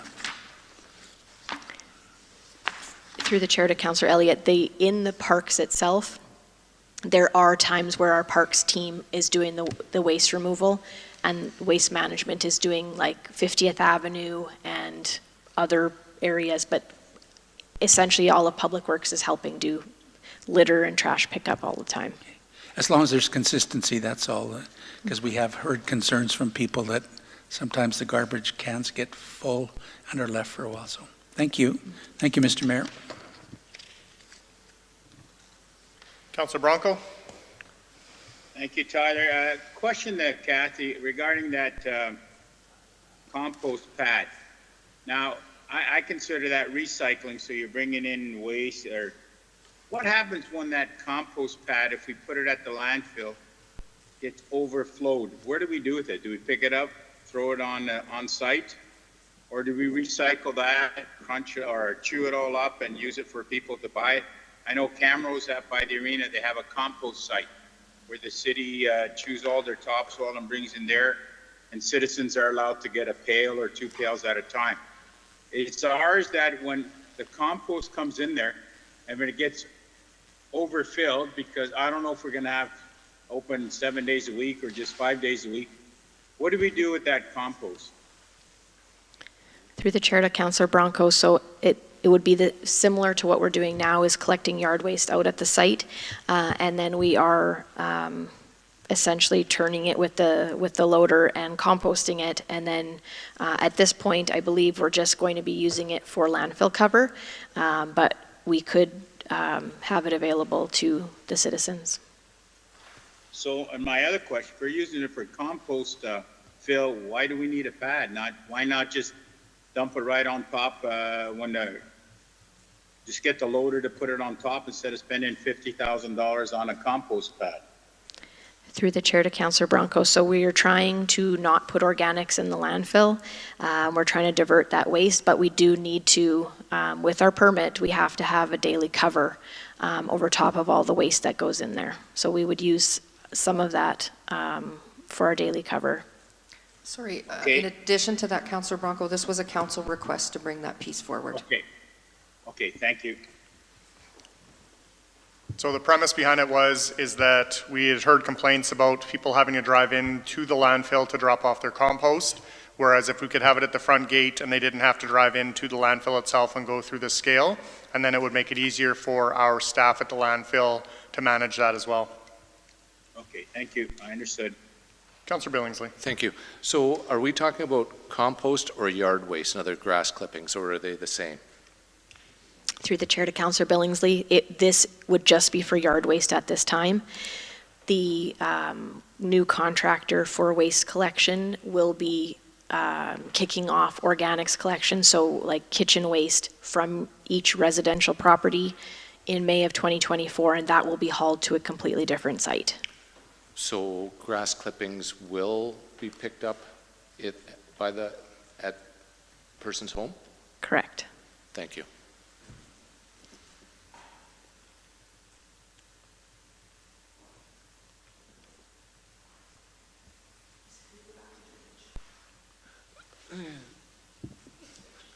Sorry. So if yard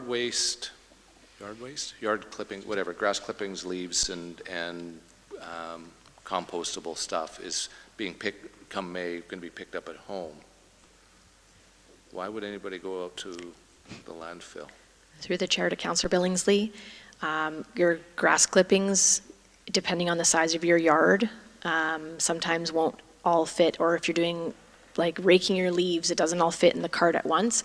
And in most other communities, having a yard waste drop-off is very important, to have that extra leaves or tree, like branch clippings, things like that throughout the year that won't fit in your cart. And has there been, I know that administration really likes the idea of having that out at the landfill, but we already have a paved surface at the current recycling center. Has that been a consideration of having just that at the current recycling center? I can ask that one, Kathy. Through the chair to Councillor Billingsley, when we did have yard waste at the recycle center, we were spending a large amount of money on overtime, and we had brought that to, I think, 2 previous budgets ago, and had that discussion to support the reason why we wanted to move it out to the landfill. I recognize that there's been a lot of discussion since then, but we could certainly run the numbers if council wanted to reconsider that and how much it would cost to have yard waste pickup at the recycle center. The biggest offenders were the businesses. So we couldn't stop the businesses from coming, and they would come with entire tandem loads and truckloads full of grass clippings and dump it in there. And then we would have staff have to go in there and remove it and take it to the landfill so that residents could come in. Now, having said that, the contractors are picking up residential places. They're just picking up 10 at a time. And when I had asked for the pad to be placed out there, I thought there was going to be a delay between compost and yard waste going out there. And that was one of the biggest concerns that I'd heard, is that, like, so even tree branches on that could have been dropped off previously at the recycle center, then had to be taken in all the way through to the landfill. I thought there was going to be that and yard waste, like grass clippings, leaves, taken there when we were going to be facing a delay between the compost pickup with our new garbage collection contractor. So come May, when this happens, there really is going to be very little to no use other than for satisfying our obligation to the county of having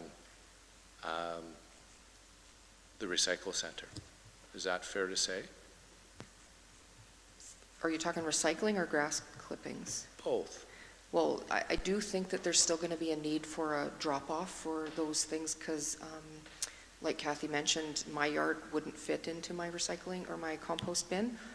It's too much, and the businesses. And recycling, we still, I believe the extended producer responsibility is that someone else is actually going to be running our recycle center, but we have to have it because we're over 10,000 people.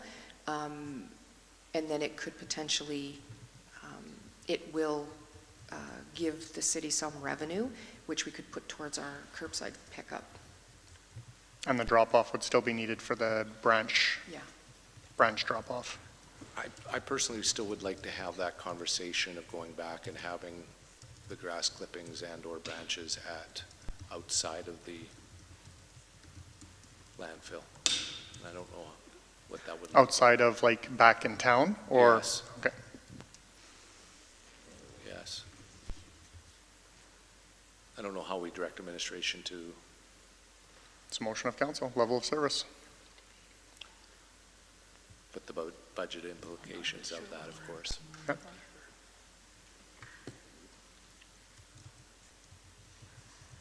Go ahead, Councilor Bronco. Thank you, Tyler. Clarification, so that recycling pad will be outside the gates to the landfill. Is that going to be monitored by cameras or anything? What's to say contractors won't get there and just drop off their brushes in the middle of the night or in the afternoon when everybody goes home? That's not going to be monitored 24 hours a day, correct? Through the chair to Councillor Bronco, so we will have cameras up, but yeah, you're correct, it won't be monitored 24 hours a day, and the landfill is only open from about 9 till 5, depending on the season, but yeah. So it's going to be very hard to, I think, well, I like the idea that it's at the landfill. At least it's closer to go to the landfill than to truck it all across town and leave all the leaves across town. I'm just more concerned also being monitored, how many people are just gonna go out there and throw their garbage out there now that they know there's a bin out there. I'm sure we all know it's gonna happen. We'd like it not to happen, but it's gonna happen. I just want to see how we can monitor better to those who are breaking the law there, not to just business people, especially throwing their branches or their garbage out there. Thank you. But they could throw their garbage out outside the gate of the landfill right now, just because there's a pad there for grass clippings or tree trimmings, I don't think would change a person's mindset, ability to dump garbage there if that's what they were going to do. Agreed.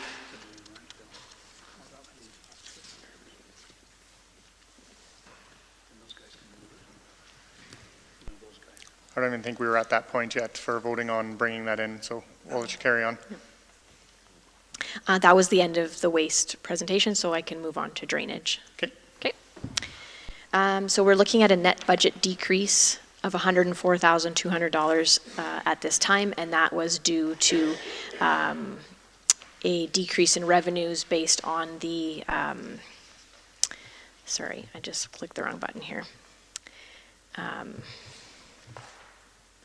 The regional storm study that we did this year, or that is wrapping up this year. So that's what that decrease was. And then we do have one business case for catch basin cleaning. And this would be,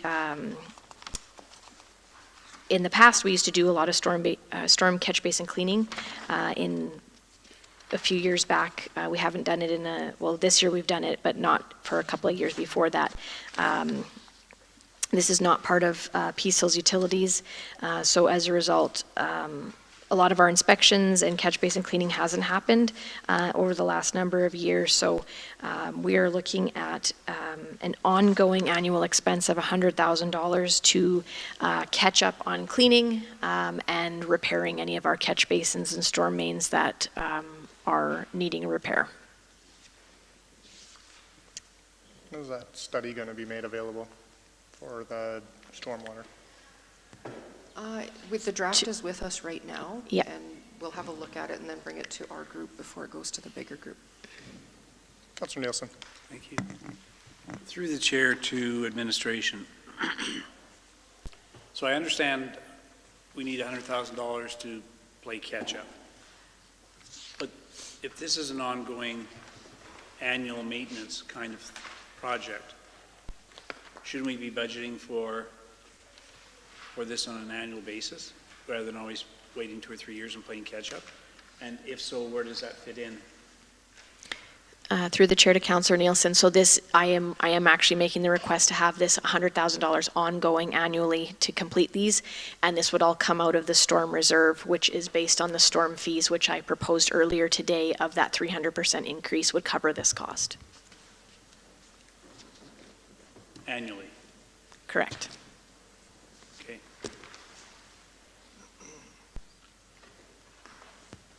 Sorry, I'm just going to add to that too. I think the discussion that we've had with council over the years is having those separate fees broken out, because water used to cover all of the storm stuff, and when water transferred to Peace Hills, we needed to create that storm fee.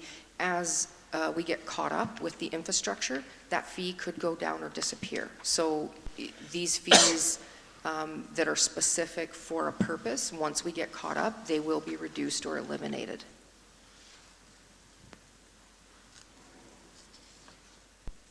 I'm good, sorry. Councilor Bronco. Thank you, Tyler. Question to the chair, to Kathy. Kathy, is this a vacuum truck sucking up our catch basins and cleaning up? Through the chair to Councillor Bronco, so the vac truck is currently being utilized by Peace Hills Utilities for the water, or for the wastewater system. We haven't had a chance to be able to use it as much this year for the storm side. And then, so this is why we would require this additional funding, so that we can either contract out the service or be able to pay to utilize that vac truck that Peace Hills Utilities has. Okay, so that is to a vacuum truck. Now, when you say cleaning the catch basin, would that include repairs of damaged catch basins, or if it's too shallow, 6, 7 feet instead of 8 or 9, would that be extras to repair? Let's say your ground has settled and your catch basin is 10 inches higher than the road. Would that be part of the cleaning, or is that a different R&R program? Through the chair to Councillor Bronco, that is included in this $100,000. It would be doing minor repairs to the catch basins, the manholes, things like that, catch basin leads. So that would include also the metal casings around the catch basin, because you and I both know those are very, very expensive, and it's better off to order them in advance, a half a year now. So would that include those parts of the metal? Yes, the frame and covers would be included, you bet. Thank you. Councillor Elliott.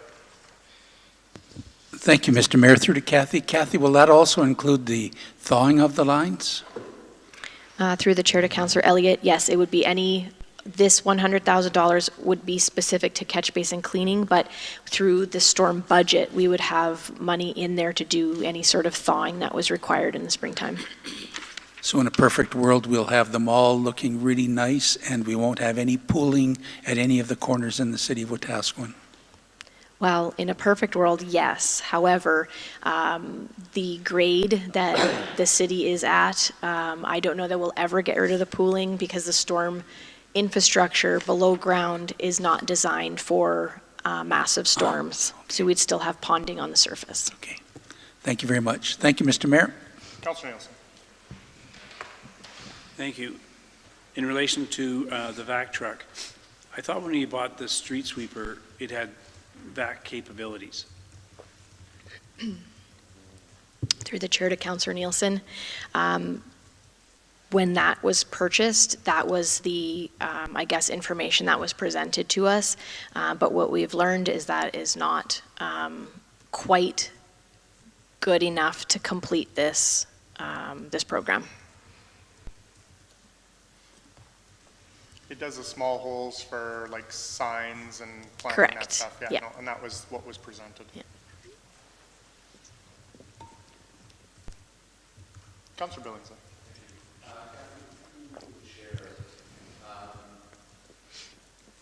What percentage of this $100,000 is cleaning and wishes replacement?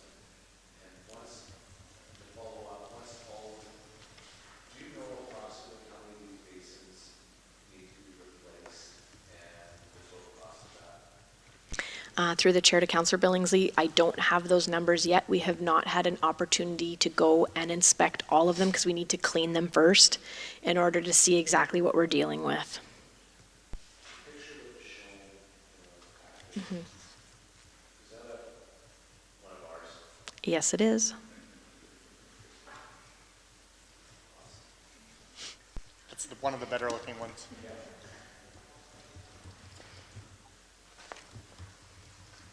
Go ahead. Through the chair to Kathy. So if we set aside $100,000 and the first order of business is cleaning, at the end of that cleaning process, because we binned all the catch basins, we'll know which ones need to be replacing. So then are we going to replace those based on the budget that's left over? Through the chair to Councillor Nielsen, so essentially we would look at cleaning them, prioritizing which ones require immediate attention, and then create a capital plan, whatever money is in. So with this $100,000, if this is approved, that would put the total storm budget per year at $150,000. So with that 150, we would clean everything, prioritize everything, and then start doing some of these small repairs, and then have a capital plan to bring forward to say we need to do X number of catch basins, manholes, catch basin leads, mains, etc. Okay, thank you.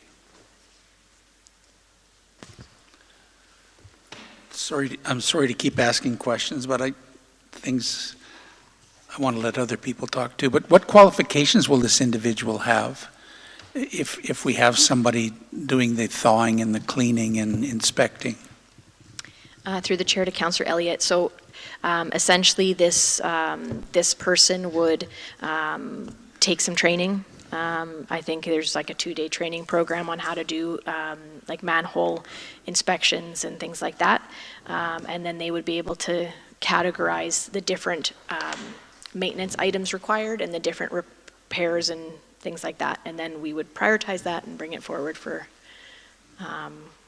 budget approval for improvements. So that would be one of our own staff? Yes. Okay. Thank you very much. Thank you, Mr. Mayor. Go ahead, Councilor Nielsen. Thank you. Through the chair to Sue. Is there any appetite or any interest on either party's part to contract that out through utilities, through Peace Hills? Like right now, we've just got the wastewater and Water and wastewater. Water, wastewater, thank you. Is there an appetite on the part of Peace Hills to take that on, or not in their wheelhouse? Through the chair to Councilor Nielsen, typically we like to keep this with transportation because they do snow removal, so there's a couple of links. They put down the sand salt, so they would be able to figure out how much is being recovered from what they put down, and they also ride the curbs and kick out the catch basins. And so in the past, there has been a belief that unless they're actually responsible for the repairs, that they don't care, and they just shoot past them and break them. So it was strategic in leaving drainage with transportation. That doesn't mean that in the future we wouldn't look at potentially moving it, but we would need to put a whole pile of processes in place before that happened. And any appetite for contracting out snow removal? We are at council's will. If you would like us to investigate any of that stuff, But it's we will. nothing that administration has looked at or considered or thought about? The only PBB we looked at this year for levels of service was with photo enforcement, mainly just because we did so much last year and we really want to make sure that we get ahead of some of those and not do that again, but it's certainly something we could look at. Thank you.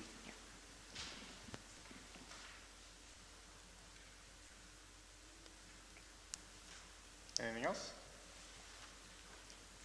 Nope. Green foamy, red foamy.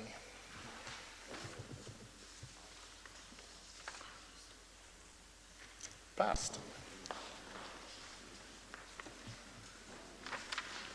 We can take a 10-minute break.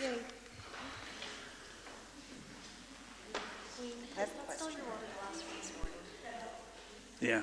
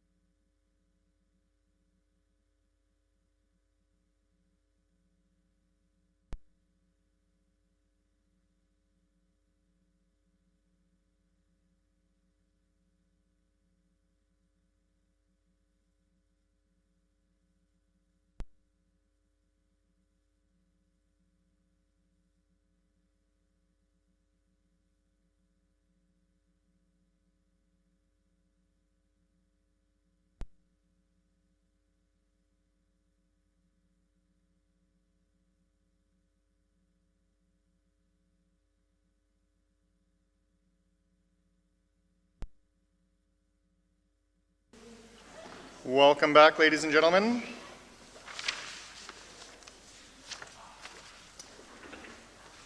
You're up, sir. Good afternoon, Council. Good afternoon, Council. My name is Paul Edgington, General Manager of Community and Protective Services, and I am here to take Council through the 2024 budget for Community and Protective Services. Starting off with the org chart. Within our division, we have the Economic Development Department. We manage the Archives contract. We oversee the Enforcement Services or Bylaw Services Group, Fire Services, and the Recreation Department. As well, we act as the city liaison through delegation from the CAO office for Wetaskiwin FCSS, Wetaskiwin Public Library, and the RCMP. So the first one I'll get into is economic development. Economic development program oversees, or department oversees our business retention and expansion, workforce retention and attraction, business support partnerships, business attraction and entrepreneurship, as well as overall promotion for the city. In 2024, we'll see a net budget decrease of $13,950. From revenue adjustments, we see an increase of $30,000 in revenue from own sources as a result of the sponsorship agreement for Co-op Place. We have a reduction of $20,500 as a result of the conclusion of the facade improvement grant that Economic Development had previously been administrating, for an overall increase in revenue of $9,500. On the expense adjustment side, we see an increase of $6,560 to salary, wages, and benefits based on projected merit increase of staff. Reduction of $19,610 in general services based on historical spending patterns in advertising and promotion, printing and binding, and public relations in the department. We see a reduction of $10,000 in materials, goods, and supplies based on historical spending patterns related to trade show costs. We see a reduction of $20,500 based on the conclusion of facade improvement grant. So I identified previously the matching revenue decrease, but we're also showing the expense reduction here as well. Increase of $30,000 in transfers to reserves to accommodate the Co-op Place sponsorship agreement, as well as just the matching expense from the revenue that's increasing in 2024, and an increase of $9,100 in intercity transfers to accommodate for increased facility costs of the economic development team within City Hall. There are no operating business cases for the Economic Development Department, so I just want to pause here and see if Council has any questions.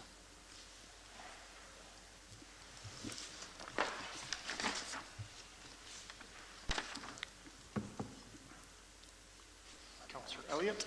Thank you, Mr. Mayor. Through to the director. Paul, when you talk about co-op and things, the advertising, do the Longhorns come into the picture on any of this?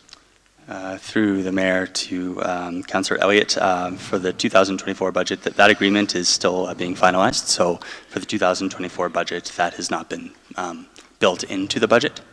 Okay. And when we were looking at the airport budget, there's a line in there that says that they have an expenditure for marketing. Does our Dev not get involved with marketing the airport? Through the mayor to Councillor Elliott, they do. And so that money would be spent on the airport side in collaboration and conjunction with our economic development staff. So they work with, the airport works with the ECDEV personnel? That's correct, yeah. I know both our staff are involved in discussions at the airport side. Excellent. Okay, thank you. Thank you, Mr. Mayor. Anything else? Moving along. All right. Moving on to the Community and Protective Services Cost Center. This is the budget required to oversee the division. And so we have a net budget increase in 2024 of $68,020. And so this is coming from decrease in general services by $22,480 to transfer funding within Cost Center to support agreement with the Heritage Museum for oversight of the operations of the city archives, as well as operation of special event funding for the municipality, on behalf of the municipality. We show an increase of contracted services of $100,000. That increase of $100,000 is again to support the agreement with the Heritage Museum, Funding for the $100,000 to support that contract was derived from this general manager's cost center, so that was the first point that I was speaking to, the $22,480 as a part of that. Some funding we found within economic development, grants to organizations, and recreation cost centers. In corresponding decreases were made in all of those cost centers. So we were essentially consolidating funding into this cost center of a $100,000 increase. As well, we show a decrease of intercity transfers of $9,500 to align the general manager's office with fleet and facilities, of which it's the office doesn't use a lot of fleet, or I guess I use a bit of facilities, but not enough to have a big transfer there. Are there any questions on the cost center? There is one business case, but before I get to that, just take any questions on the cost center.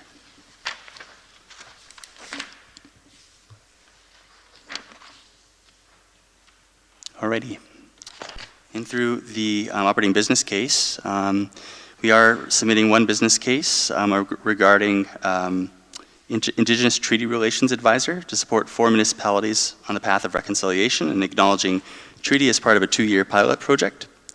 I should note that the project initially involved the collaboration of 4 municipalities, but one of them has since sent some communication saying that they are no longer participating. So the 3 municipalities that are looking to participate are the Town of Devon, City of Leduc, and Wetaskiwin in a 2-year pilot project to support one another in building a unified approach across communities and governments in regards to truth and reconciliation. This project and this funding would be used to develop the community's capacity through empowerment and education. And I want to note that the City of Leduc will act as the main contact for this project and will manage the contract with the project consultant. There is a link to our corporate business plan, and that there was development of a truth and reconciliation strategy has been identified in the corporate business plan. A few more things to comment on. A regional Indigenous and Treaty Relations Advisor would be an affordable option for the communities instead of going it alone, as the shared costs would not hinder the budget or service level. Challenges, city administration has, and the participants in this project have a lack of relationships with surrounding Indigenous communities.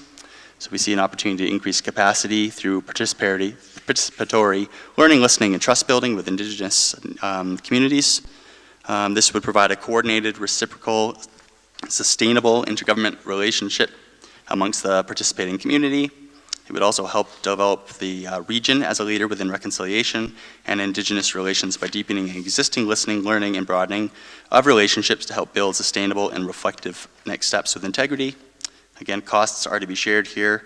The financial impact to the municipality would be $50,000 over a 2-year period, so $50,000 in 2024, $50,000 from the City of Wetaskiwin in 2025, with an opportunity to reevaluate the project at the conclusion. And that really provides a really great overview of that operating business case, and I can answer any questions council might have. Councilor Billingsley. Thank you. Through the chair to Paul, with Beaumont pulling out of this, does that change the dollar amounts, or this committee, whatever, I don't know what you want to call it, would just reduce on a reduced budget? Through the mayor to Councillor Billingsley, it would just provide the group with a reduced budget. And who would, because it's 3 different communities, potentially 3, who would steer the ship? Through the mayor to Councillor Billingsley. So the City of Wetaskiwin would have representative from the organization that is a part of that project team. The City of Leduc is taking the leadership over the contract of the project itself, but not necessarily the scope. It would be my impression that the partners, Town of Devon, City of Wetaskiwin, City of Leduc, would all have an equal say in the overall scope of that project. And do Devon and Leduc have relationships similar to what we have with Musquecheese already? Whether, I believe there's a committee that the mayor and Councillor Blatz are on, and the communications that we've had, do they have that type of relationship already? Through the mayor to Councillor Billingsley, where each of the municipalities is really approaching this very differently. Town of Devon had previously spent some money on an Indigenous Truth and Reconciliation Advisor, and they've done some work in their community in regards to this this area.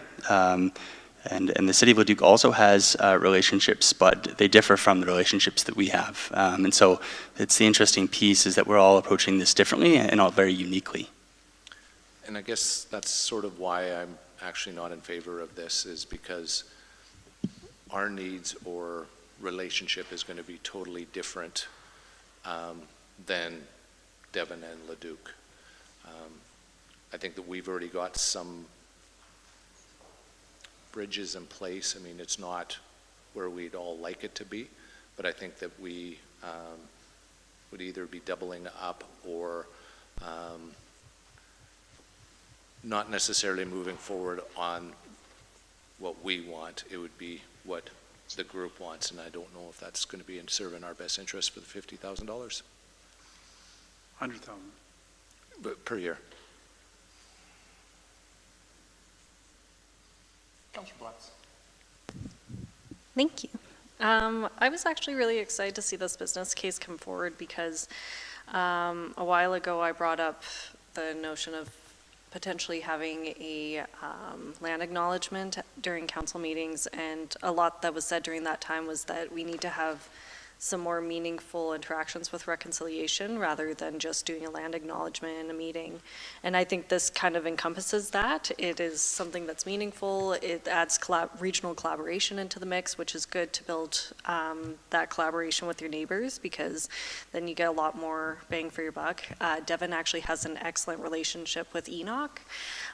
We learned a lot about that through the Treaty Days event that Councillor Elliott and Mayor Gandam and I and a whole bunch of the staff went to this summer, and they have a wonderful approach on reconciliation in Devon. And I do think that the different approaches is actually their power, because we can learn a lot from Leduc or Devon, and they can learn something from us as well. And so I think it's a good way to strengthen those bonds with our surrounding communities and maybe collaborate on future projects as well. And I also want to give kudos to Cheyenne Saddleback, because she is a new member to our organization, and she was the one that created this business case, and I just wanted to give her kudos to that. Go ahead, Councillor Aberle. Thank you, Mayor Gandam.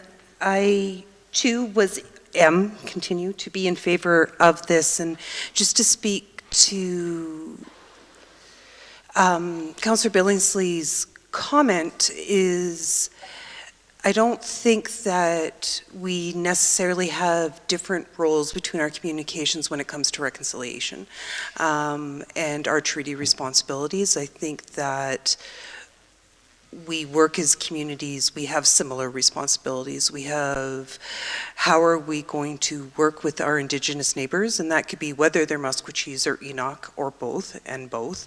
And also trying to never do anything alone. And I know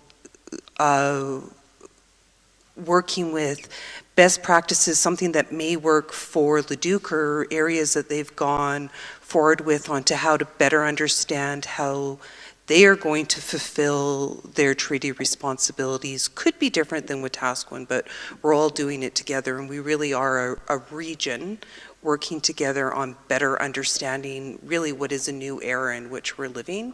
And it's exciting, and I think that we would move forward quicker and with more meaningful results, the more communities that we could be doing this together with. Thank you. Councillor Elliott. Thank you, Mr. Mayor. I don't disagree with Councillor Aberle at all. I would rather see us connect with Devon. I don't know what we have in common with Leduc when it comes to Indigenous peoples. We saw what Devon has done when we went to those 2 days of treaty learning. I also think Musqueambies should be involved in this. I don't know how we can work towards a relationship with somebody and how we build a better relationship if we're not working with the person with whom we're trying to befriend and make things better. So I would rather see us go Musqueambies, Devon, because Devon has done a lot of really good things.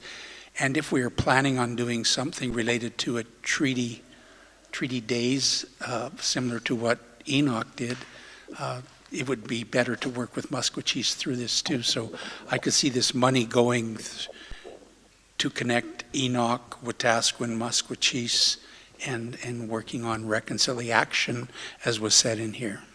Thank you. I think one of the things that Leduc has recognized and what they're working on is building those relationships and recognizing the relationship that Wetaskiwin has with their neighbors in Musquechies.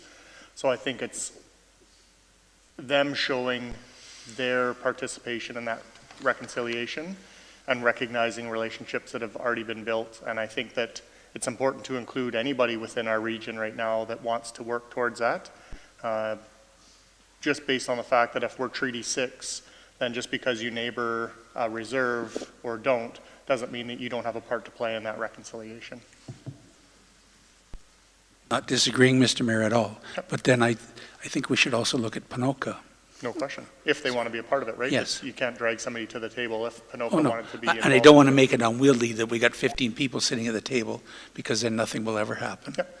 But I would like to see it with 4 or 5 at the table. Okay. Thank you. I agree. Councillor Nielsen. Thank you. Well, I really appreciate Councillor Elliott's comment about having a partner in Musquechies. And I think that it's imperative in however this falls out, that they be at the table. Because like Bill, I don't think I can have a relationship with anybody based on what somebody else tells me that relationship should be, other than the person I'm going to have the relationship with. They'll tell me what they want from the relationship, not a third party. And I would much rather see $50,000 being put in the budget for us to work more collaboratively, specifically with Musquechies, asking them specifically, how do we form the kinds of relationships and how do we address the issues of reconciliation with our neighbors directly. And that's where I would rather see the money go than a committee. Councillor Aberley. Thank you, Mayor Gandam. I appreciate Councillor Nielsen's comments and Councillor Elliott's comments, and I would see these actually as 2 separate things. There is a funding being asked to work closely with our neighboring community of Musquechies, which is different than a funding asked to, I personally don't like the word reconciliation, which is why I've tried not to do it, but to work on elements towards the TRC and our treaty responsibilities. And I'm just going to take this opportunity to remind everybody that we do not only have relationships with Musquechies Cree, but we also are in the Métis homeland, and there are many other nations, whether it's the Stoney, the Anishinaabe, et cetera, that will continue on this. And so I understand how this is how the 2 things are separate from Musquechies. It would be an assumption that working with our closest reserve or 4 nations would be within that, but it is not related solely to our relationship with that community. There are many Indigenous peoples that we must look towards when we're talking reconciliation.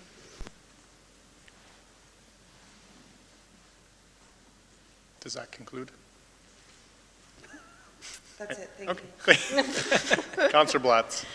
No, I wanted to say something similar to Councillor Aberley, which was that Indigenous is not just Musquechies. Like, we do have other Indigenous nations around us, but also being able to have that regional connection to Enoch or any of the other First Nations communities around us could be really beneficial as well. And just knowing that, like, this is a part of Treaty 6, so any within the region would be something that would be beneficial to have as a partnership. And so I think that while we definitely could have all those different groups come to the table, I think that this is a good start to getting this off the ground and running, and not just talking about a committee that may or may not meet. So, thank you. Councillor Bronco. Thank you, Tyler. Question to ask about the $50,000, and the city of Leduc would be managing this. Would we be paying for office rental and all that good stuff that comes with it, just like Jedi did? Or is just $50,000, everything's in, there's no extra costs involved? Through the Mayor to Councillor Branco, to my knowledge, there are no overhead costs like an office or any other administration fees like that. So it's our $50,000 combined with Devon and Leduc for a total of $150,000 a year to start work on this Indigenous and Treaty Truth and Reconciliation Action Plan. So how many people does that employ? Just one administrator to look after all this? Through the Mayor to Councillor Branco, at this point in time, I don't believe that anybody has been chosen to kind of lead this as an advisor or an expert in this area. We're at this point just asking for the funding to proceed. Thank you. Councillor Nielsen. Thank you. Through the chair to anybody. No, and I mean that sincerely. We've heard today about how Devon has formed a really good relationship with Enoch. And so I applaud that. But did they do that by having a relationship with Enoch, or did they have a panel that told them how they should interact and create that relationship? So it's an open-ended question because I don't know the way in which that was developed. Because unless they had a panel, they learned how to form that relationship with their nearest neighbors without anything other than forming a relationship. Through the Mayor to Councillor Nielsen, the town of Devon over the last 2 years at least, and it could be longer than that, has employed an Indigenous advisor to help their municipality walk through a lot of the steps towards truth and reconciliation. And so some of the outcomes from that I know are better relationships with some of their Indigenous communities that are close to their municipality. But then they've also done some work within their municipality. I know on social media, was it last week, I saw that they are just finishing work that they've done on a Friendship Park within their municipality. And so I know it wasn't just solely focused on relationships, but it was focused on other aspects of truth and reconciliation as well.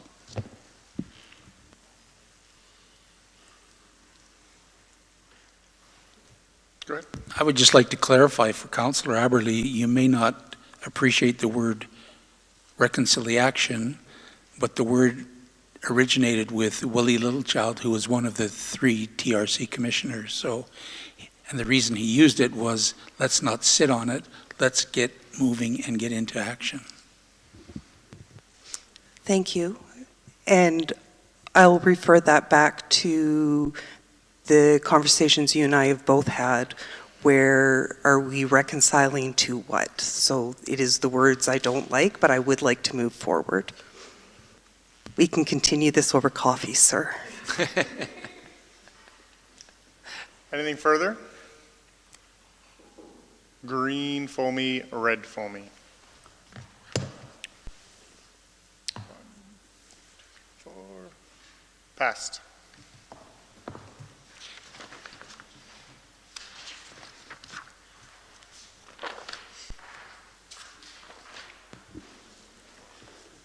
Okay, moving on to archives. Our archives cost center, I should note that our archives cost center oversees the archives contract. Okay. So this archives cost center is showing a net budget decrease in 2024 of $5,340. There was a decrease of $78,580 in salary, wages, and benefits to outsource the delivery of archives program to the Heritage Museum. So some of those dollars were reincorporated to support the contract, as well as we do no longer hire or employ an archivist within the city of Wetaskiwin. There was an increase of $3,240 in general services to accommodate increases in insurance that we're seeing across our organization, and an increase of $70,000 in contracted services to support contract with Heritage Museum for provision of the archives program. So there was a decrease on the salaries, wages, and benefits, but a corresponding increase of $70,000 to support the contract. There is no operating business case for the archives. With that, I will just pause here and see if council has any questions. Councilor Nielsen? Sorry. I'm borderline here, so may I be excused for pecuniary interests? Thank you.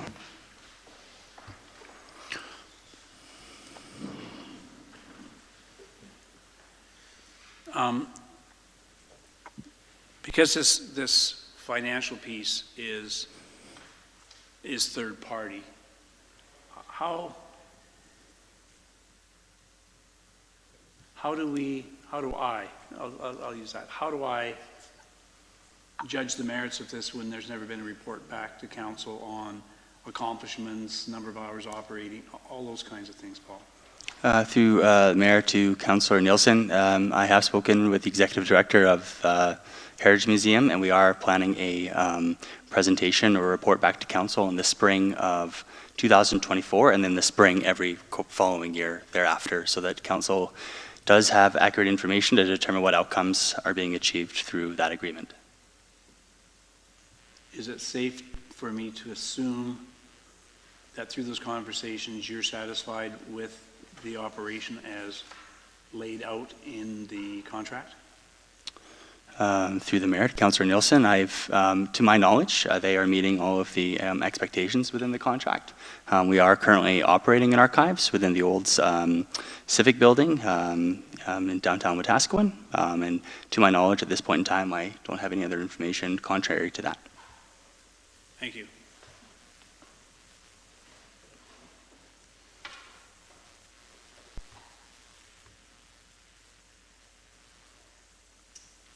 That's it. Moving along. Okay, thank you very much. Sorry?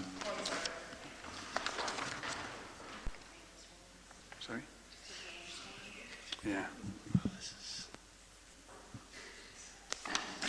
Is that what you went for? Yeah, I know, but.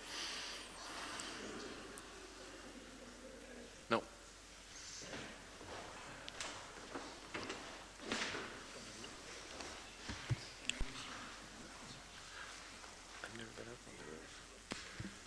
Okay, on to Wetaskiwin Fire Services. I should note that Wetaskiwin Fire Services provides provision of fire services training, fire inspections, emergency medical response, fire investigations, and fire response for the community.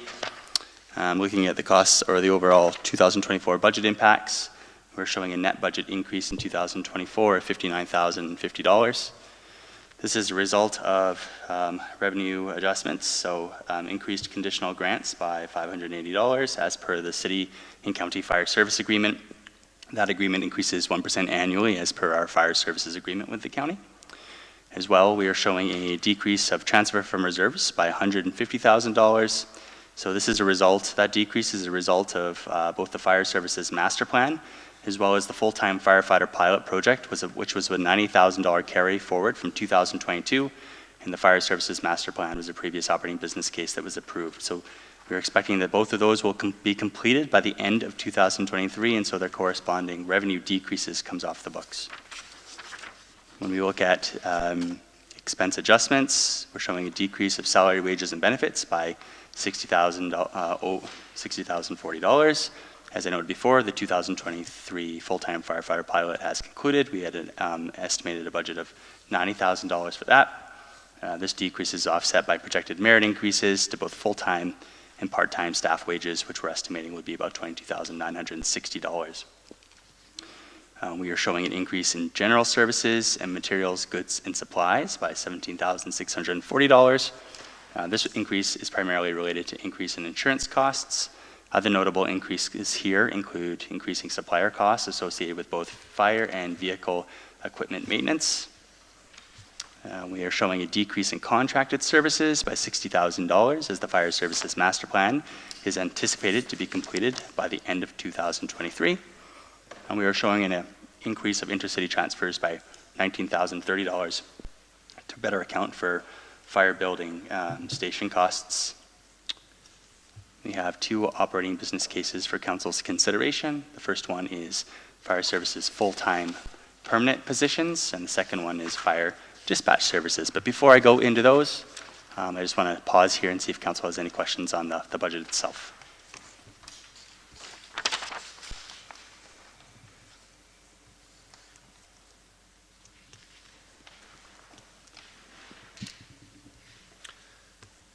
Through the chair to Paul, on the expenses side, we're transferring $275,000 per year. Has any consideration going forward as far as adding inflation to that amount? Is that something that may or may not be needed? And I suspect that this is specific to something that the fire department's going to need. And I'm going to guess, it looks like it's being cut off by 2026.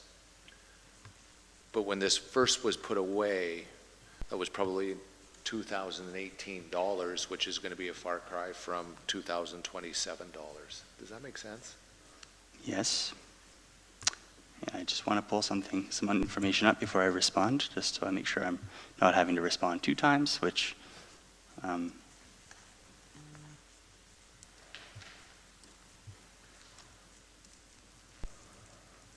And I made up 2018. I have no idea when the dollars first rolled into there.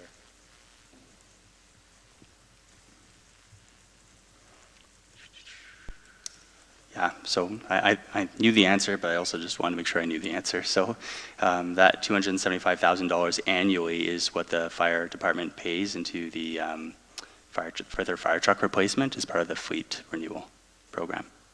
And in regards to should we be putting in inflationary adjustments in there, we haven't had any of those discussions related to that previously, but I know that Kevin Bamber, manager of Fleet and Facilities, is overseeing that program moving forward, and I know that whatever would be subject upon the fire department and most likely be subject across all city departments. And so, and forecasting out to 2027, I suspect that that's when the money's going to get spent because there's $0 in that column. Through the mayor to Councillor Billingsley, if you note in the budget, all of my areas only did the 3 years for the most part, and that's an error. I should have done before. As part of the master plan that's coming back to council for approval will be recommendations on future capital spend for the fire department. I know the fire department currently has a 5 to 10 year capital plan. However, it has not been reinforced by the findings of the data and analysis that they're doing with the fire services master plan. And so I would expect that those staff would gather that data and then bring a renewed capital plan forward in future years. But right now, there is no plan for any sort of equipment at this stage in the game. Thank you.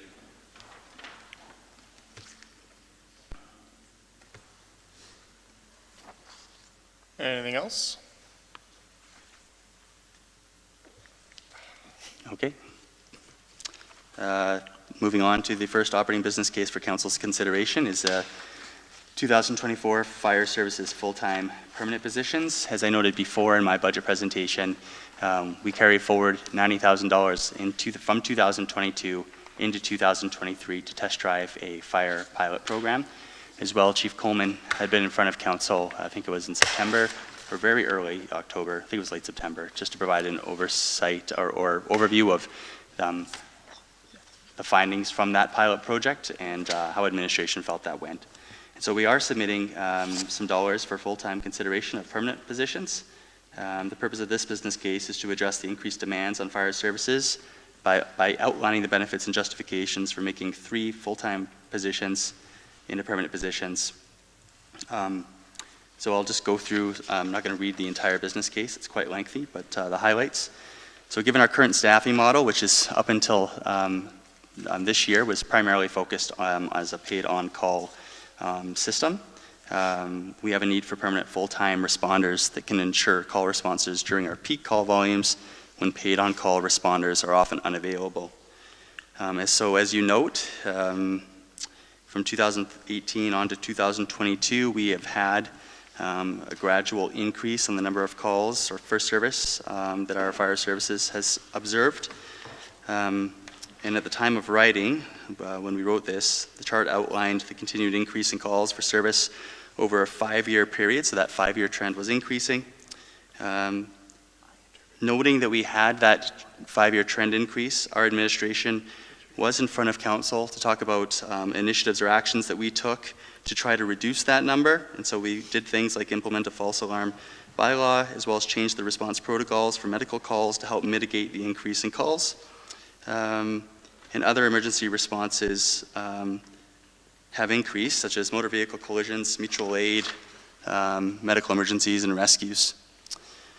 So on the second page of the operating business case, we have 2 charts. One is around the 2023 average daytime call responses, of which case our full-time pilot staff have been doing almost 3/4 of. And then calls in relation to days of the week. So these charts show the ratio of responders during our peak call times, as well as corresponding call numbers during the week. The pilot project term positions were put in place to cover these times to ensure we had responders for these responses. So during the week from 9 until 5, Monday, Tuesday, Wednesday, and Friday, we had those full-time pilot firefighters in place. And the chart shows that the responses were actioned by the full-time staff, with only 1 paid on-call staff member on average responding to assist as part of that team during the day. The final chart here on the 3rd page of the business case speaks to 2023 shoot times. And so shoot time is defined as the time from the minute the dispatch notification is received to the time the apparatus left the station. And so as you can see from the chart, the very dark color on my note or page here notes that full-time staff shoot times are on average half of the shoot times of the paid on-call staff, which means that the paid on-call staff are getting to the emergency sooner and allows us to do that to start mitigating the situation sooner. I also want to note that it's important to the organization to recognize the potential services reduction if we do not have responders during the peak times. By making the term positions permanent, we can ensure a service level that the public expects while contributing to a healthier work environment for all employees, improved employee retention, and enhanced departmental productivity.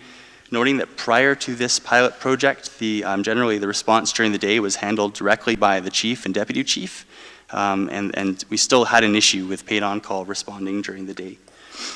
With some internal reviews that administration has done, as well as trying to still make a dent in the overall call volumes for the department, we feel very strongly that the full-time firefighters should continue past December 31st, 2023 to continue providing responses during peak times and to allow our administrators and the fire chief and deputy chief to continue overseeing and managing the department to the expectation by both council and this administration. So the funding for this will come from our existing budget primarily, utilizing the salary from a vacant 0.5 FTE admin position that we previously had to help us do admin work in the department, as well as from the hourly part-time budget, which has decreased a little bit in actual spend because now we're spending it differently on our full-time firefighters. So as I've noted before in this business case, on the 4th page under situational analysis, there's 5 benefits or 4 benefits total. The 2 most important ones are improved firefighter response and reduced response times. And I think I've spoken to that pretty well, and we've tried to use data to illustrate that. But the 2 other pieces I think that provide value and council should consider is efficiencies and consistency for training. We do have our full-time staff revamping the training program to ensure that the necessary skills and abilities to operate safely are being delivered in a consistent manner. And they would continue to do that if these positions were approved. As well, hiring a full-time member means a more attractive role to potential recruits on the paid-on-call side. Being a firefighter in our community is not just responding to calls, but also involves significant community engagement, such as fire prevention activities, such as our annual Santa Claus parade, open houses, school tours, inspections, and interagency exercises, all of which take staff capacity. So the challenges, opportunities, and risks have been outlined for you there. Don't want to go through and belabor those too much. I do want to note under risk, and in the BIR that was submitted on behalf of Mayor Gandam's request, the possible legal ramifications of not providing these resources for the call to the department is then our and there are a number of shared emergency agreements with other municipalities. We are currently not meeting the ability to respond as outlined in those contracts. And so that is a risk and something that we would have to determine how we're going to adjust if these resources are not approved. So administration is asking for $50,000 in addition to our existing salaries. And the current budget for how we came to that number has been provided below in the business case. As I noted, and I did hand out, administration had completed a budget information request on behalf of Mayor Gandam, and unfortunately, we finished it last week but didn't actually get it circulated, so I have printed those out for council to consider as well. There's just a lot more detailed information in addition to what I've already presented. So with that, I shall open it to any questions. Can I have a motion to go in closed session? Councilor Blatz, those in favor? Thank you. Just your SLT if you want. Paul Fisher. What did you say? He heard you swearing at me. It's your 50.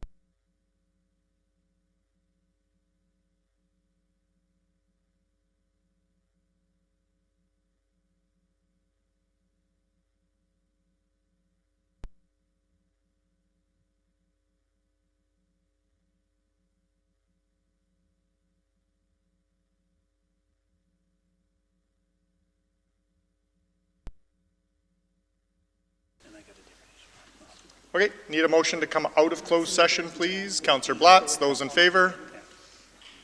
Carried unanimously. Okay, sorry, go ahead. Go ahead. No, I just raised the green one. You're in favor? I'm in favor. Yeah. I want to follow protocol. Different protocol. Okay, on the the full-time permanent positions, Paul, you talked about some legal ramifications that we might not be fulfilling our contracts with outside agencies or organizations or municipalities. Have we approached them about paying for part of those full-time wages? And if not, can we? If it becomes a level of service as we've identified here in the city, then I don't know that we should be shouldering the bulk of, or all of it, not even the bulk, all of the expenses that go along with making sure that we've got adequate response. Through the mayor, I'm not aware of the nature of the specific discussions between Chief Coleman and our neighboring municipalities, or where we have neighboring agreements. But as we continue to move forward with those agreements in support of emergency services in those communities, our staffing model, whatever our staffing model of the day, would be brought to the table as part of future negotiations with those groups. So we would have to wait until that Zone 2 agreement was redone in order for it to be considered for cost sharing? Through the mayor, we meet with the Rural Fire Board pretty regularly, so I would expect that this would be part of our update and part of those discussions as part of our ongoing, but the nature of some other agreements, I'm not exactly sure, don't have the information in front of me, but we may have to wait for some for the agreement to be over, and then some we might be able to bring it up as we meet with them regularly. So whenever we have a nature of an agreement with another municipality where we can bring that forward to them, to the table for discussion right away, we will. Okay, anything further? Councillor Elliott.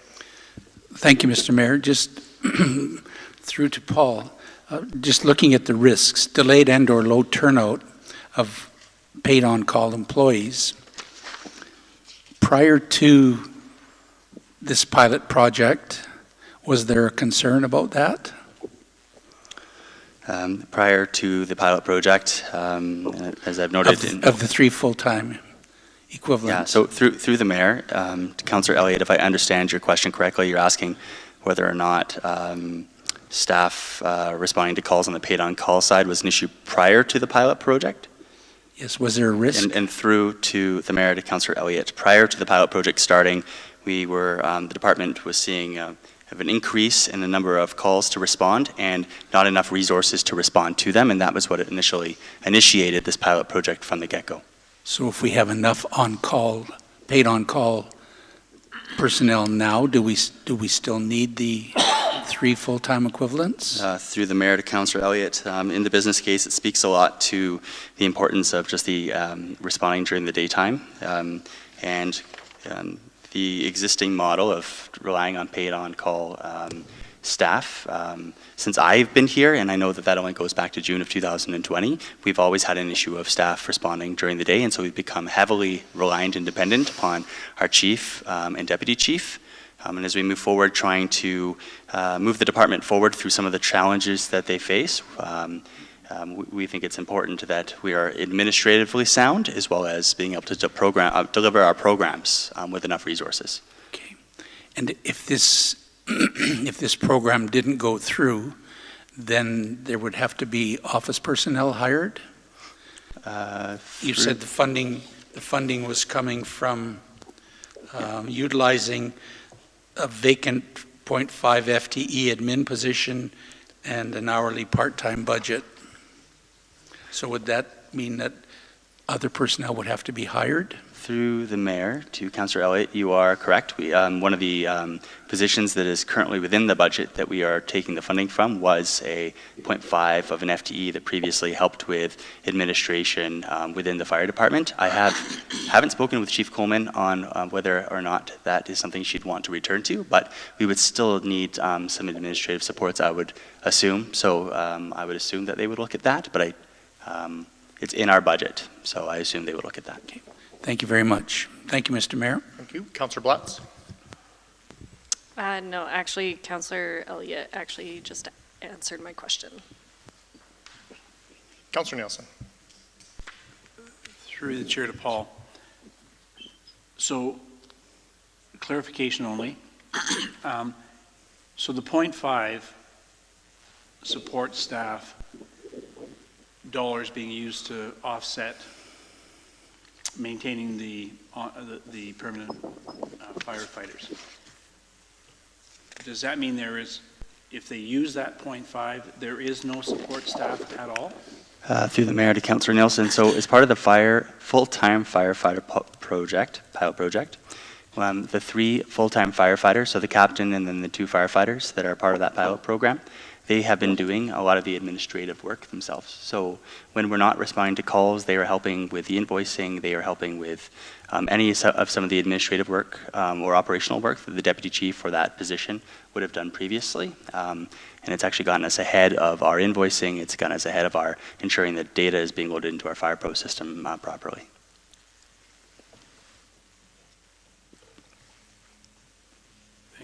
Thank you.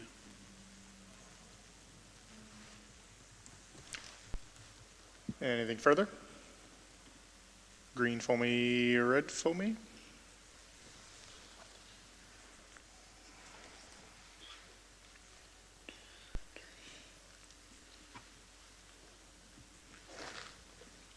Is your hand up or down? Down, Joe? Down. Defeated.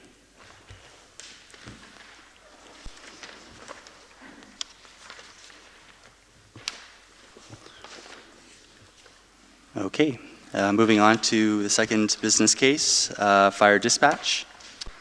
The purpose of this business case is to obtain increased funding to transition to a more comprehensive fire dispatch provider. In 2018, a decision was made at the time to transition fire dispatch service providers to take advantage of an opportunity to reduce expenses for the department. Prior to this transition, services such as constant monitoring during fire calls, monitoring routinely, which included Mayday monitoring, reliable backup paging system, as well as adequate and pertinent information provided by dispatch to our personnel during emergency calls was provided, and we were pretty happy with that service. The relationship with this dispatch center was successful and where organizational needs and requirements were met. We have recently experienced multiple challenges in being provided the required services, leading to firefighter safety being questioned. So we are requesting additional funding to transition back into a dispatch contract that can provide the support we require for an emergency response. I do want to note that currently the call process time is approximately 10 minutes, where the National Fire Protection Agency NFPA 1710 standard is approximately 90 to 180 seconds, which is an industry standard. Our standard should be around 3-minute process time, but currently we're around 10 minutes. Not having a consistent system for backup redundancy can lead to dire situations. In an emergency situation, losing communication with dispatch has serious potential for negative impacts. So the challenge here is we're asking for some additional dollars, so the budgetary implications provides an opportunity for to right that wrong and then to reduce the safety risks as we've identified throughout the business case. We're asking for an additional $23,000, and I can take any questions council might have. Councillor Billingsley. Thank you. Through the chair to Paul. It's $2,000 extra per month, thereabouts, a little less. So is this a different company? Like what are they providing that's different for $2,000 more per month? Through the mayor, Councillor Billingsley. So at this point in time, I think it's important to note that there isn't any sort of standard or service provider that we've identified at this point in time. It's just that from look at market to know what a reliable dispatch service would cost and knowing where we're at currently, we would need an additional $23,000 to get a bit more of a reliable and consistent service.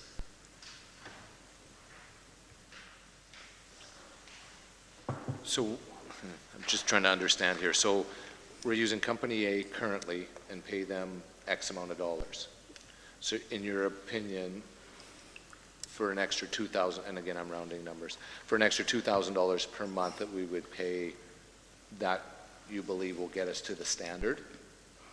It will significantly improve the response times from the dispatch to our firefighters, and ensure that we're not in a situation where a dispatch is not able to get a hold of our fire service.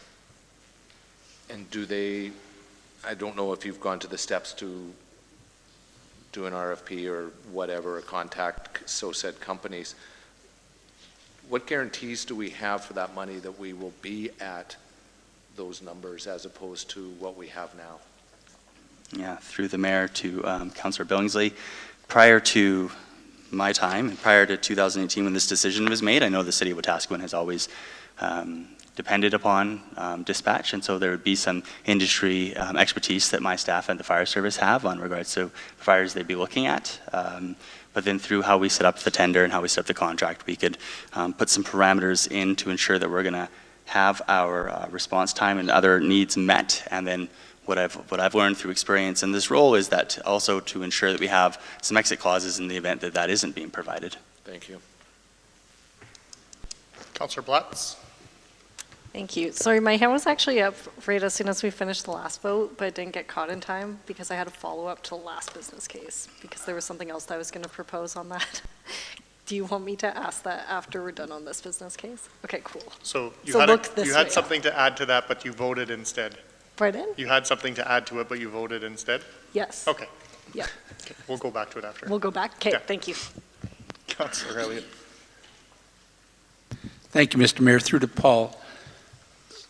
So Paul, the company that the city would be searching for, would that be like a local service provider, or would we be looking at Strathcona or Sherwood? You know, are we looking throughout the province, or what are we doing? Yeah, through the mayor to Councillor Elliott. Elliott, yeah. Hi.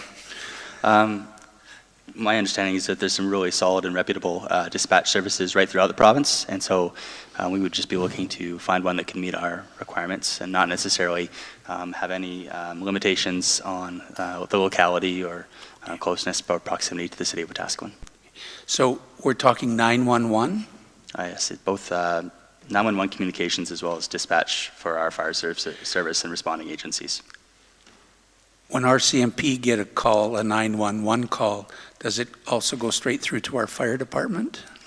Through the mayor to Councillor Elliott. I'm not sure if it goes directly to them, but I do know that there's protocols between the RCMP and our enforcement services staff that they are notified. Okay, I wasn't sure if they go through, because I was wondering about RCMP and ambulance, because if our fire department were going to assist in responding to a vehicular accident and the RCMP are on their way, hopefully our people would be on their way as well. So I was just wondering how that's all coordinated. Through the mayor to Councillor Elliott, I don't have the information on exactly how that is coordinated, but I also want to note that this is just specifically for Wetaskiwin Fire Services and not for, the RCMP. Yes, no, I realize that, but I just wondered if there was some coordination so all personnel is responding simultaneously, as opposed to you were saying we had a 10-minute delay with the previous supplier. So. Through the mayor to Councillor Elliott, I know that there is some sort of coordination. I don't know the specifics of it. Essentially what this business case is doing is saying, providing enough funding for reliable dispatch to ensure when that 911 call does happen, that we're receiving it within 3 minutes and not 10. Yeah, and I appreciate your proposal. Thank you. Thank you, Mr. Mayor. Thank you. Anything further? Councillor Bronco? Thank you, Tyler. To Paul, I'm kind of confused. Are we paying extra for different equipment, or just somebody to push a button and tell our firefighters we got to go to a fire and they want $2,000? Is the equipment the same that we're going to be using, whether we pay $2,000 more a month, or is it the same? Through the mayor to Councillor Branco, our fire service utilizes the AFRAX radio technology that was previously approved by council, and those have been implemented as of this presentation. So the business case is literally for dispatch service itself to oversee the dispatch of calls to our fire service. Understood, but when you're calling a dispatch, we still have the same equipment. How can it take longer to do the same thing? So they must have some kind of new technology that we don't have. Do they have new equipment? If we're still using the same equipment, how come it takes 3 minutes to 10 minutes? I'm confused. Through the Mayor to Councilor Branco, our equipment that we're using, AFRAX radios, is an industry standard and also used by the RCMP. I don't think these challenges, I know these challenges are not as a result of the technology we're using, but instead by the dispatch that we're currently contracted to. And I should also note that our administration has reached out a number of times to try to mitigate these issues, and they're still struggling. Well, no guarantees that this is going to work faster for 3 minutes instead of 10 minutes. Through the Mayor to Councilor Branco, administration will endeavor to build as much of the guarantees into the contract as we can and ensure that we have proper exit clauses if we are not getting the service that we are expecting from our provider.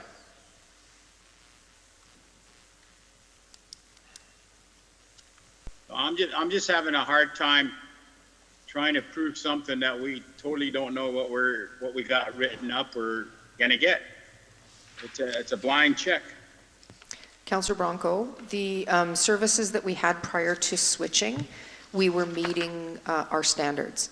We switched a couple years back because we were trying to amalgamate with bylaw. The dispatch system that bylaw has was willing to take on our fire services at no additional cost. So there was a savings to the budget at that point. They're not delivering the level of service that we had before. So the fire department wants to go back to another company that can deliver that level of service quicker.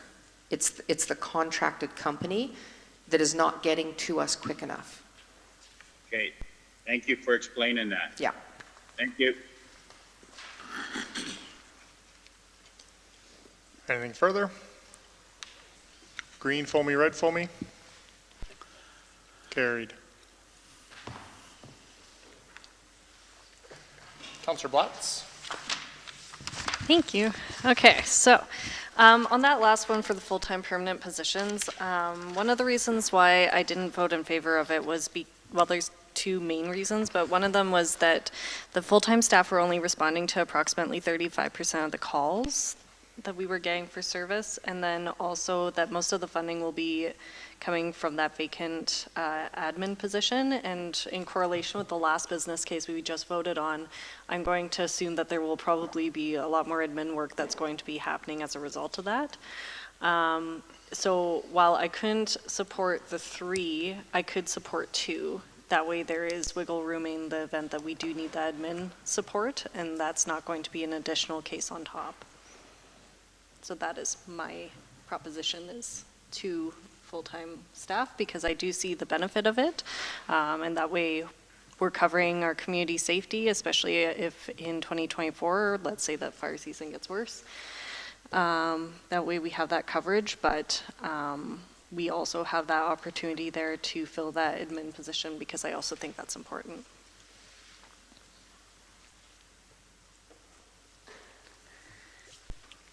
Councillor Nielsen? And I can support looking at the potential for 2 permanent. I don't know if that would be whether the fire department would perceive that as a benefit or not.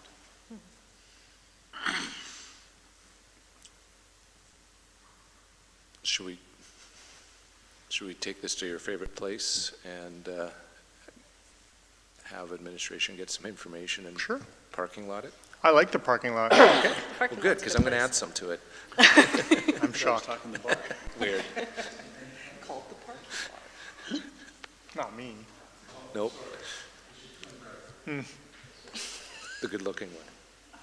Doesn't take much. No.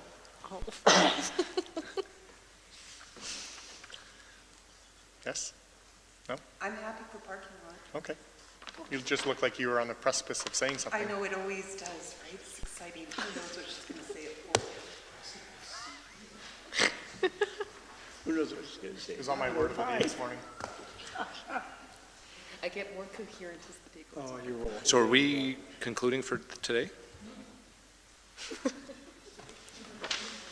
Well, we were going to go till 4 o'clock. We're ahead of schedule. So I'm wondering if I would be able to, at this point, add a couple items to the parking lot? No, not if we're concluding for today. Okay, we'll do it tomorrow. I just thought this would give administration more time to investigate. If you have some BIRs or some FIRs, that would be in Okay. your interest to make sure that administration has that ahead of that's time. fine. But are we done? We're done. We're ahead of schedule. No, that's What fine. happened to what happened to discontinued automated traffic enforcement? We're going to go over that tomorrow morning. None of protective services was going to start till tomorrow morning anyways. Ooh, we're way ahead of the game. No, that's fine. We could be done by tomorrow noon. No, that's fine. I was thinking I'll do it 11. right now.